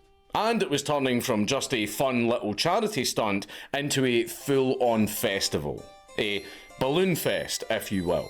Big names like Coca-Cola, Xerox, Kmart and Kodak signed on to sponsor the event, and even Taco Bell tried to steal a bit of that world record thunder by making the world's longest burrito. But this is very typical of Taco Bell. They will always try to take what's yours. Ask not for whom the taco bells, it tacos for thee. So everything is shaping up also nicely. a Taco Bell and now burrito. it's time for the big event. On the 27th Don't go eating that of longest September, burrito. 1986 at 1:50 p.m, a little ahead Taco of Bell is schedule still to Taco Bell. get ahead of a predicted rainstorm, a crowd of over Quiero Taco Bell. 100,000 people gathered in Cleveland's downtown area to watch the release of almost 1.5 million balloons, smashing the Disney record, and to be honest, it really is a sight to behold. I mean, it looks fake almost and really, really surreal with all of those balloons cascading around a skyscraper like a giant wave. Well done, you have certainly made like there was an Cleveland explosion. have something worth looking at for once. But wait, for like 10 my seconds. balloon-infused chudlings, don't count your balloons before they've popped, because, as people often like to forget, after actions comes consequences. You have all heard the stories, and if you haven't, the stories go that this balloon launch was a complete disaster. We are talking cataclysmic. 1/3 of Cleveland dead, 13 children abducted by errant balloons, balloons in the banks causing hyperinflation, balloons clogging up the vents on a nuclear power plant causing a Cleveland Chernobyl, a Cleve Noble, if It took you me a will. second to get the Armies of dart hyperinflation monkeys joke. deployed to Shut up. pop the helium horde. Cleveland brought pretty under good. a triumvirate controlled by the rotting corpses of Hitler, Stalin and Albert Fish, cats and dogs living together, mass hysteria. Well, that wasn't quite the case. It could still be considered I actually did not know about this some event. rights, and there were some So I guess rather it- nasty I don't know. consequences. I guess people hate did to blow be it the up. one to rain on your balloon fest, but a lot of the stories that you have heard about this event have been rather exaggerated. Let's start with something that might be obvious to us, but wasn't such a hot button issue in the 80s. The environmental impact of scattering 1.5 million scraps of plastic all over the fucking place. Now, at the time, it was believed that the balloons would just keep going up into the atmosphere until they popped, and they would disintegrate completely, sprinkling love, fairy dust, and microplastics straight from the heavens and into your baby's lungs. Now, yes, balloons do normally just keep going up until they pop. They had that part right. But remember that storm that they were trying to get ahead of? Well, it had pushed in a cold front with lower pressure, causing the balloons to actually just sink to the ground after their initial release, scattering them all over the place, which still looks pretty cool in a I mean, yeah, tiny it's still a alien good visual invasion kind of effect. way. So I mean, it's balloons Balloon are Fest. now It'd be all over the place, I mean, at ground level. it's called Balloon Fest. The fest would be over pretty quickly if the balloons just, floated off into the air. At least they came back. So let's start with the small problems with that and move on to the big deals. Remember that tiny airport? Well, balloons got all over one of their runways. So they had to shut down one of their runways. Oh no! For half an hour. How terrible. Listen, if any of you have flown before, you know that a delay of only half an hour is something that you fucking pray for. Balloons also landed in a horse pasture in Gouger County, Ohio, spooking some Arabian horses, causing them to injure themselves. Why they gotta be Arabian though? Horses get life-threatening injuries from a stiff fucking breeze. The farmer sued United Way for $100,000, but this was settled out of court for an undisclosed amount. $100,000 Alright, we got it. For some fucking horses. The balloons must have that must have been awesome to see in person, especially if you were still in school. Like a dream come true, man. Stuff you can only imagine, stuff you only see in your dreams and cartoons and movies. The amount of money that stables charge for riding lessons for young girls that pester their parents endlessly after seeing a single episode of My Little Pony, the cost of equipment to get started with all the tack and helmets and riding crops. I think we need to start looking at Big Horse. We need to start looking at Big Horse for the reason that the economy is in the gutter. I saw Twilight Sparkle going into a Masonic lodge, and I will be silenced no longer. Now, let's move on to the people damages. Balloons littered the Cleveland Memorial Shoreway, and there were quite a few minor traffic accidents until the road was shut down. These were all caused by people swerving to time trial, first try. Balloons. You know, those little Hey, Cypher. things that weak... Welcome to the extremely late one. My voice is kind of shot, very hoarse. It was hoarse at the start of the stream, so sorry if I'm a bit quiet. This is Count Dankula, the guy with the Nazi pug. Guy who interviewed Chris Chan for the Dimensional Merge interview. You may remember him. Or maybe you're just being facetious because you wanted to make a joke at the expense of our lovely fellow detractor, King Chad. Either way, yeah, that guy. Little children. He's doing a video about Balloon Fest. By mistake sometimes. Why are you swerving? Why are you? I'm trying to dominate Monkey Ball before I go to sleep tonight. The paint or anything. It's a fucking balloon. Or by taking their eyes off of the road to gawk at the spectacle. I mean, number one lesson in driving is eyes on the road. I don't give a shit what mad shit is happening outside of your car. Eyes on the road. It doesn't fucking matter, mate. I don't care if Skojo is running down the street stark naked. If your kids are in the fucking back, eyes on the road, mate. That one isn't really United Way's problem. You know, it's not their fault that people don't know how to fucking drive. But anyway, the main point is that none of these accidents were serious. They were all just little fender benders. But happy thank accidents. you, handsome bastard. I, a mere peon in the presence of your glorious incandescence, have heard rumours of fatalities in this event. Are you to tell me in your infinite wisdom that the internet perchance peddles falsehoods? Very well spoken, and thank you for the compliment, young man, but yes, I'm afraid it's true. Despite what people on the internet say, no one was actually killed by Balloon Fest. There are two deaths that are very often attributed to Balloon Fest, but those are a bit of a reach. Raymond Broderick and Bernard Salzer, a pair of fishermen, set out on Lake Erie for a spot of, well, fishing on the 26th of September, and they didn't come back. It wasn't until the next day, Balloon Fest, that the families reported the pair missing.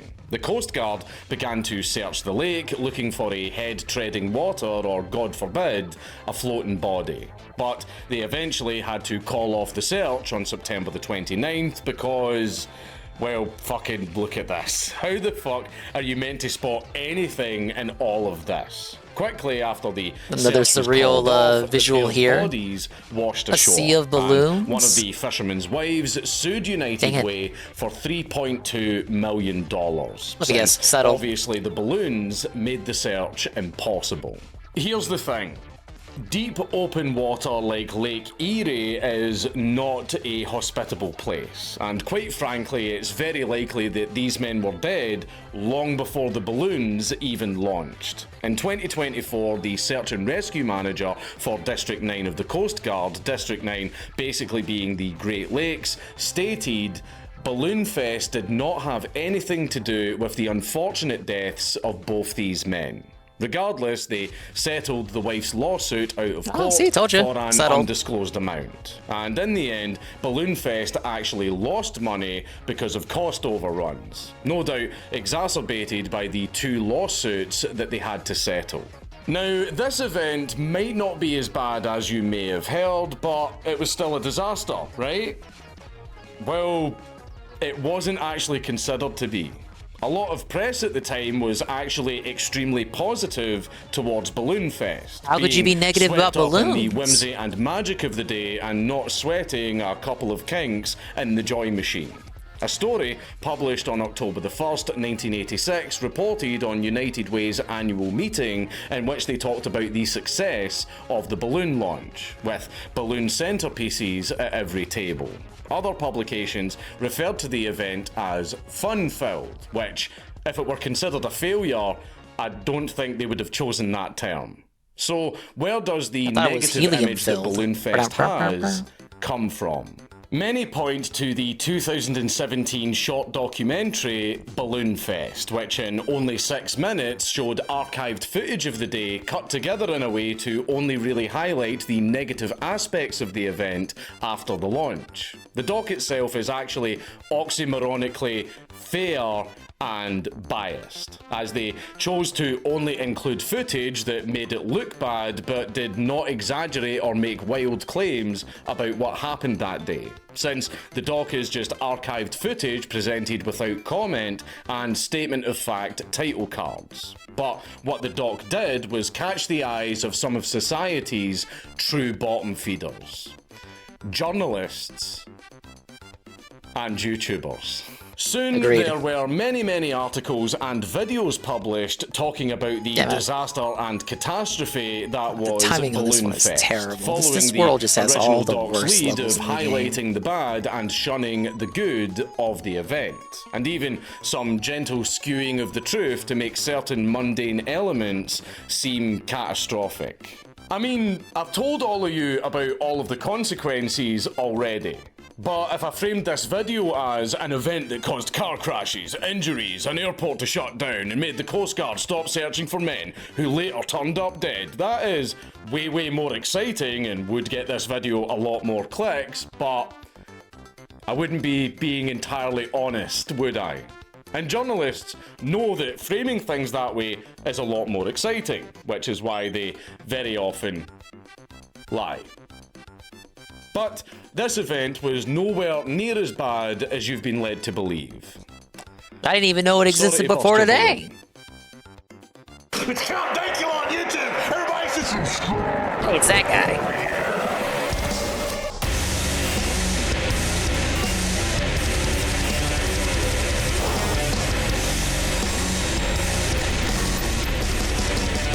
We're gonna keep on going, 3 levels to go. This is 2 days in Moore, Oklahoma. By Implement.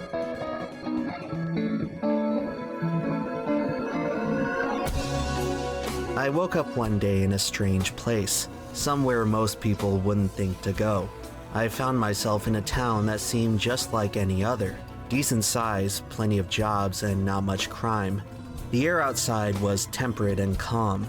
It wasn't that humid, but it wasn't quite dry either. There were lots of places to go, things to do, people of all ages who were kind and humble. It was surrounded by such incredible natural beauty, as if it existed simultaneously in the middle of nowhere and everywhere. If you didn't know any better, you might be tempted to call it paradise, but don't be deceived. There's a reason why most people don't come here, for this place carries with it a terrible curse.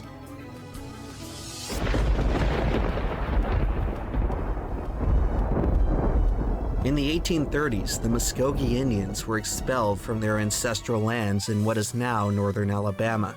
But where would they go? Sweet home? As it turned out, the lawmakers who sealed their fate didn't know either. Thus far, the recently purchased Louisiana territory was scarcely explored. The few who had surveyed the lands described a vast prairie lacking any valuable resources. Far enough west, the forest disappeared and the soil became infertile for agriculture. Naturally, when the government learned of this, the region was earmarked as the ideal destination for America's native people. Under the veneer of a humanitarian exchange of territory, American lawmakers concocted perhaps the most ruthless land grab in the history of the nation. I'm not like moving the camera around. The platforms move the camera around as I touch them. The government them. effectively seized millions of acres through a vicious campaign of threats, lies, and coercion. The extorted lands would be used almost exclusively as a means of expanding slavery, while its original inhabitants were exiled into what most understood as a barren wasteland, someplace no tax-paying American would ever have any reason to go. The Creeks, along with a dozen or so other indigenous tribes, would be forcibly marched through more than 500 miles of hostile wilderness to what some imagined to be the edge of the world. Thousands died along the way. That was very close. I almost fell off. To death once they got there. Those who survived had to gradually adapt to the stark change in scenery.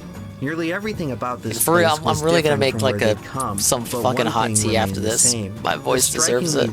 There, 71 bananas. Final tether to the land they once called home.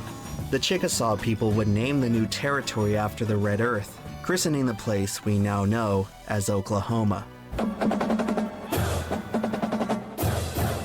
The state can best be described as a land of extremes. 3 stages, yeah, 3 stages that applies left. to its history, geography, and especially climate.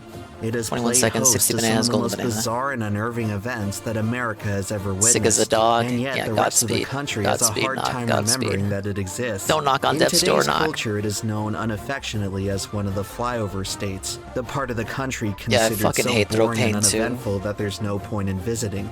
Perhaps it's fitting that most Americans prefer to ignore Oklahoma, because this place was at the center of one of the most shameful chapters in our nation's history.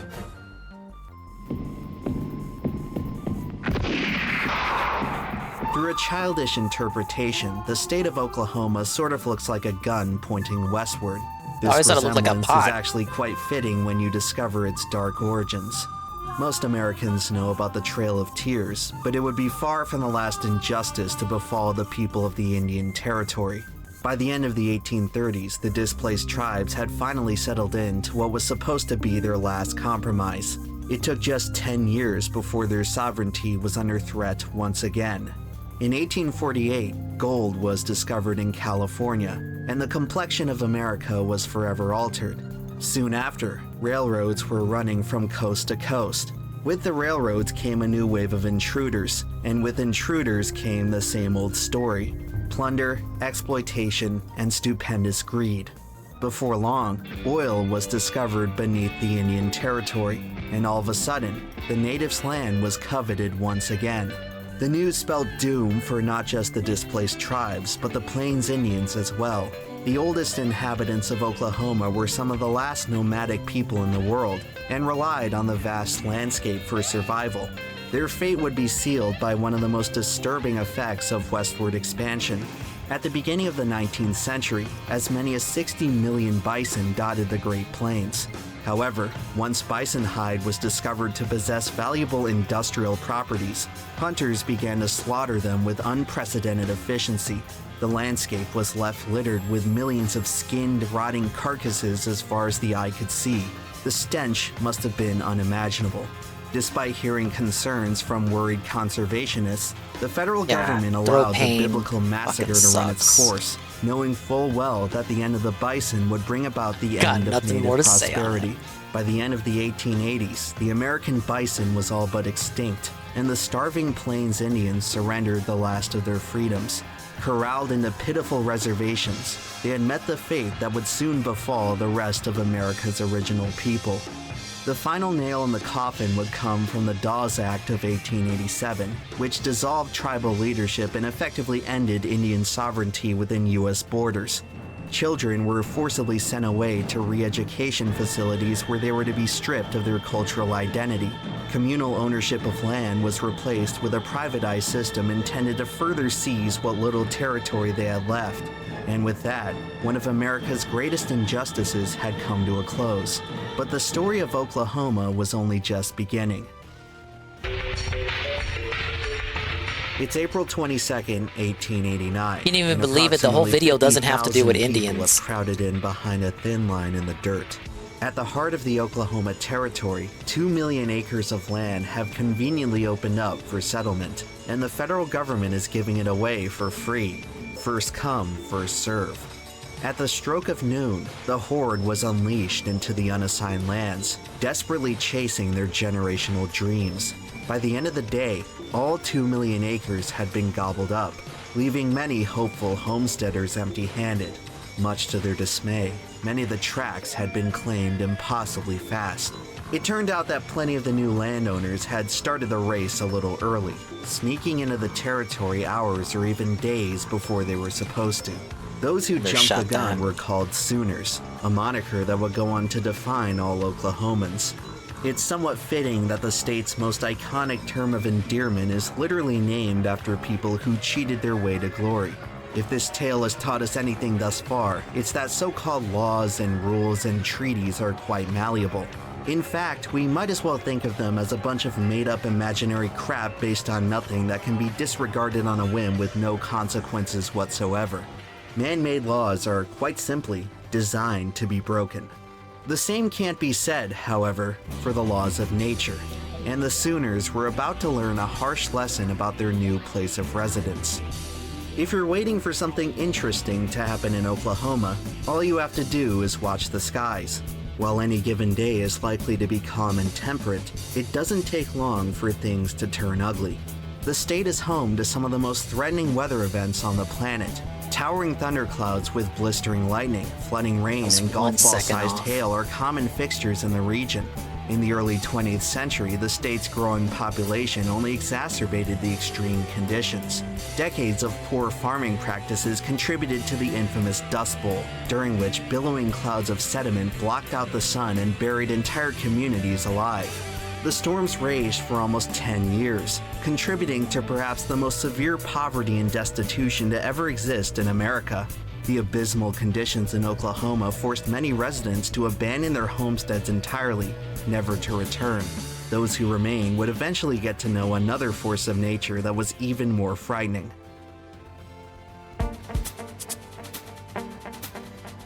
From my personal experience, there's an unnerving feeling you get passing through the endless landscape of the Great Plains. It's a sensation that's hard to put into words. All I can guess is that there's some vestigial part of our mammal brain that doesn't like wide open spaces. Our deepest instincts compel us to seek shelter, or else some nightmarish predator will swoop down and take us away. In the plains, there's nowhere to hide. With no mountains or trees blocking the horizon, the sky is bigger out here. Over time, the people of Oklahoma have learned to fear it. It's a twister! It's a twister! In the world of yes, the subject of the video. The Great Plains are known by another name, Tornado Only took 10 Alley, minutes to get there. home to the most notorious phenomenon in all of weather. If you tried to describe a tornado to someone who hadn't heard of one, they might not believe it was real. The idea of a swirling vortex of terror that obliterates anything in its path is something you almost have to see to believe, but doing so is easier Yugoki said for the than video done. redeem? For most of history, tornadoes were scarcely witnessed and much less understood. Even as research into atmospheric processes improved, scientists still struggled to predict them with any degree of accuracy. This limitation was especially dangerous for the people of Oklahoma, a place that sees more tornadoes than anywhere else on the planet. It turns out that the Plains Indians had a good reason to be nomads, because any permanent structure in Tornado Alley runs the risk of being destroyed without a moment's notice. The region sits at the confluence of 3 continental air masses, the interaction of which results in extreme atmospheric instability. The Yeah, we're gonna be warming learning about months of spring tornadoes create here the at 4 in the ideal morning. conditions for the formation of supercell thunderstorms, Get cozy. the breeding ground of Damn it. tornadoes. It's quite the coincidence that Oklahoma has so many casinos, because living here is itself a perpetual gamble. It's an all too common story for residents to go to bed at night and wake up no longer having a town to live in. With the state seeing more than 50 This tornadoes per YouTuber stole year Mr. on average, Medicare. all you can do is hope and Weatherman pray gimmick, that but you went too don't far. cross paths with It went a any bit of too them. literal with the it, odds yeah. are less in your favor the Shit. further you venture into the center of the state. This is why the Within Midwest is region always fucked formerly up. known as the Yeah. unassigned lands. That's why they call them flyover Today, states. the area encompasses two of Oklahoma's biggest urban There's settlements. nothing Oklahoma there, City, because if there the state was, it capital, would just get blown and down Norman, anyway. home to the state university, and ironically enough, the National Weather Service. However, about halfway between these two population centers lies another city, a town of about 50,000 that most of America has never heard of. Welcome to Moore, Oklahoma, otherwise known as the tornado capital of the world. Within days of its incorporation in 1893, the town was immediately struck by a powerful twister that killed 31 of its founding residents. It was subsequently struck again in 1937, 1951, There we go. 3 times in 1960, twice in just eat the 61, bananas. and again in 65, 73, 74, 75, and finally in 1991. That's 12 confirmed tornadoes in just a century of existence, for a target no greater than 25 square miles. However, the streak of misfortune didn't seem to scare away new residents, and Moore's population kept growing. Despite the remarkable number of tornadoes hitting the city, the modern townsfolk had yet to experience one that was truly catastrophic. For better or worse, not all twisters are created equal. For the longest time, their true power was a mystery to the scientific world. That was until the groundbreaking research of one man. His name was Ted Fujita, although most only know him by one letter. After decades of comprehensively studying tornado damage, Fujita devised a revolutionary scale to measure their intensity. About half of all confirmed tornadoes register as an F0, the weakest classification, with estimated wind speeds under 73 miles per hour. Moving up the scale, the F1 classification makes up an additional third of recorded cases. At an F2 rating, things start to get dangerous, as wind speeds are now fast enough to destroy vehicles and mobile homes. An F3 will leave any man-made structure severely damaged, with winds potentially reaching 200 miles per hour. Beyond this point, tornadoes begin to pose an extraordinary threat to human life. At F4 intensity, tried and true notions of shelter begin to break down. Houses are completely ripped apart, and vehicles are lifted into the sky. Taking Okay, cover golden in an banana. interior closet or underground bunker starts to become necessary for survival. The Somehow odds I of gotta any get given 60. tornado reaching F4 strength is about 1 in 100, making them relatively uncommon.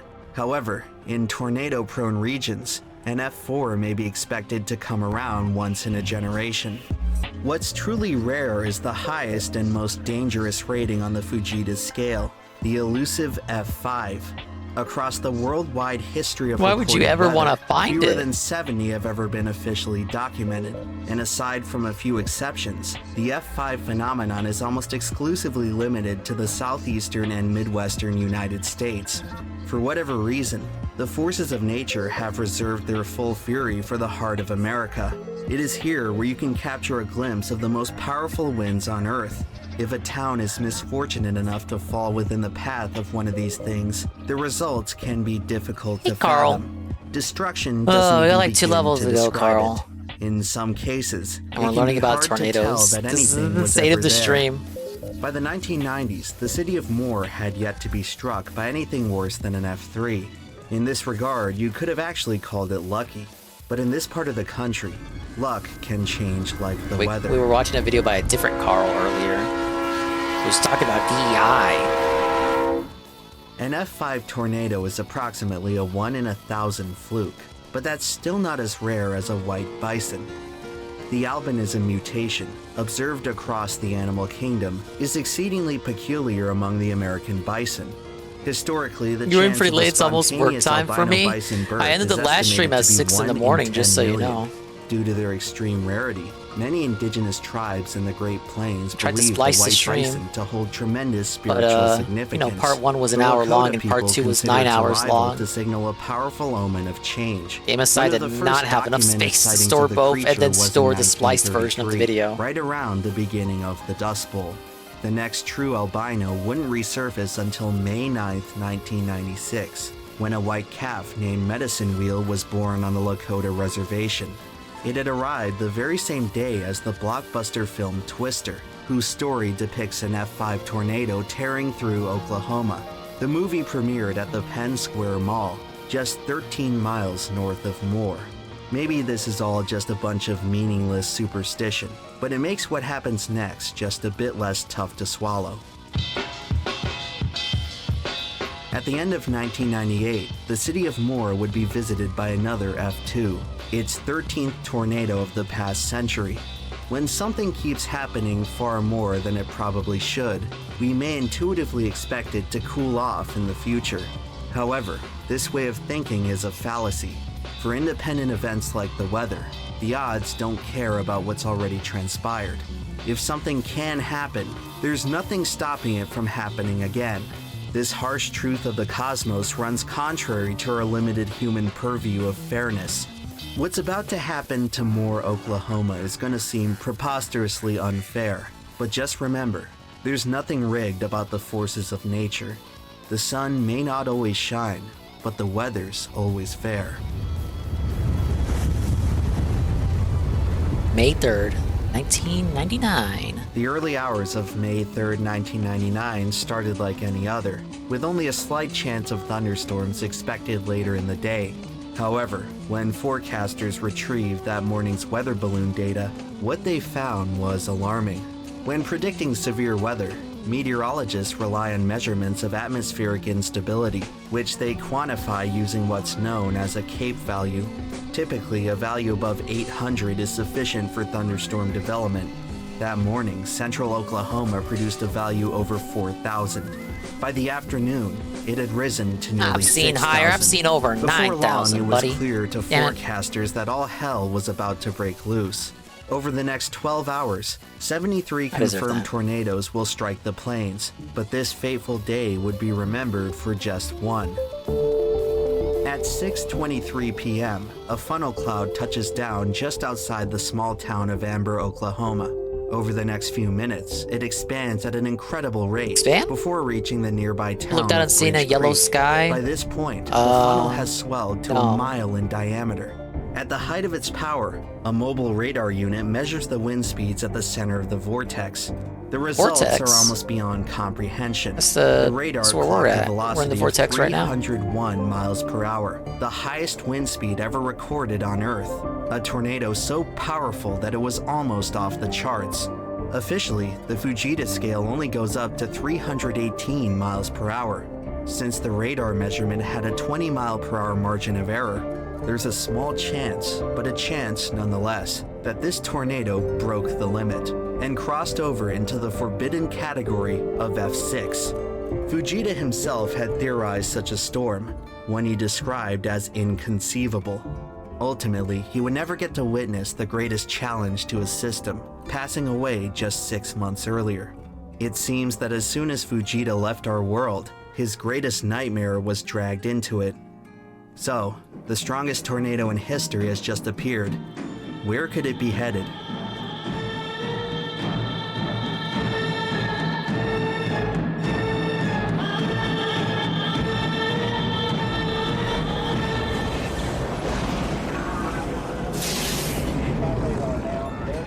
The opening scene of Twister features an interesting bit of trivia. The footage on the family television is, in fact, a real newscast of tornado coverage in Oklahoma. The man on the screen is Gary England, chief meteorologist at KWTV, the station located at the heart of the most hazardous climate in the country. The feeling of a Starting in the tornado is so 70s, he real. would revolutionize the way weather Only was ever dealt presented with on one television, in my using lifetime, never-before-seen and- techniques to produce the most advanced weather we prepped broadcasts for in it, the Carl, world. and we There's weren't even no doubt anywhere that near England's it. ardent We fell for dedication to the his local craft news contributed to scaring countless us. lives being We saved. weren't even in the path now, of it. after 27 years of service, he's arrived at his toughest day on the job. As the mile-wide behemoth approaches the Moore city limits, he knows he can't save everyone. 10 miles south in Norman, the National Weather Service has been firing off urgent weather bulletins all afternoon. But at 6:57 p.m., they broadcast something that was previously unheard of.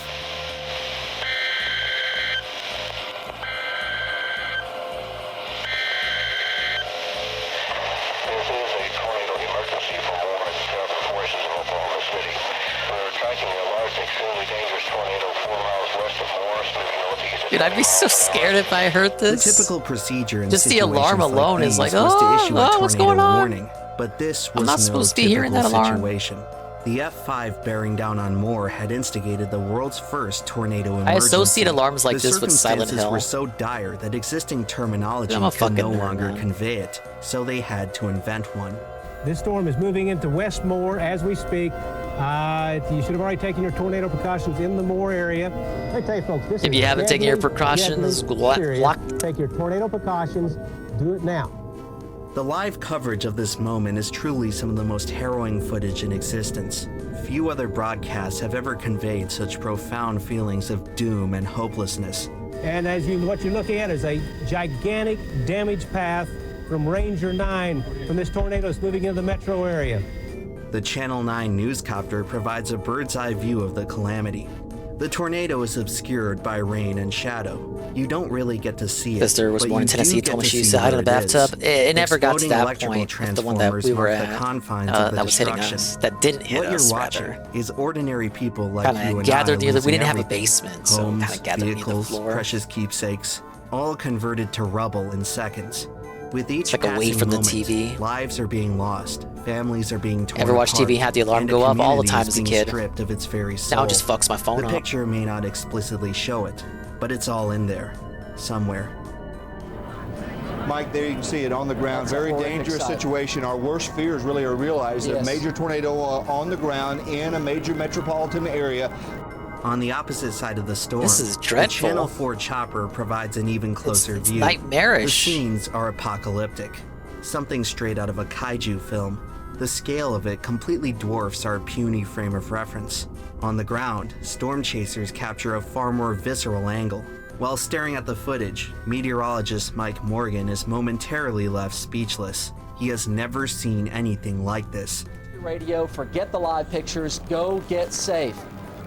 Oh my gosh. Oh, whoa. Folks, we plead with you, just go Folks, get the fuck out of there, to man. your safe spot. The thing just kept going. You don't really get a sense of how far it went just by looking at the map. To truly appreciate the scope of destruction, you have to retrace the path yourself. It takes a long time, much longer than you imagine it would. The farther you go, the more eerie it gets, knowing that everything you see would have been mangled beyond recognition. On your FM dial on 104.1, 107.7. That is damage. Okay. Yes, go ahead, Jim. Mike. Yes. You got to look at this. This is phenomenal. It's gone. The neighborhood is gone. It is gone, Mike. It's the whole neighborhood, Mike. The whole neighborhood is gone. There's nothing. That is F5 tornado damage, 260 mile an hour winds plus. It just After an hour and there's nothing 25 left. minutes, the rampage came to a merciful end. The tornado ended up carving a 38-mile scar in the earth. The damage it left behind was otherworldly. I don't know what to Asphalt say other had been than stripped from the bleak. roads. Trees had been completely debarked. A 36,000-pound rail car had been lifted more than 100 yards in the air. In total, more than 8,000 homes were damaged or destroyed, many of which were reduced to nothing more than a concrete slab. The storm had taken more than 40 lives and left 500 injured. Total damages were estimated in excess of $1 billion, the costliest for any tornado in history to that point. It took 2 months to clean up all the debris. The path of destruction remained visible for years afterward. Some say you can still see it today if you look hard enough. In the meantime, the city of Moore was gradually rebuilt and fortified with new safety precautions. The improvements would be put to the test in the May of 2003. The It's next like 4 tornado years to return later. to Moore would That's be not another enough violent time. one. Almost 4 years to the day of the tragedy, an F4 touched down right in the middle of the city. Despite even taking live a similar here, bro? path to the F5, this Twister Pack would your not bags, record a go single home, fatality. move. Overcoming such a dangerous threat provided a huge boost to the town's morale. It allowed many residents to finally put the events of 1999 behind them. Over the next few years, the world of meteorology would also move on from the F5 in a literal sense. The 1999 storm had provided so much data about wind damage that it made scientists reevaluate how tornadoes were classified. It turned out that tornado-force winds were actually more destructive than what was initially understood, and that Fujita's old system had to be recalibrated. Rather fittingly, the final act of the May 3rd Twister was breaking the very scale that had tried to measure it. Starting in 2007, the Weather Service ushered in the enhanced Fujita scale. From that point on, the most powerful tornadoes would be designated as EF5, and with that, the terror of 99 Everyone's fucked had 5? cemented its legacy as the last F5. In 2010, the city of Moore got its first taste of the new scale as an EF4 grazed the southern outskirts of the town. As was the case in 2003, they had dodged another bullet, avoiding any fatalities within city limits. By now, the people of Moore had accepted recurring tornado encounters as an inevitability, but they could at least take solace in knowing that the worst was behind them. After all, a storm like the one in 1999 only comes around once in a lifetime. It seemed like that old omen about the white bison had finally run its course. Except, all the way back in 1996, there were actually 2 albino bison births. The first one died out not long after the F5 devastated Moore, but the second one kept on kicking. Its name was White Cloud, and in the spring of 2013, the clouds over Moore were brewing again. Starting on May 18th, Tornado Alley began to stir once more. Over the next 48 hours, more than 30 tornadoes touched down across the plains. The disturbance reached its highest instability around noon on May the 20th, with Cape values approaching 5,000. 2 hours later, the skies over central Oklahoma had turned a shade of black not seen for quite some time. Oh no. Why is Just it always before in 3 in the May? afternoon, a funnel cloud descends over the city of Newcastle and begins to head east. As the people of Moore gaze to the west, they are greeted with a familiar sight. The Twister enters the city limits with 200-mile-per-hour winds. Doppler radar captures the image of a debris ball more than a mile wide. At the age of 73, Gary England can only watch in horror as he is once again powerless to stop the carnage. 3 months after this, he will walk away from the job for good, but not before one final visit from his lifelong nemesis. At the city's edge, the tornado engulfs the Celestial Acres Ranch. More than 100 horses are lifted into the sky before being cast back down to earth. A traffic jam is formed on nearby Santa Fe Avenue from panicked parents racing to get their children out of school. Good idea for a The Sharknado gridlock only spin-off, offers them a Horsenado. front row seat to the most Starring terrifying Cat. sight of their lives. Briarwood Elementary suffers a direct hit. After a 12,000-gallon water tank caves in the roof, the entire structure disintegrates within the vortex. Moments later, nearby Plaza Towers Elementary is totally demolished as the eye of the storm passes overhead at full strength.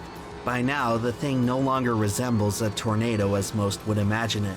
It has mutated into a towering wall of darkness, wide enough to devour entire neighborhoods at once. The maelstrom strikes at the heart of the city, stacking cars on top of the Moore Medical Center. The hospital is spared from total collapse, but the surrounding homes are effectively wiped off the map.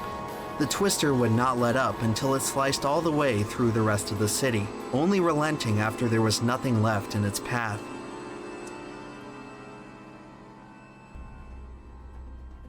26 died from that.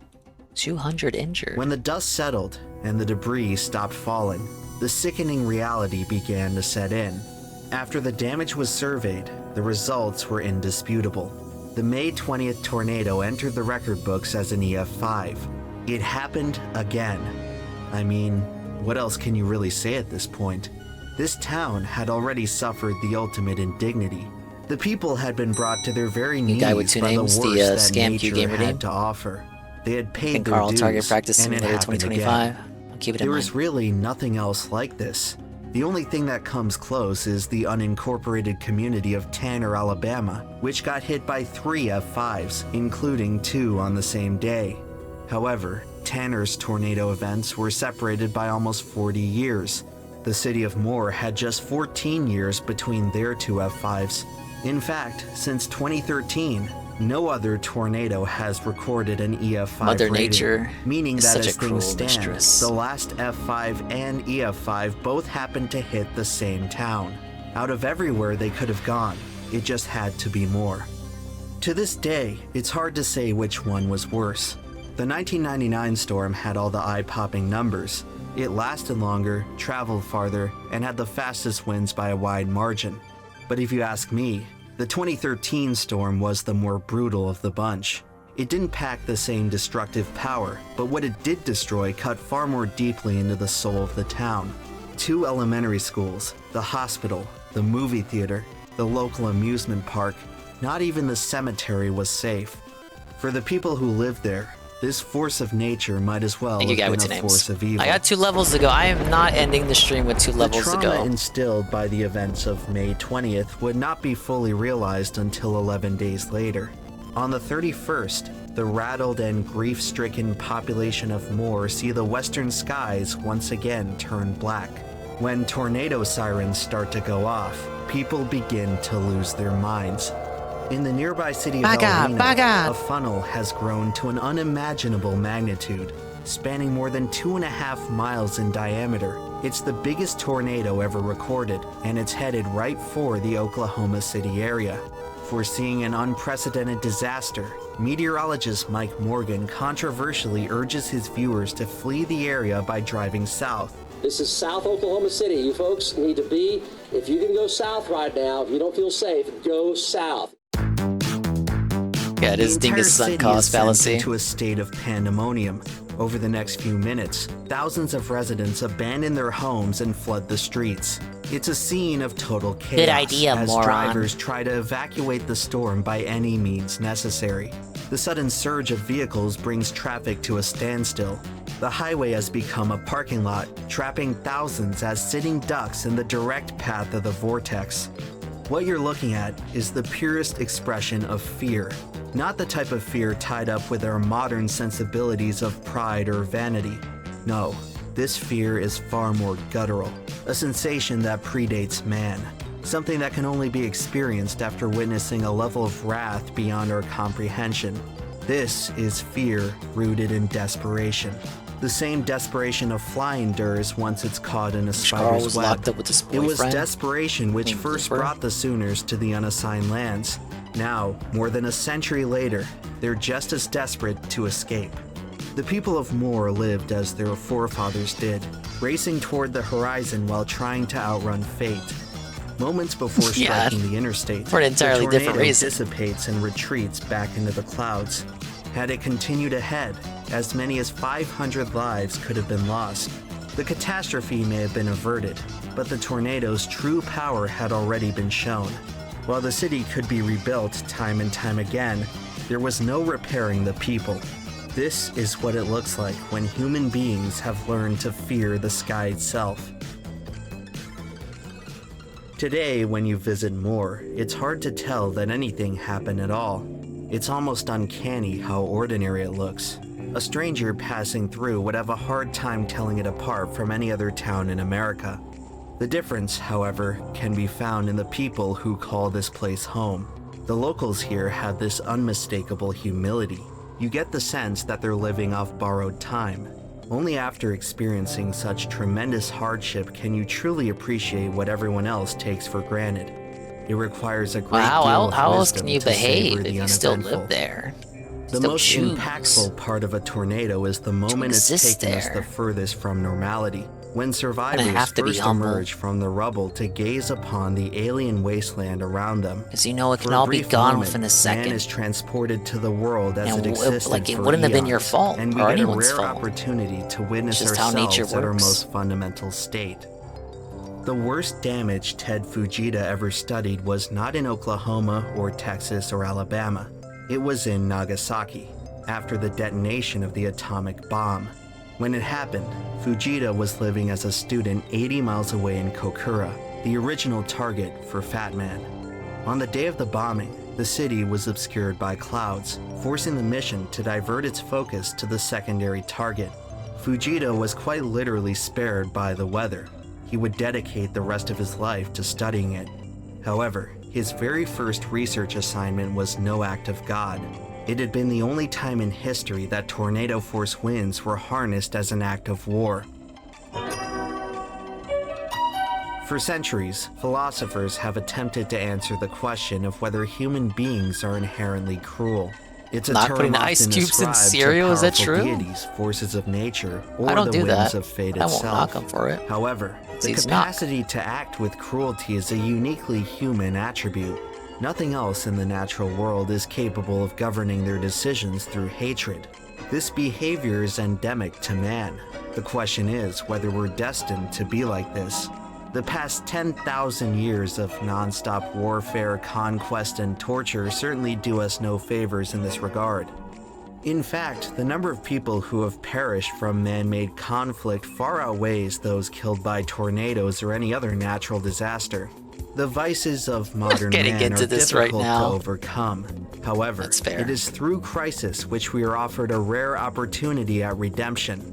In the aftermath of the most powerful tornadoes, the I don't brightest endorse aspects it. of I acknowledge humanity it. often shine through. Amidst the ruins, there is no longer a material world to divide us. In this moment of immense scarcity, human life has been made precious. All of a sudden, animosities fade away, grudges are forgiven. People He leave their avowed it just ordinary now. lives behind Yeah, and so why are you become asking heroes. again? Before long, however, the outside world intervenes. Everyone gets snapped back to reality where they begin the slow and steady march back to business as usual. The journey through Wonderland was only temporary, as is the nature of all tornadoes. These things that so profoundly alter the destiny of everything they touch only exist for a matter of minutes. In time, the memories will fade. Some may look back on it as nothing more than a bad dream. But for as long as they live, the feeling of that moment That's never really powerful goes right there, the away. guy just sitting on top We're in of the rubble. center of a shattered world, I wrapped wonder up in what's all on of his our mind. greatest fears. They had found harmony. Somewhere on the southwestern outskirts of Moore, there is a place where the two F5s crossed paths. There must have undoubtedly been some poor bastard living out here who was forced to rebuild their home from scratch, and 14 years later had to do it all over again. The blues musician Robert Johnson once wrote a song about a place like this, where he travels to the crossroads and sells his soul to the devil. The true crossroads are believed to be somewhere in western Mississippi, about 400 miles away from the heart of Oklahoma. While these two states are separated by distance, they remain connected through an integral link in their history. Mississippi was the original home of the Choctaw Nation, the very first of the displaced tribes to make the journey to Oklahoma. Strangely enough, Mississippi has also been stricken with some of the most violent tornadoes in the nation. Just a few years after visiting the crossroads, Robert Johnson dropped dead at the age of 27, as the devil collected his end of the bargain. The idea of the crossroads actually goes back thousands of years in folklore, appearing in cultures from all around the world. It is believed to be a gateway to the supernatural, a place where vengeful deities demand a powerful sacrifice. Maybe all this time, the city of Moore has just been at the center of one great divine punishment. To absolve the nation of its sins, one ill-fated town must be swallowed by the sky and witness the gates of hell. While retracing this whole story, I finally understood why people look towards a higher power in times of crisis. It just you got makes nothing everything else? so much easier to explain. What continues to defy explanation, however, is why people still choose to live here. After all the tragedy, all the wrath, and all the bad blood that continues to haunt this place, the population of Moore just keeps on growing. Maybe it's ignorance. People who don't know the story that fall for the siren song of cheap prices and God-fearing neighbors. Or maybe it's the opposite. Oh, see, it is Thrill cheap to live there. seekers who are specifically drawn to danger and spectacle. Maybe some folks just enjoy rolling the dice, seeing how long they can gamble before getting cleaned out. Maybe others are searching for some elusive feeling that they can't quite find anywhere else. In spite of everything that's happened, the people of Moore have made it clear that they won't be going away anytime soon. What can I say? When you found some place that feels like home, it's hard to leave. Not yet, SCP. I got 2 levels to go. Sometimes I go about in pity for myself, and all the while a great wind carries me across the sky.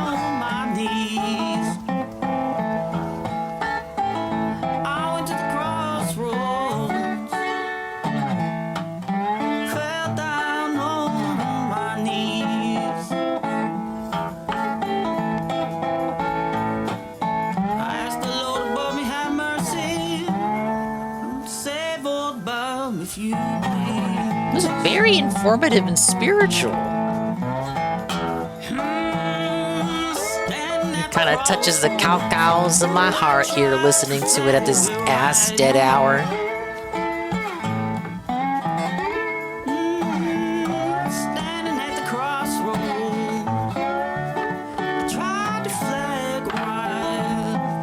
Are we watching the Haktwa podcast next? I don't know. I don't know what that is. It's way too late for puns, guy with 2 names.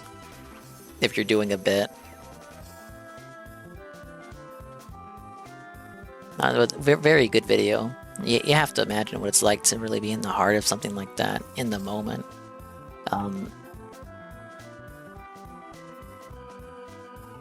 I could never.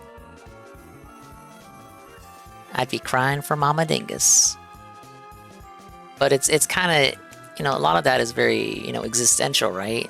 Like, I think we know better words to describe that other than bleak, dread. Like, some of that footage we saw is just unreal. And people still choose to live there. I guess housing is just that cheap. But is it really cheap? We're going to be rebuilding your house every couple of decades? I don't know.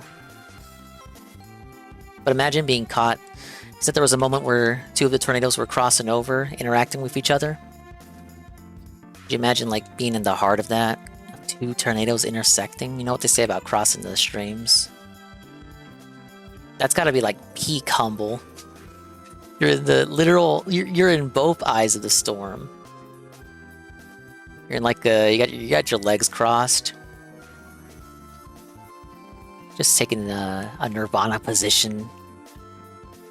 As storms rage about you, 100 horses flying overhead, houses and buildings carried off into the ether. Like, what would you be thinking in a moment like that? It does kind of make sense why people look to the divine for, like, guidance at times like that. You can't really explain it. It is just kind of how things are. It's literally nature. You can't control it. It's like fate. It's fate itself. And you have no answer for it. So of course you're gonna say, like, well, this was God's doing. God bless God, I survived this and that. Curse the devil and whatnot. I'm not dying. I'm resetting the level so I get 60 bananas. Like a perfect cycle. You wouldn't understand, Nog. Here, your take on the Power World Nintendo suit.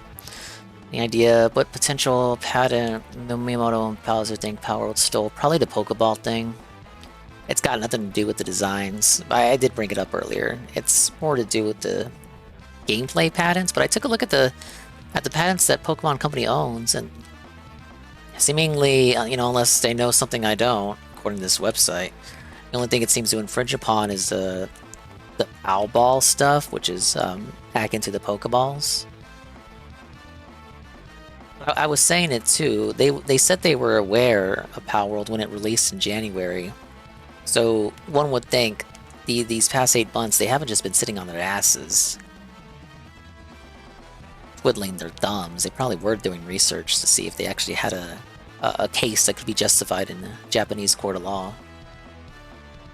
And if after 8 months of behind-the-scenes research they come out and file a lawsuit, well, obviously they have to be either pretty confident or they believe they found something that would justify a suit. And you have to wonder what specifically they're going to try to argue about.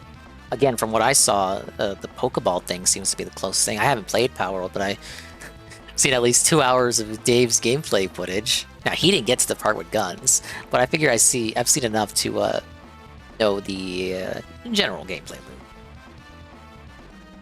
I think it's funny that a lot of the initial boo-hooing was over the monster designs, and at the end of the day, that's probably what Nintendo cared about the least.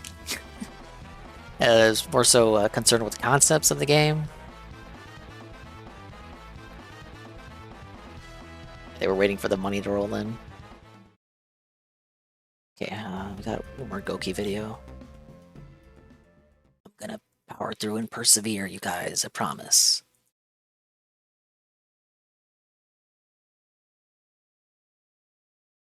Oh. What did I do here?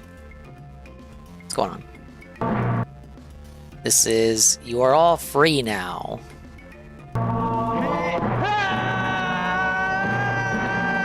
Is it supposed to be you? Don't worry about me, you can go to sleep at any time.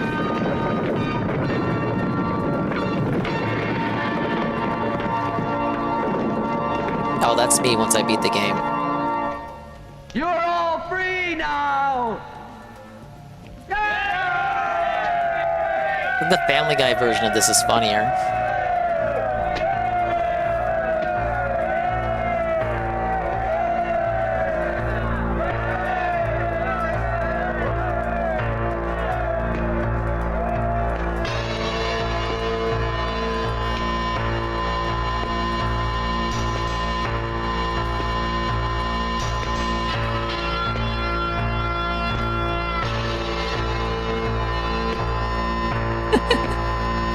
How long are they gonna have him walking? Alright, well that was something. And in the recommended videos we get like someone shitting on Ninja. Because that's so relevant.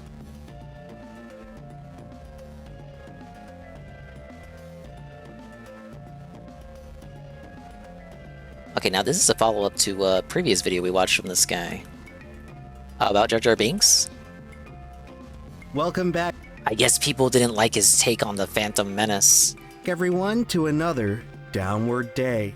And I'm recording this audio the week after I uploaded my most recent main channel video about Jar Jar Binks. And I figured that since I have Star Wars on the mind, I might as well take some time on this channel to discuss my thoughts on something that I didn't get to thoroughly cover on the Jar Jar video. And that is my general opinions on the movie that produced Jar Jar, The Phantom Menace. And part of the reason I was inspired to make the Jar Jar video is that this year happens to be the 25-year anniversary of The Phantom Menace releasing in theaters. An event that was truly significant in the history of American cinema, and one that ultimately signaled the beginning of the end for Star Wars as we knew it. So I've already covered a lot of the historic background with this movie in the main channel video. And today on the Downward Diary, I really want to hone in on my personal assessment of the film. And believe it or not, this year Star Wars was actually feeling festive as well for the 25-year anniversary of The Phantom Menace. So they ended up putting it out in a limited theatrical release back in May, which was honestly a pretty welcome surprise for the purposes of my research, because all of a sudden I had the rare opportunity of putting myself in the perspective of someone watching The Phantom Menace in theaters for the first time. So up until a few months ago, I had never actually experienced The Phantom Menace on the big screen. I didn't get to see it in 1999 because I was only 1 year old, and I didn't get to see the 2011 3D release because back then I was just convinced that The Phantom Menace sucked and it wasn't worth watching. But has my mind changed on the matter since then? And even as recently as last year, I've gone on the record on this channel and discussed how I really don't like this movie. But after finally watching it in theaters, did my mind change? Was The Phantom Menace redeemed, in my opinion? And well, folks, to be perfectly honest with you, after finally rewatching The Phantom Menace with fresh eyes, it was just about as bad as I remembered. And I know that may come off as a disappointment to some of you. So much for the especially in redemption this arc. Okay, we got modern 62 age of the bananas, Star Wars 62 fandom, bananas, where in light 62 of the Disney bananas. movies Nowhere being but so up from awful, here. there seems to be this active reassessment of the prequels, where their overall quality has almost retroactively been elevated. And it seems like there's been a lot of pressure from the Star Wars fan base to convince themselves that the prequels were actually good movies. What, a Or second at the to very go? least, The Phantom Menace Give me was a medal somehow or good. something, Gwen. And I've been around on the internet for a while now, and I've seen the public opinion on The Phantom Menace go both ways. I remember a time when this movie was absolutely despised. You had some people calling it the worst movie in history. And now I've seen it flip. God, I should have had a counter for like the amount of levels I beat with 1 second remaining, or like 0 seconds remaining. Yeah, 2 to go. This one and that one. Where all those people are being called wrong, and The Phantom Menace is being heralded by some as an underappreciated masterpiece. And I think a lot of this difference in opinion is related to a change in perspective. And as someone who sort of fits in between the old generation and the new generation, I don't really fall in line with either one of these opinions. And before I get into my opinion on The Phantom Menace, I think it's worth explaining specifically the context with which I discovered these movies, and how I actually engaged with them in the first place. So as I briefly touched on earlier, I was too young to watch The Phantom Menace when it actually came out in theaters. So that whole initial reaction of hate and disappointment that a lot of people seem to have with it, that was before my time. Additionally, I was not someone who ever got to watch the rest of the prequels come out in theaters.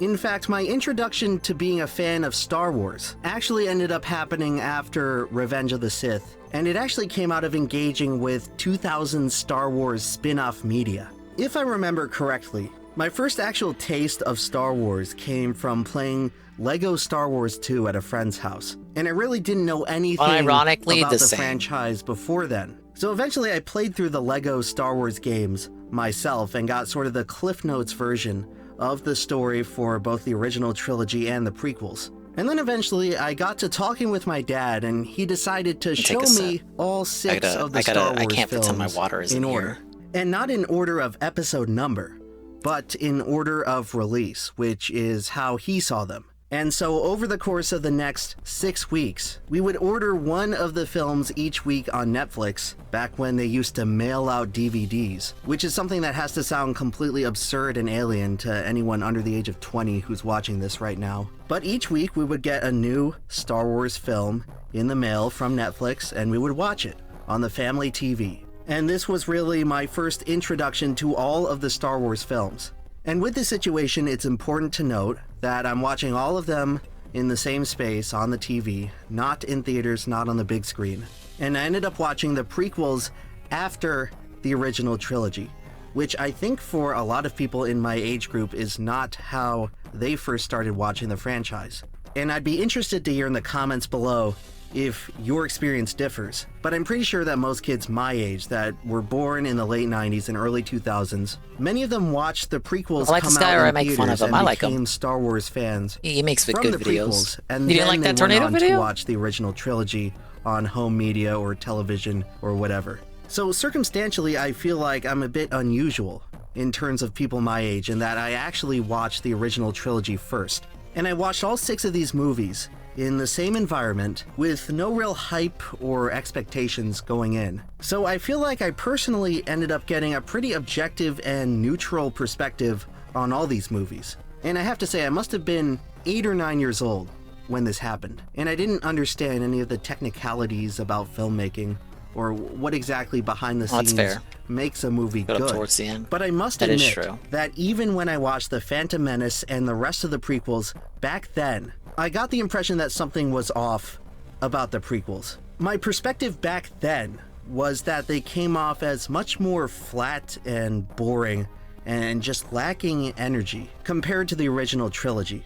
And I remember specifically Well, 'cause, there'd yeah, be 'cause they were times just when I fucking was talking watching all the through time. The Phantom Menace and Attack of the Clones where I'd just be zoning out. And that's something that I don't think ever happened when I was watching through the originals. And it's worth noting that before this, I had heard from Well, others this is a that the secondary prequels channel, were so not as good. the Tornado video was a main channel video. This is a secondary channel video, and it requires you watching his Jar Jar video on the main channel, so it's not an essay style.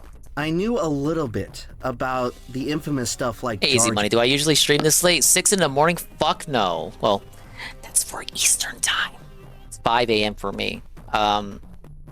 I got 2 levels to go, and I already made the promise deep down that I would have done it Tuesday. It is now Thursday. I was supposed to finish this Wednesday, but this is very abnormal. At worst, I usually push myself to like 4. Yeah, this is a little out of the ordinary, I'd say. Jar and how Jar Jar was like this hated, reviled figure. And before we ended What up is the watching fair the trip? movies, my dad would Don't want to tell give me specifics. that Don't want to. basically, the originals are like date and cherished docs. masterpieces, and the prequels, It'd be October. they might not hold up as well. And I think my dad was definitely one of the original Star Wars fans. I don't believe he hated the prequels as many others did. I don't think he ranted on and on about how they ruined his childhood or anything. But it really seemed to me that in the 2000s, there was definitely a consensus among film-enjoying people that the prequels were a step down from the originals, and that little bits and pieces of them were a tad notorious, to say the least. And so I must admit that That this part was where the guy talks something I about vaguely sand? knew going in, and perhaps it influenced my opinion, but to be perfectly honest, I'm pretty sure I went into the prequels wanting to like them. And yet something about them, to me, even back then, was not very engaging. So suffice to say, the whole point of this Oh, you woke up at the right long-winded time, Easy Money, 'cause it got one is level to say left. that I don't exactly have this raging vendetta against the Phantom Menace or the prequels. And in revisiting the Phantom Menace this year in theaters, I was genuinely curious if I'd missed something and if it was going to change my mind. Because if I recall I really thought correctly, I would have had this was my time. I first was time like, actually before I started the stream, I was like, okay, well, you know, if we time it right, we boot up late, you know, we may have time to do like 3 worlds, and then hey, we'll have leftover time to play something else. That did not happen. sitting down and Yeah, watching the Mountain Phantom Time ain't Menace even all the way real. through since I was a kid. And folks, I'm sorry to say that it was just about as bad as I remembered. Possibly even a little worse Ow. than that. And I don't really know how else Why to are you guys making slice fun it, of me? but Like, this these movie fuckers should go to bed was too. Bad. Plain and simple. The fuck? Do So you for all guys these usually people stay up this late? extolling the praise at how the Piece of Phantom Menace shit. is this misunderstood gem, I really don't see where you're going with it. You woke this up? movie just That's has what they all say. way too many You always have an problems excuse, to be Gwen. called Can we anything talk other about than that? a bad product. And I'm sorry, it pains me a bit to say this, because I do respect George Lucas, and in fact, working on this Okay, whole that's fair, video Uncle project, Ivan. it helped me to respect him even more as an artist. But my God, was he in way over his head here. And I guess to start, the biggest overarching problem that holds the Phantom Menace back from being good is that the entire plot feels like it lacks purpose. The story of the Phantom Menace is just so aimless and meandering. There are so many times throughout this movie What even where it was feels like the the Phantom characters Menace? are just waiting around Was it with Darth no Maul? real place to go. What was the Phantom film Menace? is severely lacking in character and story. It's like if you told me who was the Sith in Revenge of the Sith, I could tell you that much. What was the Empire in The Empire Strikes? I could tell you that. What was the New Hope? Well, that's up to interpretation, I think. I don't. Who was the Phantom Menace supposed to be? Motivation. The I'm not movie Mr. does Star a Wars. really poor job of conveying to the audience what exactly any of the characters want. And I understand that there are intricate little political reasons for all the character actions. Oh, it's But what I'm Palpatine? talking about with all of this Oh, is more so yeah, that does what the make sense when characters you word it want like to that, 'cause he's fulfill all on an shadowy. emotional level. The type of thing that is really important to get the audience to It's root before for his the big protagonist and rise. to hate the antagonist. So much of how the plot of the Phantom Menace is conveyed fails to get the audience on board with why they should care about what's happening. A lot of people like to complain that The Phantom Menace is boring, and this is definitely something I felt in the theater, and it mirrored exactly what I felt Lucas watching must have the thought he movie was a as master- kid. ma- There are so many mastermind with scenes that in this title. movie He's a that genius. just drag on because you're just simply waiting for the story to cut to the chase and get to the cool stuff. But what's especially unfortunate about The Phantom Menace is that even when they get to the cool stuff, it still feels lackluster and underwhelming because the character motivations are simply not pronounced enough to really engage you in the primary conflict.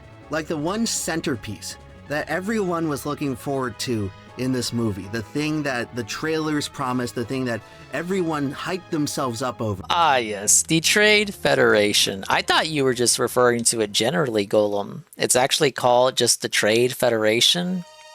The fuck, Lucas? It's like, come on. Just, like, I don't know, give it like a special fucking make 'em up name, like call it the Nuk Nuk Trade Federation. Why couldn't we just call it that? Was supposed to be this epic confrontation at the end. It's like if I between called my Qui-Gon protagonist and Obi-Wan protagonist. and Darth Maul. This was supposed to be like the first truly epic lightsaber duel in the entire franchise. Welcome back, And so you Strumbles. sit through the whole movie. Yeah, this you is sit the last through level of the Jar Jar, game I gotta do. You sit through Kid Anakin, and you finally get there, and it's just like, okay, whatever, they're fighting. And yeah, all the superficial things about it make it feel epic. The score by John Williams is epic. It's probably the most epic Star Wars song ever composed for the entire franchise. The visuals and choreography are all epic, but despite all of that, it still comes off as flat.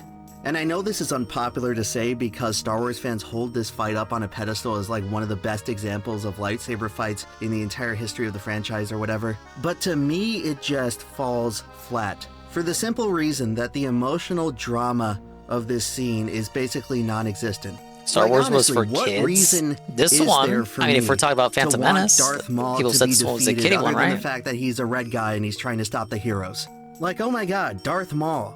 Cool character design. I guess Everyone if went you're into The 8. Phantom Menace thinking he was going to be the most epic, important character ever. And then you watch the actual movie, and the guy says like 10 words in the entire thing. I mean, honestly, who the hell is this guy, and why the hell should I care, and why should I treat him any differently than some generic video game enemy? Because as far as how the character is explicitly portrayed in The Phantom Menace, there's like literally no reason given to care about him. He's literally one of the most generic villains ever created. He does nothing, says nothing. He's red and has All he does is horns. stand there and look intimidating, and then I guess Lucas. he kills Qui-Gon. Lucas and then does it immediately again. gets killed after that. So the one interesting thing the character does is immediately wasted and rendered unusable for the rest of the story. And I point out this example to more so illustrate that pretty much everything in the film is designed like this. So many of the characters in The Phantom Menace feel pointless.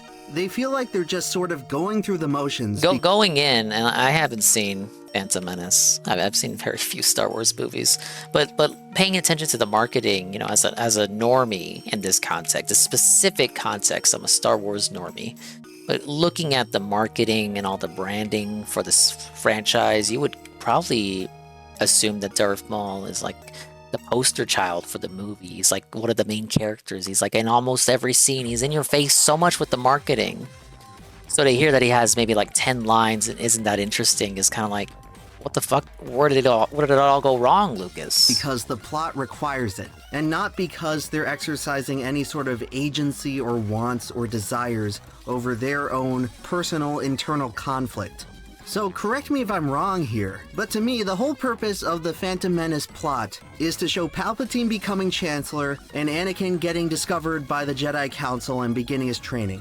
Like, that is the ultimate consequence of the story of the film. And in terms of the overall story going forward for the trilogy, those are really the only two things that matter. So if that's the case, then how is Palpatine only in the movie for about 10 minutes, and Anakin doesn't even get introduced until maybe 45 minutes in? The two central figures of the prequel story, and it feels like the plot of The Phantom Menace doesn't even know if it wants to focus on them. It feels like at times the movie is more interested in telling Jar Jar's story. And obviously I've already discussed Jar Jar at length in the main Jar Jar channel is video, the so I'm key not to really all going to of talk this. about it here. But it bears repeating that if Anakin and Palpatine are supposed to be the central figures of this trilogy, how is this much screen time being dedicated Swimming pool, to my the old story of neighborhood Jar still Jar. has And episode who 1 knows, maybe Pepsi the Darth machine. Jar Jar Oh, theory cool. is true, and there were supposed to be bigger Tell 'em plans to never for him, but replace as that. it stands now, all this time and effort spent on Jar Jar is basically a waste. It's valuable time in the story being spent on something that ends up becoming irrelevant and inconsequential in the later films. And hey, forget about Jar Jar even. Let's look at a character like Obi-Wan. Yeah, it sure is cool to see the young Obi-Wan doing cool young Jedi stuff, but is it just me, or does he really have nothing to do in this movie?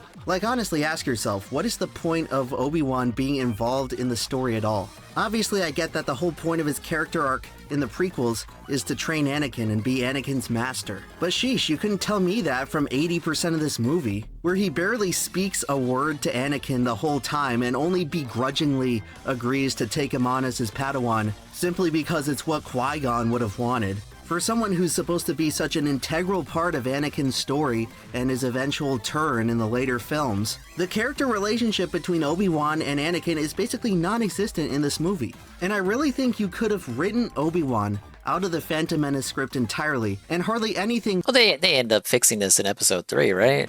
Because you get to see the don't they fight? And it's like, I have the high ground. Ah! Would change. I know seems that like much. Lucas and the filmmakers I know about that were scene. so content on just having Obi-Wan there as a blast from the past to make the audience go, oh sweet, it's young Obi-Wan, kick ass. Oh, remember and that they forgot character? to actually give him anything to do in the story. And this is something I truly fixed this in realized episode when 2. watching The Phantom Menace again. But It always, like, okay, before the sequel trilogy, I always heard, like, the worst one always bounced between 1 and 2. Like, 1 was clownier, but 2 was more boring. if you really look at the plot, so much of the runtime of this movie is wasted on pointless and inconsequential events. It is pretty unbelievable how banal and uninteresting the conflict is in what is supposed to be this epic action-adventure movie. It was way worse, all it's the very stuff boring. with the Trade Federation, the blockade, tax I disputes. think I may have spending seen an hour of 2, the like, movie on a couple Tatooine minutes trying of to get a 2 new on ship TV part. once. This is like And the all I kind of remember was a bunch of low-stakes drama that talking. they would put in a cartoon episode, but they decided to put it in the epic adventure that is supposed to be Star Wars. You come out of the whole experience feeling like, okay, I just spent 2+ hours watching the story of this movie, and it feels like nothing really happened. I'd almost compare it to watching the pilot episode of a TV show, where the whole thing feels like this expository prologue to set up the actual interesting part of the story. It's like this entire movie only feels like Act 1 of a movie. And I get it, you know, it's episode 1, it's supposed to But I set up watched the the rest movie, of then the hear story, this dude obviously. speak, but I'm here to But I support swear, Dingus. it Thank you, feels like Glenn. the actual story for this movie should have began where the real movie I think the prequels had an interesting underlying plot, but the way they communicated it is so damn bad and the dialogue is so clunky. I don't like Shand. That's how most people look at it, right? And I have absolutely no room to offer any opinion because I haven't seen it. But cultural osmosis and whatnot, so I can kind of chime in from that. Again, the normie perspective. Generally, so I think it's safe to say it's got more charm, even if it's like charm for the wrong reasons. Charm and soul and passion than the sequels, right? Which are obviously just corporate, you know, blood money, soulless, milk this shit out for whatever we can products, right? Like they're not even movies, they're products. As you could say, you know, George Lucas, for all his faults, actually produced a movie, you know, it wasn't perfect, but really, is any movie perfect? At least he gave a fuck. Again, even if it didn't turn out all right in the end. Or at the very least, it should have began when they found Anakin. If you ask me, I really don't understand why Anakin was not immediately included at the beginning of the movie. I mean, after all, he's kind of the main character of this entire thing. So I always found it so bizarre looking back at how it takes the movie like 45 minutes to introduce him. I mean, is the whole part before this Good with things the come to Trade those who wait. Federation and meeting Jar Jar and Naboo and running the blockade even necessary at all? The point of the story is that the Jedi discover Anakin. Why does the film waste so much time in getting there? And speaking of Anakin, let's talk about this character. Mark my words, the mishandling of young Anakin Skywalker is the single biggest mistake in The Phantom Menace and kind of the prequels in general. Jar Jar ended up taking You don't like all the seeing little flack, Darth Vader but the do mistakes tricks made in a little portraying spaceship? Anakin were far more detrimental to the Star Wars franchise than Jar Jar ever was. So let's just start off with the elephant in the room here, and that's the casting. It's a well-known, infamous story at this point that Jake Lloyd was cast to basically be the lead of the most anticipated movie in history at age 9. And his participation in that role basically ended up ruining his life. The amount of ridicule and mockery he got... Oh my god. Why are Star Force... I was gonna say Star Force. I can't. This is my brain at 6 in the morning, 5 in the morning. But Star Wars fans are so mean. It's like a fucking 9-year-old. Same thing with Jar Jar Binks. Like they fucking bullied that. Didn't the last time the other video he made, the Jar Jar video, they said the actor wanted to commit suicide? Like, what the fuck is wrong with people? Why do you A-log the movie actor? He was just working with the script he got. Go cry at George Lucas's doorstep. It's literally a fucking stupid kid. Leave him alone. He's not even in middle school yet. Basically ended up ruining his life. The amount of ridicule and mockery he got for portraying Little Orphan Annie ended up severely derailing his mental health and basically left him with a lifetime of problems. Now, like, by you and know, large, Star I Wars actually schizos consider like George found his Lucas docs to and be mailed him quite weird an shit. ethical and fair person. Threatening There were letters, times when he had a I lot bet. of power and authority in Hollywood, and for the most part, he didn't end up abusing that power like many others in his position would. However, the decision to put this much pressure on a 9-year-old amateur actor, it has to be one of the most reckless and irresponsible things that Lucas has ever done in his career. Based simply on what was Hey, you should've being gotten the Home Alone asked kid. out of the role, not just in terms of the literal acting, but as an invitation to be the poster child and the face of the most important media franchise in the world. The role of Anakin should have been given to a teenager at the bare minimum. And what's actually interesting It's a lot about of this is responsibility. that early drafts of the Given the Phantom fan Menace, base. as seen in the behind-the-scenes footage for the movie, they depict Anakin as being more or less a teenager. And then somewhere along the way, Lucas decided to make the character a straight-up child. And To this appeal just to ended up children, being a along with tremendous Jar Jar. oversight in the development of the film. And this decision Teenage Anakin, basically ended up that would've been instigating better. 2 severe problems for the Phantom Menace. The first being that Jake Lloyd was very limited. I guess, like, the idea, if I'm gonna, like, cap for Lucas here, the idea is, like, okay, we're making it, it's the 90s, shit came out, like, what, late 70s, early 80s, probably the people who grew up with it. By God, the nerds who grew up with it probably fornicated and they have children now, so maybe they're gonna take them to go see Phantom Menace. That's what it was with Force Awakens. Papa Dingus, we went to go see it. It was like he had, like, a little nostalgia trip. I guess he like flashback, found himself in the 80s again. I was like, oh my god, a new Star Wars. Let me go take my son to go see it. And then it was The Force Awakens, so it was kind of just okay. And then we saw Rogue One, and then we never saw The Last Jedi. They destroyed Papa Dingus's one of the last things in the world that Papa Dingus liked, besides cars and sports, and the Navy, and Popeye. How long is the movie video? We're already more than halfway through. But yeah, that's what I'm thinking. It's like, okay, well, if we make Anakin a kid, then the parents who take their kids to go see it, the kids have someone to relate to. In his aptitude as an actor. And again, sorry, it's not his fault, I understand. But pretty much his entire performance is unconvincing and That's how Mama distracting. Dingus speaks, He's not Troubles. old That ain't enough, Papa and he Dingus. doesn't have the skills or the chops to pull off a character that... Hey, Dinger, we're gonna see, you wanna go see the Star Wars? I can't do Papa Dingus. He doesn't call me, most of my family don't call me by my real name. Just call it.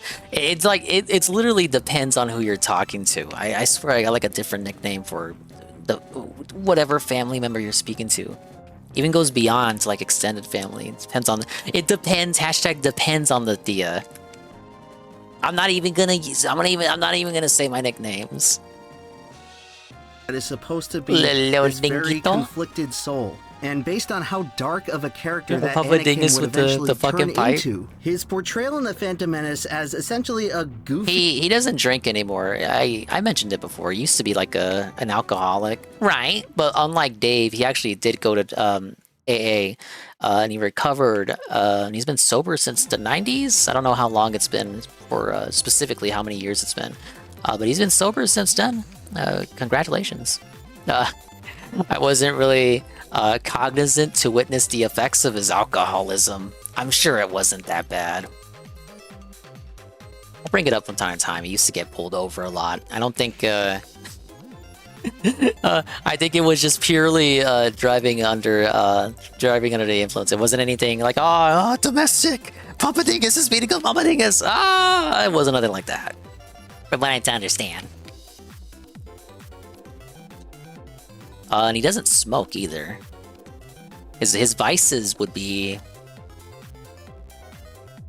What would be Papa Dingus's vices? What, soda and gambling? He doesn't go to the strip club. He's a bit past that age. Be happy-go-lucky kid just comes off as strange and off-putting. And I understand that's supposed to be part of the design of the tragedy, where someone so pure at heart and innocent ended up being corrupted. I get all that. But in order for a character turn such as this to appear convincing and satisfying, you're not that far off, Easy Money. There has to at least be a little bit just, of foreshadowing. not with white people. They had to lay the foundation for the darkness within Anakin that would eventually consume him. And that's something that really should have started in The Phantom Menace and not in Attack of the Clones. The kernel of darkness and rage in Anakin should have been established from the onset. But in order to pull that off, you needed an actor who was more skilled and was able to show the subtlety of a otherwise wholesome, pure character with some dark undertones. And sorry, I don't think Jake Lloyd at age 9 had the capacity to do that. And that brings me to the second major problem with casting someone so young for Anakin. And that's by canonically making the character so young in the story. It makes so much of what he does in the plot feel contrived and unbelievable. When it comes to the Disney Star Wars racing movies, everyone always likes to point out how Rey's character is written like a Mary Sue, where she all of a sudden has total mastery over all these unexplained powers. And the movie is only so long. Admit a point where the Disney movies were not the worst at something. What young babyface Anakin does in the climax of The Phantom Menace is more immersion breaking than anything Rey's character does in the entire Disney saga. At the end of again, I didn't see The Last Jedi, but the shit with Leia and the Force, and like she gets shot out into space and then like uses the Force to propel herself, that's fucking that's the most nonsensical anything in Star Wars that I've ever seen. The movie, this 9-year-old kid literally climbs aboard a starfighter for the very first time and single-handedly defeats an entire army in space. He literally flies his ship through the enemy. Now this is Armada without destroying. Somehow getting completely obliterated, and basically takes out the entire droid control ship by himself. And I understand he's good at pod racing, but this series of events is just one of the most unbelievable things I've ever seen in a movie. And it is arguably the he's good at pod racing. plot armor any one character has ever been gifted with. He won one pod race on screen, and now he's like a god at space warfare. Cope. Lucas cooks again. The entire Star Wars saga. And I bring all this up to suggest that maybe, just maybe, if the character was just a bit older, maybe age 13, 14, or 15, they could have managed to make it just a little bit believable. If the character was a bit older and maybe just had the smallest modicum of training in what he was doing, you could have maybe had this scene just on the right side of plausibility. But to have some little 9-year-old twerp go in and do this and defeat an entire army by himself, where most of the time it doesn't even look like he knows what he's doing. Well, okay, well the actor is 9. Is Anakin also 9 at that point in the movie? Not that it matters, but if we're talking about like canon and whatnot. Sorry, but we are now way too many degrees of separation away from reality. And now, rather than getting the audience to rally behind the hero, you've made the sequence of events so unbelievable that it's now become dumb and offensive. And this is how you get people to turn on the movie and to turn on the hero of the story. You can't have a character achieve these literally the last without level, making it feel but fair enough. earned. Otherwise, the audience will simply reject It says what is 10. happening entirely. And that's sadly the Well, case. it's double with a lot digits, of but I what kind of Anakin agree. does in the I kind of agree. Like 10, it's still kind of unbelievable. 13, 14, 15. Those few amounts of extra years make all the difference. Kind of agree. Like, again, he should have been teenaged. Fucking clown show. Thank you, Goki. I will eventually finish this level and then go Mimi time.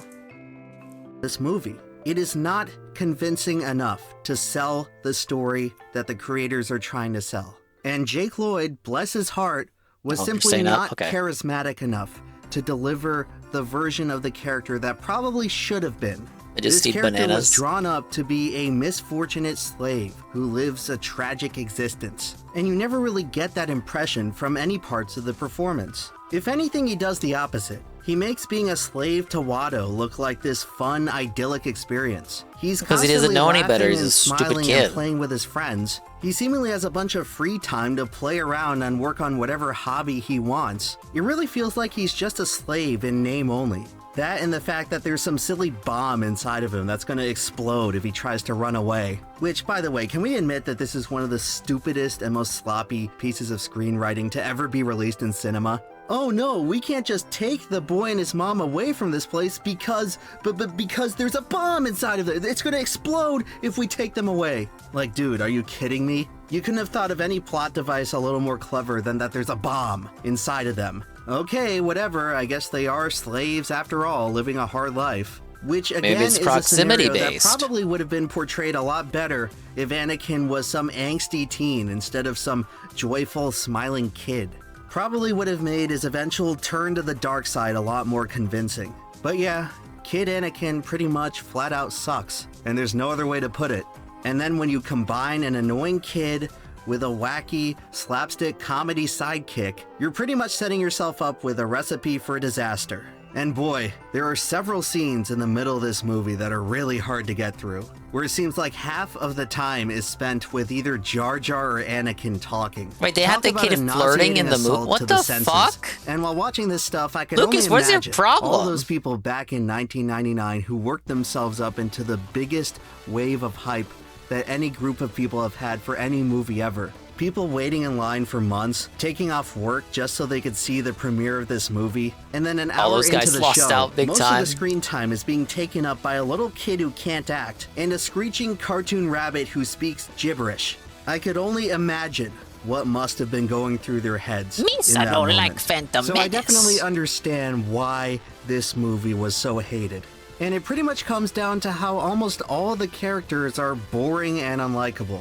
Now, did this movie deserve to be called one of the worst ever? I think saying that is definitely a stretch, because The Phantom Menace did end up doing a lot of stuff that was truly impressive. I think that the overall story that it was trying to set up and the world building were truly imaginative, and George Lucas deserves a lot of credit in that department. He really extensively thought things through with all the different planets and ships and governments and societies across this expanded Star Wars universe that Save he for was the presenting. Trade Federation. And I also think that when you factor in the time that this movie came out, the visual effects and computer graphics were truly top-notch. And even going off the standards we have 25 years later, a lot of these shots and sequences still look really good.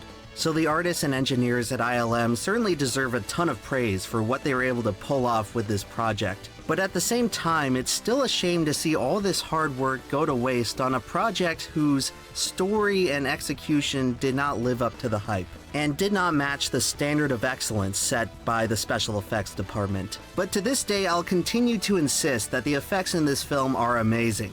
And it's a shame to see people rip on them so much, or even blame the entire faults of the film on the fact that there was such a heavy emphasis on special effects. And I think a lot of people's complaints regarding the visuals of The Phantom Menace don't actually have anything to do with the effects or computer graphics, and that any sort of visual problem that people may have with this film come down more so to an issue of cinematography.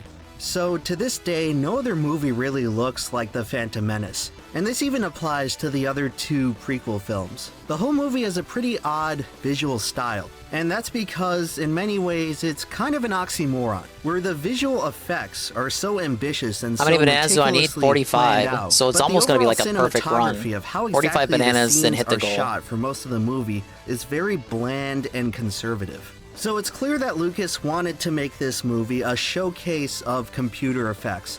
If you look at interviews from around the time, it's always one of the first things he mentions, where with groundbreaking innovations in computer graphics, the possibilities for visual storytelling could be blown wide open. And the prospect of this certainly excited Lucas, where he basically unlocked the keys to the kingdom, where for the first time ever, the bounds of his imagination were no longer limited by physical reality. To him, creating a computerized world was like the final frontier of filmmaking. And so that became a heavy priority in The Phantom Menace, where a lot of the blocking and placement of characters in a scene was solely set up for computer elements to be added in later.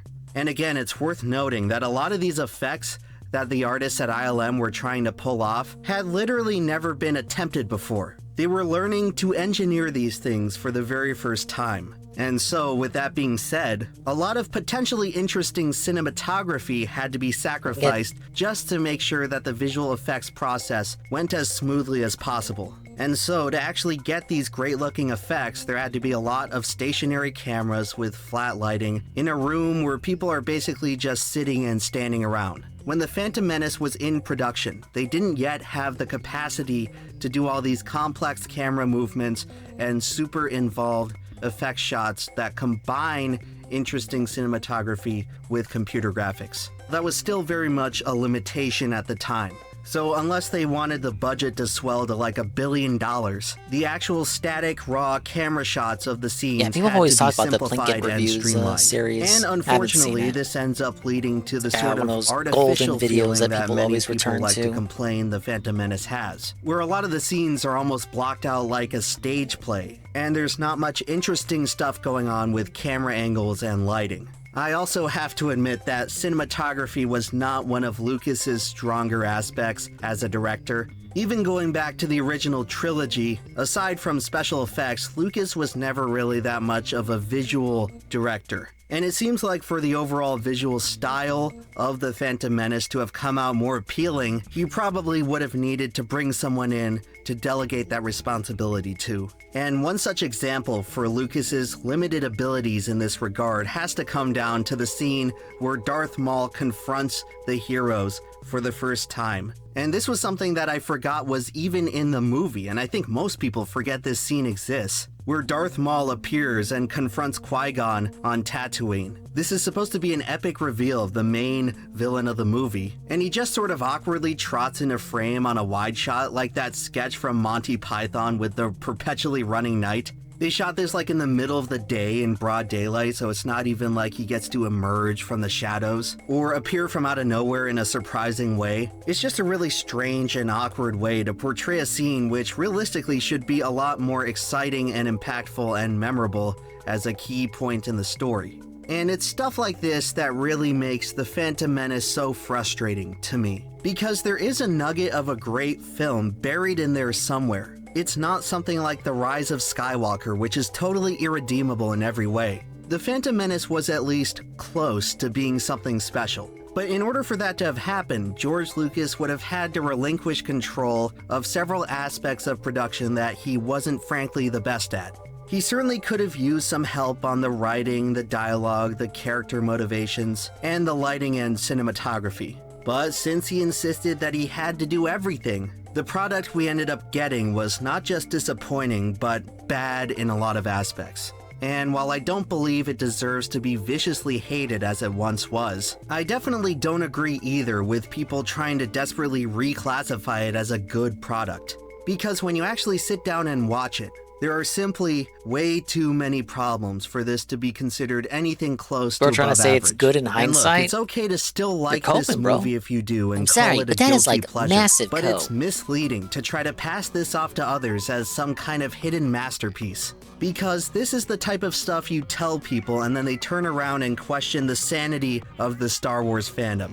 And maybe at this point it's not really that far out of line for them to do that. Look, I understand the desire of wanting your favorite franchise to have an illustrious lineage of great products. But at some point you have to be realistic about what those products actually are. And yes, The Phantom Menace was probably the most overhyped movie in history. And part of that delusion certainly contributed in some way to the hate the movie received. But the way to remedy one delusion certainly doesn't have to involve creating an equal and opposite I think it's pretty delusion, consistent in saying the pretending movie's that bad, Phantom Glenn. Menace somehow How are you didn't have confused? any problems. Because that right there, to me, is living in just as false of a reality. And you can talk about the movie being overhated, but you can also bring up how there is no other movie in history that people wanted to like more. And I truly believe that if the product had been even adequate, we wouldn't be in this situation, and The Phantom Menace would have been embraced and beloved just like all the other Star Wars films that preceded it. But unfortunately, that's not the product we ended up getting. The one we got was exceedingly poor in a lot of aspects. Even if you take all the hype and great expectations out of the equation, what you have in a vacuum is a below average movie. And I really believe you have to bend the rules a lot to wind up with any other conclusion. I don't want to hear the excuse about how some character or plot moment is actually interesting because it came out in a random book 3 years after the fact. I hear him suck off the The merits of a movie sequel. should be able Are to you listening? stand You on just its heard own. him shit If a talk the movie fails to sequels. engage the audience or convey He just you said why episode you should 9 was care about its irredeemable in story every within aspect. its own contained runtime, then that is unequivocally a problem with the movie. It doesn't matter if you come in 3, 4, 5 years later and supplement the information with some random book or video game or external extraneous material. A movie should be able to exist on its own, period, without having to dedicate an additional 20 hours combing through the EU about any questions you may have about it. And this practice of supplementing poor and sloppy filmmaking with extraneous lore and other random material on Wikipedia, this has got to be one of the single most obnoxious things that the Star Wars fandom repeatedly does, and it makes them come off as totally delusional. And I bring this up because I know for a fact that there are going to be pissed off Star Wars fanboys complaining in the comment section of this video about how Qui-Gon is actually a super interesting character because of some book or some video game. And I'm here to reiterate that that's completely irrelevant. Lackluster you, filmmaking Ryan. should not have to be supplemented with extracurricular bonus media. And it is unreasonable and invalid to attack fans who do not have a good opinion of The Phantom Menace because they didn't read some random book. So please, spare me the details of how some random part of Newt Gunray's backstory is actually super interesting and totally changes the way we should look at The Phantom Menace. If it's not explicitly conveyed by the movie, then it does not and should not matter. And it's worth Yeah, because noting then it would have that been in the after movie. Phantom I think Menace, that's a fair A lot of critique. people just straight up You wouldn't stopped ask being that- Star Wars fans. Okay. They watched the You wouldn't ask that for any other film franchise or IP. Oh, you're supposed to read the supplementary material.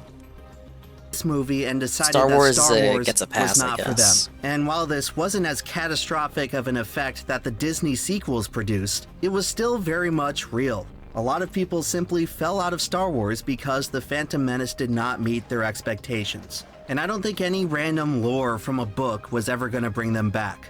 And as for my own personal verdict on The Phantom Menace, it really comes down to how there's some stuff to like, but there is much, much more stuff not to like.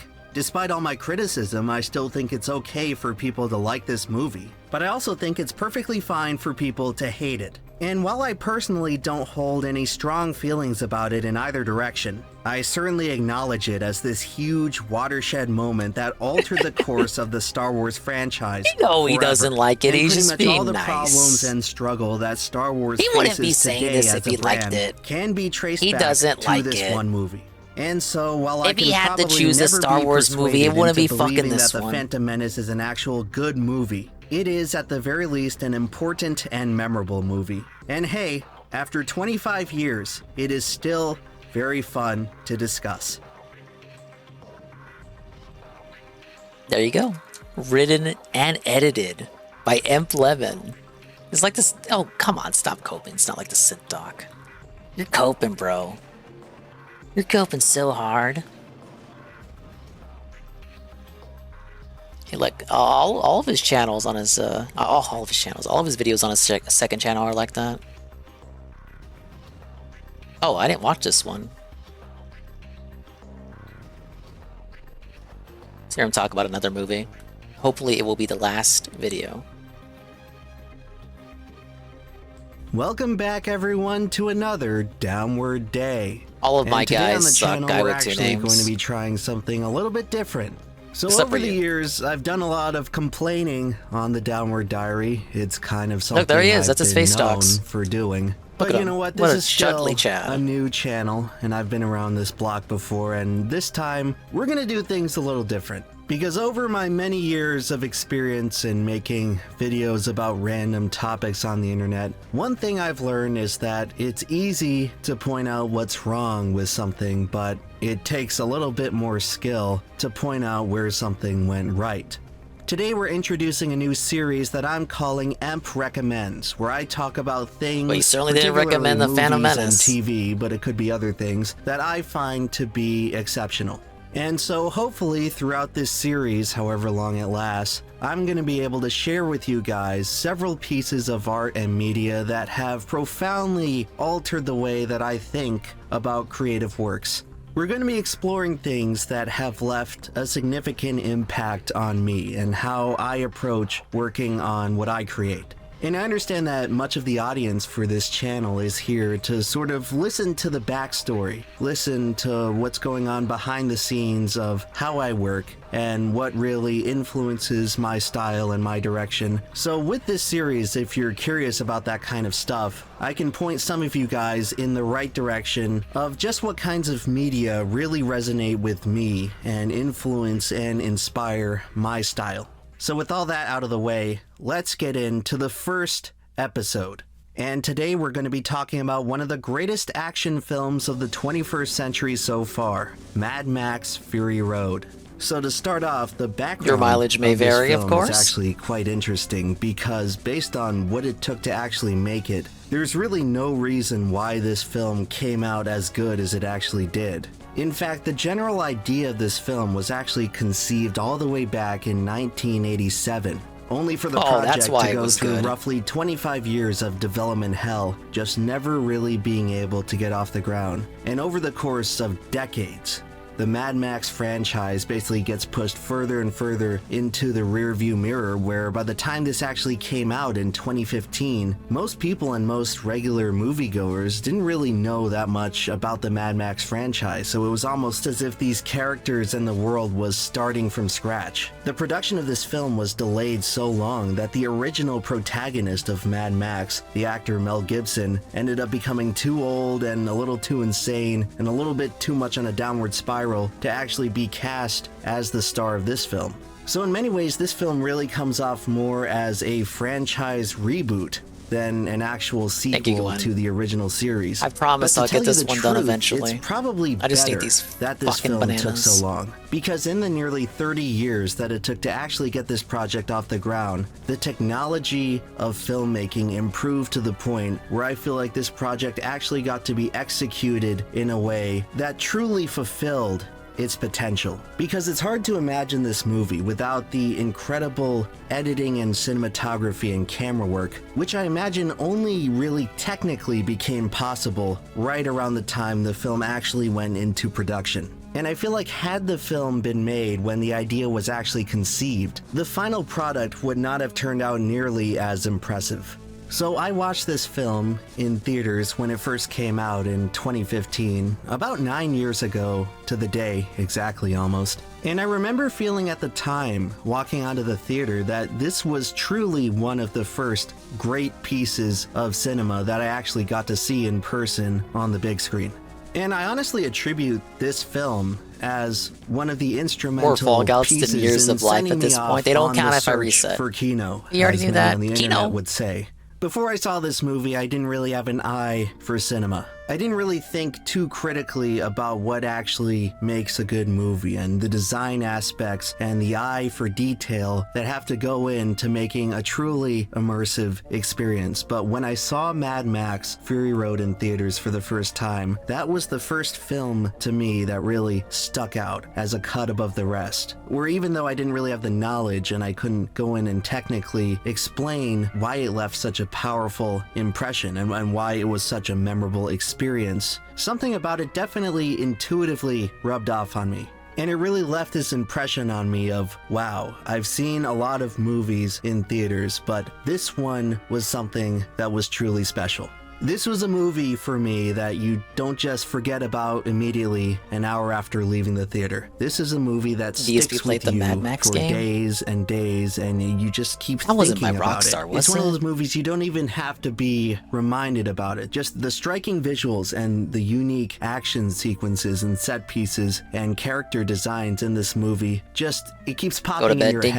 And I guess as we continue the rest of this series and go into the rest of the recommendations, this is going to be a common thing. And it's something I still can't really explain mechanically, but to me, this is a strong indicator of whenever I've experienced a piece of art that is truly impactful to me. They end up immersing you to a point where you just keep thinking about them. Well, was the movie good or not? To this day is something I'm led to believe by him right now it was good. Imagine being such a Sword-Out consumer, you felt moved by Mad Max. About tornadoes, you can see it. I used clips 2015. from the movie because there are just so many scenes came out and that year, I don't sequences think. in this movie that just have this universal appeal to fun and adventure and chaos. So I could go on and on for a while about what exactly this movie has that makes it so good. But I'm actually going to start off here by talking about what the movie doesn't have, which in my mind is actually far more interesting to talk about. So first and foremost, this movie has very minimal dialogue.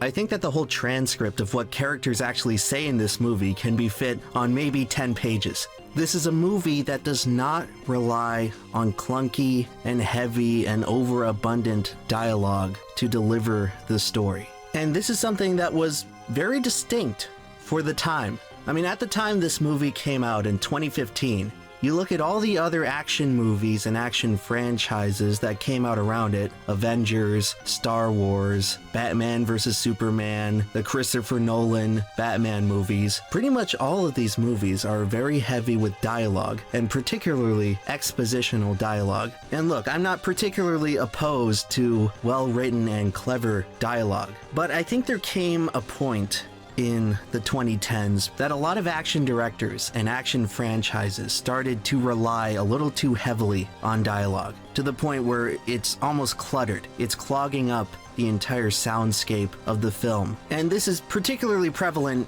in Nolan's films. Specifically stuff like The Dark Knight Rises and Inception, that type of style where there's constantly someone speaking. And I'm not trying to pick on Nolan here, but I'm sort of just offering him up as this stylistic foil for what George Miller ended up accomplishing with Fury Road. We're pretty much, for the most part, I feel like when you a guys are character hating on him speaks so in this much. movie, You guys they were loving say him with the tornado exactly video. what needs to be said for Oh, he's the clarification of the plot or character intentions, whatever they're doing, wherever they're going next, and what needs to be done. The dialogue in this movie is bare bones, streamlined, and extremely sufficient and practical for the purpose it needs to serve. And this, in my opinion, is a tremendous strength for the film. Because since so much of the soundscape of this movie is not taken up by some character blathering on about some stupid, unnecessary, irrelevant thing that doesn't matter, it really makes the movie more atmospheric. It lets you soak in the sight and the sounds of the place, the unique environment that these characters are in, rather than just constantly having to listen to someone explain a thing, which I feel is a bit overdone in other action movies from around the same time. And that leads me into my next point about another strength this movie has by something that it lacks. And one of the main reasons that the characters have the freedom to speak so minimally is that there is very little exposition in this movie. And that's mainly due to the fact that the plot of this film is so strikingly simple. And I feel like when it comes to contemporary film viewers, a lot of people are a little hesitant to enjoy a simple plot. A plot that just doesn't have a million bells and whistles going off and like a million machines and convoluted threads and plot twists spinning in the background. I think a lot of people these days hesitate to admit that simple plots are still extremely effective when executed well. And I think that a lot of aspiring creators, aspiring filmmakers, aspiring film buffs or whatever, when learning about filmmaking or storytelling, they get this wrong impression somewhere along the line that in order for something to be good, it has to have this extremely smart and sophisticated and complex story. where there has to be a dozen different complex, deep characters, each doing a super secret and elegantly designed thing in the story. And while that type of design can create very good and rewarding universes to engage in and explore with super epic, giant, grandiose world building, not every film has to be like that, and a film certainly doesn't need a super giant, complex universe to be good and to be effective and to make a strong impression on the audience. In fact, I'd go as far as to say that making something super complex and detailed really does not work in cinema most of the time. Complex and detailed worlds are far better off in novels and giant, super long book series and television, where you have enough time to fully flesh out the story and the characters to actually make it a satisfying, lived-in world, if that's the angle you're going for. But in terms of cinema, where you're trying to sell me a complete story in 2 hours or less, I like him because oftentimes he's I find talking that for the me. simple, more streamlined story can usually get the job done better. The more complex and convoluted stuff that you jam into the movie's plot, the more you have to rush through it, because eventually the movie's going to have to end, and you're probably going to have to wrap it all up in a 90 to 120 minute benchmark. So eventually, if you jam too much crap in the movie, you're going to get to the point where you have to rush through it, and it's just not going to be able to settle in and make a strong, immersive impression on the audience. You're going to have to scramble and rush through it all just to fit it within the time limit.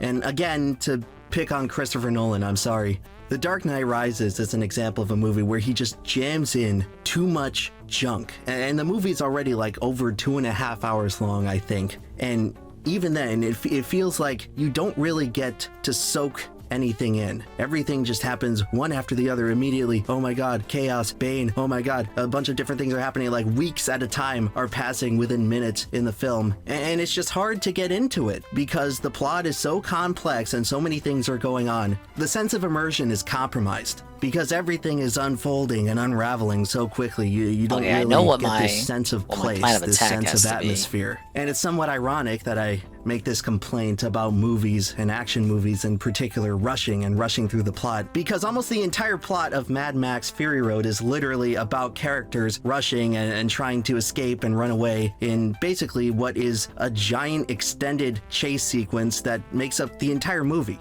But what's interesting to note here, and to draw another distinction with other action movies, Well, he's using while the Christopher tone of the Nolan as movie like a is very reference frantic point and the to compare and characters are often contrast. physically rushing from scene to scene, the actual scenes and the pacing themselves kind of dwell a while on each little set piece and sequence in the film. The actual individual chase sequences go on for like 10 minutes each, and it really lets you soak in what is happening. It gives you a far broader perspective of this epic chase sequence that's unfolding because you get to stick with it for a while and you get to see all the little dimensions and character and vehicle designs and all the little special individual choreographed moments that happen. It truly lets you indulge in these remarkably chaotic and frenetic sequences that you're eavesdropping on as a viewer. And so yes, while the tone of the movie is frantic and stressful and it feels like it's really rushing and the editing is really quick, plot-wise, the film actually gets to do the opposite. It gets to take its time and indulge in these truly epic sequences which are the centerpiece of the film. And it has the liberty to do that because the plot is so simple. Because they don't have to fit in a bunch of convoluted twists and turns and a million other characters and other plot devices. They don't have to waste a bunch of time and resources and direction of making the plot make sense because it's simple. And it's very obvious and clear immediately what the characters want, what their motivations are, and what they're trying to do. George Miller, when coming up with this, basically must have said, hey, let's just take these characters and have them chase each other out to the middle of the desert and then go back. And that's pretty much it. And it's not dumb. It doesn't reflect poorly on you to enjoy a simple movie. That's really what I'm trying to convey here with this long-winded thing. Making the plot so simple is in and of itself a smart design choice for this movie in particular, and it plays to the strength of the movie, which are the amazing and beautiful action sequences. So, to the uninitiated, when you say that a film has limited plot, limited exposition, and limited dialogue, many may be quick to write those off as shortcomings. However, as we see in the case of Fury Road, not only can those aspects be overcome, but they can actually result in a product that is better off and stronger than what it would have been if all those things had been more robustly included. And Robust? how George Miller manages to overcome these things is through immaculate visual storytelling. So there's this often repeated adage about interpersonal communication that stipulates that 70% of the actual information being communicated is nonverbal. Now, I don't really know the specific science behind this, but this movie is a pretty good example of how effective nonverbal communication can be. And it is a great testament to skill in filmmaking, where you can understand what the characters are feeling and what they want without any of them having to say a single word. And of course, the example in this movie which illustrates my point is the scene where Max is trying to bargain with Furiosa to try to get some water, and his lips are too dry and his throat's too dry and he literally cannot speak. So he has to do this entire scene basically where he's negotiating with Furiosa without being able to speak a single word. But the direction and acting, it comes off seamless. You understand exactly what is happening without any dialogue having to be exchanged. And this to me is the essence of great I can get filmmaking. behind shit Obviously, like this that. scene is an example, but the entire movie is full of scenes like this where characters don't have to say anything because through skilled direction and cinematography, nonverbal cues are often sufficient to convey exactly what needs to be conveyed to the audience. And again, this feature is incredibly useful for saving time in the movie and allowing the movie to breathe and the audience to soak in the atmosphere of this incredible world that George Miller has constructed. And as is the case with unspoken character interaction, the lore and world building I hate of most the of the Mad dingus Max cows with this one post-apocalyptic takes. He's not a universe cow! manages to be sufficiently He's a presented guy! without having to dump a bunch of clunky exposition on the audience and disrupt the He's pacing. actually being There is positive. tremendous attention to detail in this film on the world that the characters live in. The costume and makeup designs in this movie are all top-notch. They breathe incredible life and distinction into all these sorts of different scattered factions across the desert, simply by looking at how they're dressed, what their physical appearance tends to be, and what kind of vehicles they use. You can pretty easily pick up on details about what they do in their day-to-day lives and what their life is like in the desert, all without anyone having to explain who anyone is or what they do. The aesthetic presentation of the characters in the movie is truly on point at visually conveying exactly what their lives are like. And what results is a world that feels truly cohesive. And more specifically, it's a world that feels truly exotic. It obviously has a few elements from contemporary society. Josh crying that about we his live in. website. Sounds like a However, blessing the right way now. the You know, characters we started the act stream and listening to that. The tribalism and strange, eccentric, primitive him reviewing a reversion comic. of behavior. It truly feels like that we, the audience, are engaging in a world that is completely unlike our own.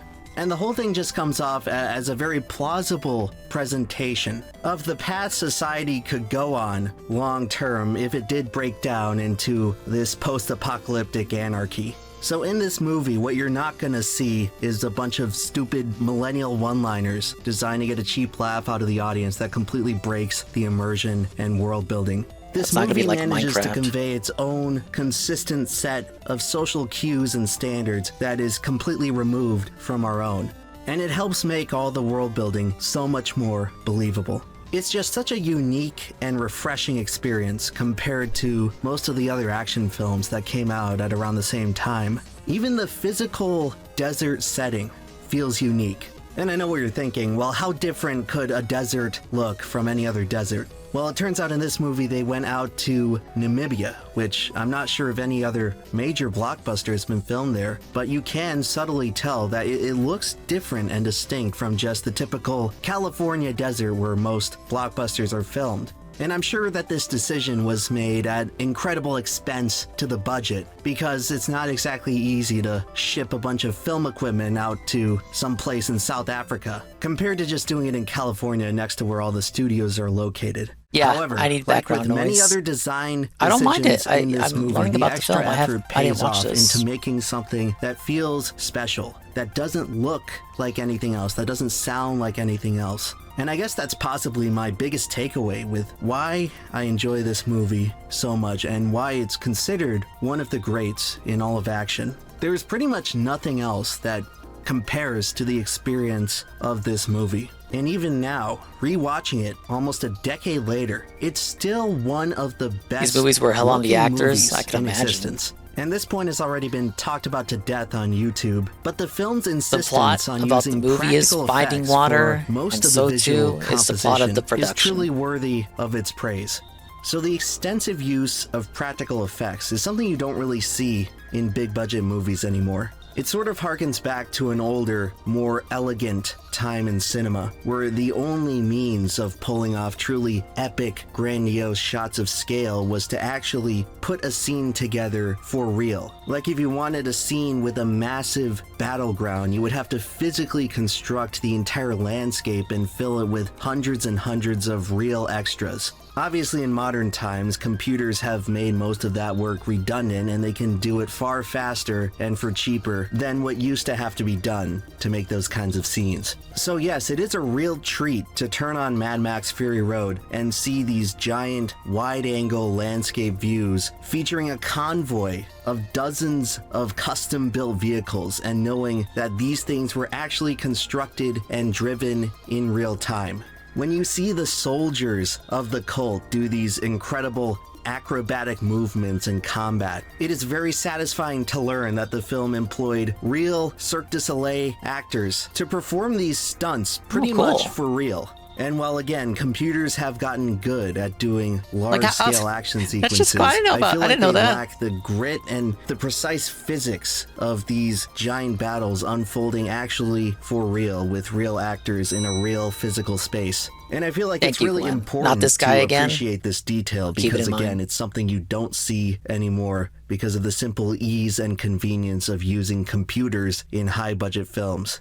But of course, that's not to say that this film is entirely without computer graphics. There's plenty of CG constructions throughout the movie. But again, as is the case with the visual composition of the project at large, the limited uses of CG in this movie do look quite fantastic. I think the most iconic centerpiece of which is the massive dust storm with a bunch of dust tornadoes picking up and sucking up and disrupting the convoy. Those effects still look really good today, even with the most modern technology, computerized things coming out in movies. And I think the limited but strong far has use technology of advanced since computer 2015? graphics in this movie speak to another movies. advantage that it was able to create That's my one over critique. other movies of the same genre. Where nowadays it's very common, especially from major studios, for the studios to offload pretty much massive workloads on visual effects artists. And especially in recent years, there's been a lot of bad press within the film industry of VFX artists being overworked and underpaid, and basically being responsible in a huge time crunch for creating almost everything you see on screen. And I feel like this super heavy workload culture, which has become common in Hollywood for major motion pictures, it sort of devalues the magic that computer graphics are really capable of creating. When the VFX department is so heavily dependent on, where they have to texture everything and animate all of the individual physics and do all of the lighting, it simply won't leave them with enough time to create a work of craftsmanship, something that is truly special and polished. The work instead is ubiquitous, and you don't really get to see what kind of specific special advantages that computer graphics can provide to a movie. And again, I believe this to be a major strength of Mad Max Fury Road, and why the entire visual composition looks so good. Most of the work of creating the visuals, the lighting and the physics of things moving around in real time, that was already done once the film was already shot. So it really allowed the CG artists on this movie to truly hone in on their craft, the specific shots where CG elements were required, They actually had a decent amount of time to focus on each composition that they were working on and make it more polished and more special looking. And I think this film is a great example of striking a balance between real-life practical imagery and computer graphics, which are used primarily to assist the overall composition and not relied on as a huge, tremendous crutch to unload the entire visual workload of the project as a whole. It seems that there's definitely a sweet spot between practical and CG where you can make something that looks truly great. And I can still say with confidence that watching this movie in 2024 was just as much of a treat as watching it when it first came out in theaters, just because of how much it still stands out as a unique experience compared to the rest of the genre.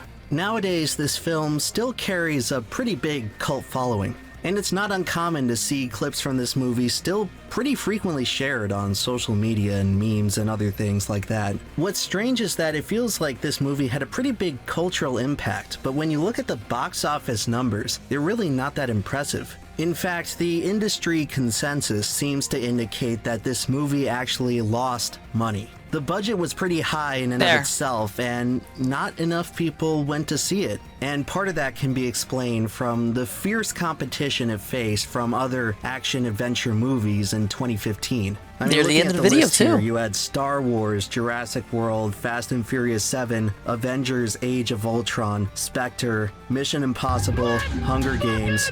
2015 was just this stacked year in the least of the things I deserve for doing that. Unfortunately, Mad Max Fury Road appeared to go under the radar for a lot of people, I'll just and end I the don't video. think a lot of people really saw it Let me while it was have out in this. theaters, which is a shame, because I feel like a movie this fresh deserved to be renowned at least a little more for what it managed to accomplish. But unfortunately, it came out at the peak of Star Wars mania, Avengers mania, and people were sort of looking for different things out of action movies. This was the same year the Force pure Awakens action came out. experience didn't exactly seem to be that high on people's desires at that time. It seemed like people were way more content about superheroes and zany Marvel writing back then. And Mad Max, while it didn't do awful, kind of got pushed to the wayside by a lot of the mainstream movie-going audience. I'll be fine. And maybe if it did a little bit better, It's not like I wouldn't gotta have be had up to in an wait hour or almost anything. a decade for the sequel.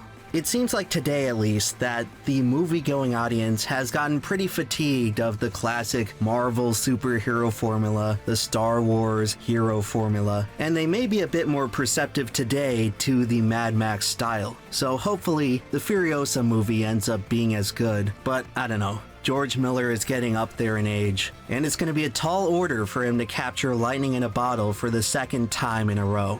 But hopefully the Furiosa movie ends up being a worthy successor, and the modern Mad Max Feels like these clips are being finally played in the gets wrong respect resolution. it deserves. But hey, even if it ends up being a disappointment for whatever reason, it shouldn't take away from the excellence of Fury Road. And at the very least, I can hope that Furiosa puts more eyeballs on the original, and more people can appreciate one of the best action films to come out in the last 25 years. Okay, to offset this, I will, next time we'll watch a negative video on Mad Max Fury Road. How about that? Because it's obviously the point of contention with the video. The movie being discussed and not the person talking about it. Ladies and gentlemen, I don't know what to feel. I feel no relief from that. But we're finally done. Started from the bottom. Now we're here.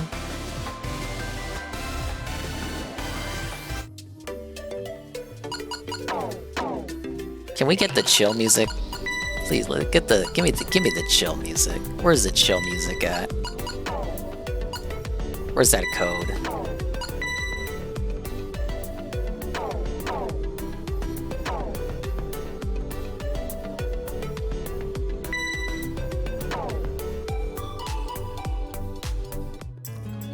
There we go. Yeah!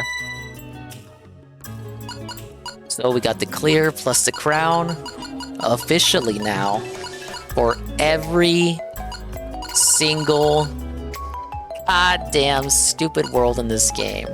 In addition to time attack cleared for every world in the game and world tour as well. What can I buy in this shop?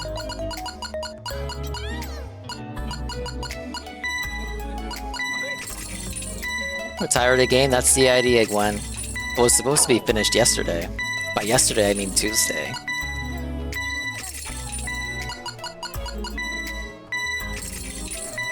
Let me just buy the shop out. Yeah, I had a good run. I already gave my review on it when I first beat, like, the main campaign. It's pretty good. Just don't go for 100%, you're gonna go fucking insane. You're gonna go crazy. You can go schizoid.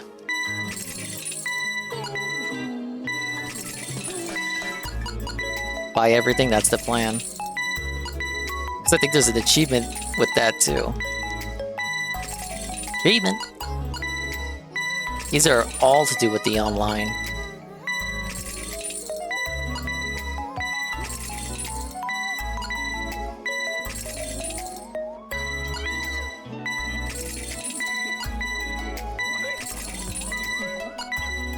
These are all just messages for the chat wheel and the multiplayer that nobody plays. I started the stream by checking out the multiplayer. Only one CPU joined. Or was that 2 days ago? That may have been 2 days ago.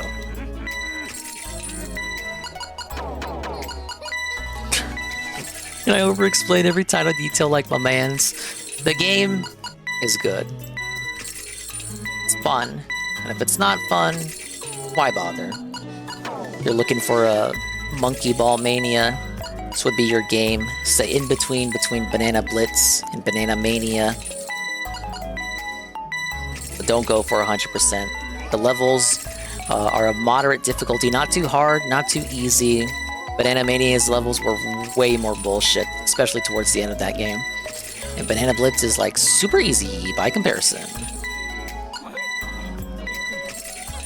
It's based that they got rid of the jump move. That's cool. The character variety was awesome. I didn't switch characters as often as I should have. But I like that they gave you all those characters to mess around with if you so choose.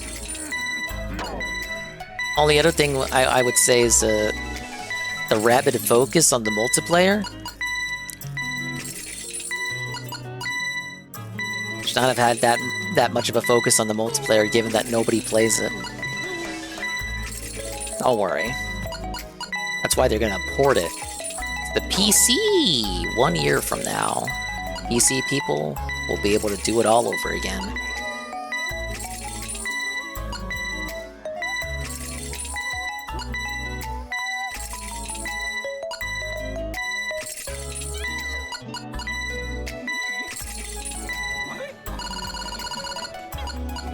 Gotta make sure. Everything bought, everything bought, everything bought. How about the sushi backpacks? We got them. I have cleaned Monkey House. Rest of the points go to the tree.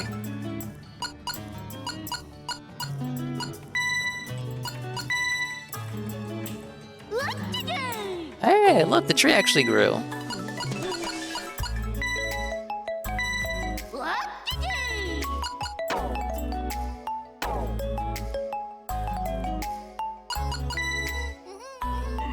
So stage missions, as you can see, 100% done, belted. Remaining stuff on here is multiplayer, and online's dead, so I'll take the L on that. It's not my fault. Blame Sega. What were these? What were these ones? Clear all the main missions. Impossible to do when you structure missions around the online. What else can I show off? Settings? We don't care about the settings. I gotta give it a send-off.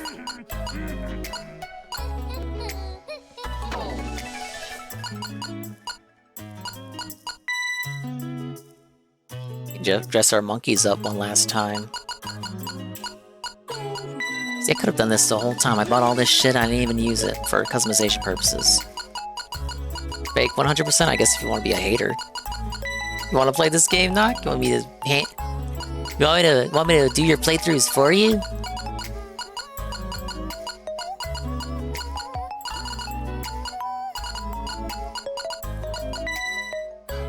And we'll give him a little sailor outfit. Look at him. This dude's pimping. You know this guy gets all the monkey puss.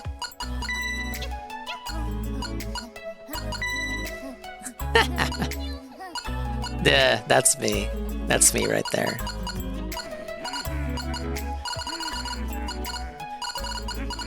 You saw me suffer? I did suffer, didn't I?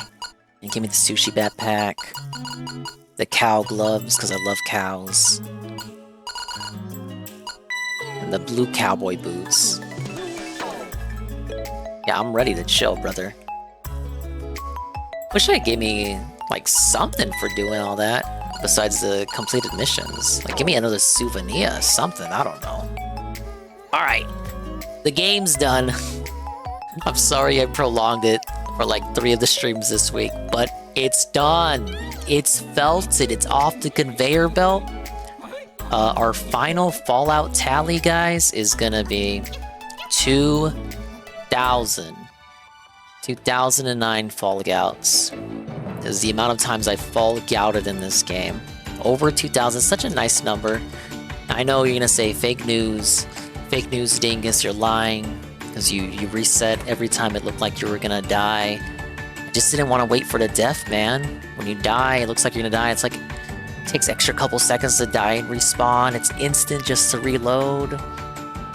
So, especially tonight, it got pretty scammed. We started at like 1900 and then ended at 2000. We could have had way more than that. If I just counted every reset as a Fallout. But I understand DSP's argument for never updating the death counter now. I just want to get back in the game, man. I don't want to fucking pause and like type a number into a manual fucking counter, even though I can totally automate that if I stop for even 5 seconds to think about how to get that set up. Yeah, it's time for me to rest. I don't got nothing more to say. You're all sleeping excuse me. You're all sleeping anyway. Thank you so much, guys. It's nice to Thanks for stopping by. I can finally put this cartridge back in its case. It's very unfortunate what happened to the online, because like when they announced it, almost all the focus was on the fact that it was going to have online. Like no other Monkey Ball game had online before that. And then it comes out and nobody plays it.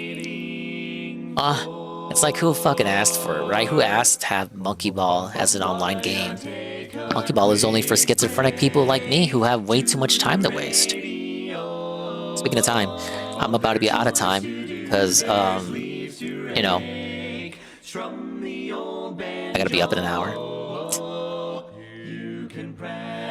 Big ups to all the dingas, dongas, and swollen__ones who made it to the end of the stream. And all the dingas, dongas, and swollen__ones who will be existing here in the immediate and far-flung future.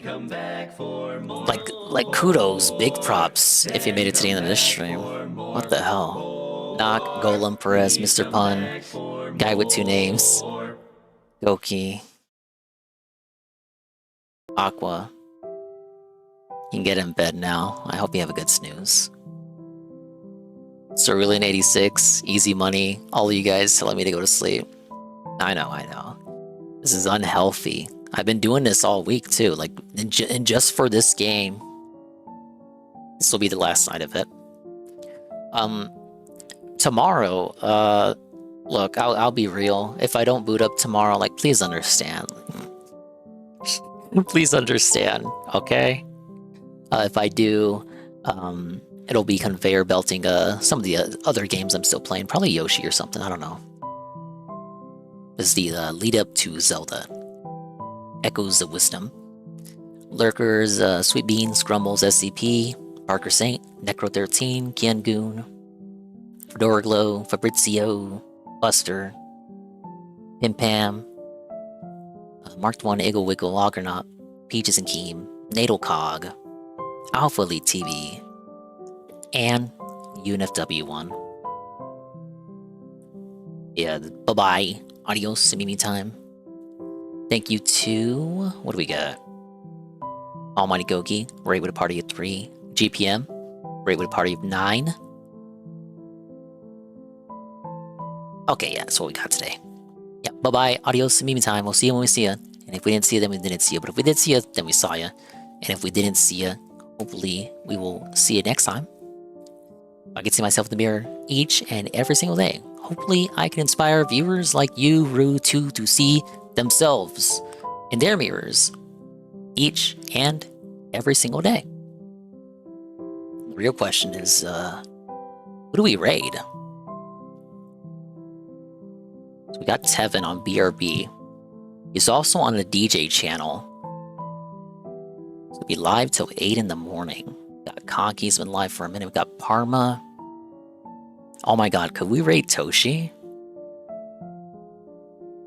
Dude, Toshi's doing Fire Emblem. He's that Japanese guy, remember? Throwback moment? If I send you guys over here, you're gonna have no idea what's going on. But you know what? It's fitting for tonight, I think. You guys are gonna wake up in some random Japanese dude stream. Fuck it. Let's do it. Let's have a Japanese raid message.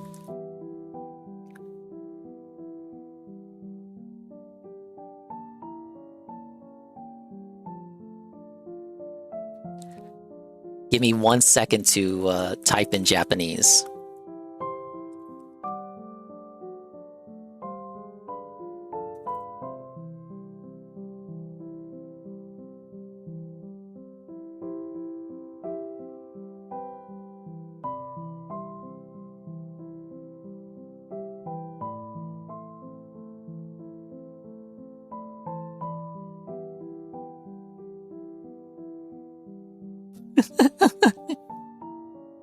This is our Japanese friend Toshi playing Fire Emblem Three Houses.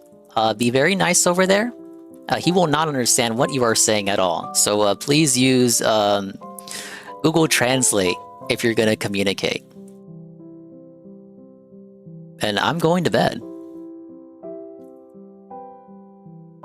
Now, you should understand this. It says,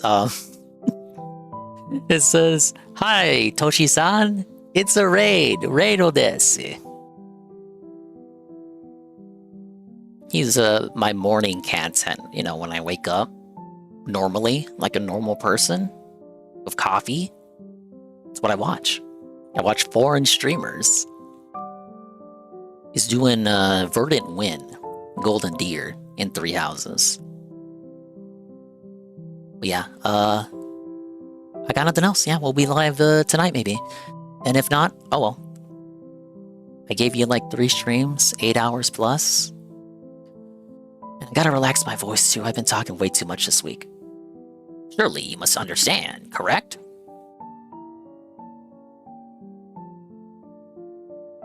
Saturday stream? Fuck no. Maybe. The royal maybe. 5 seconds. Go do the raid message at least. I want to see how he reacts. Bye-bye. Take it easy.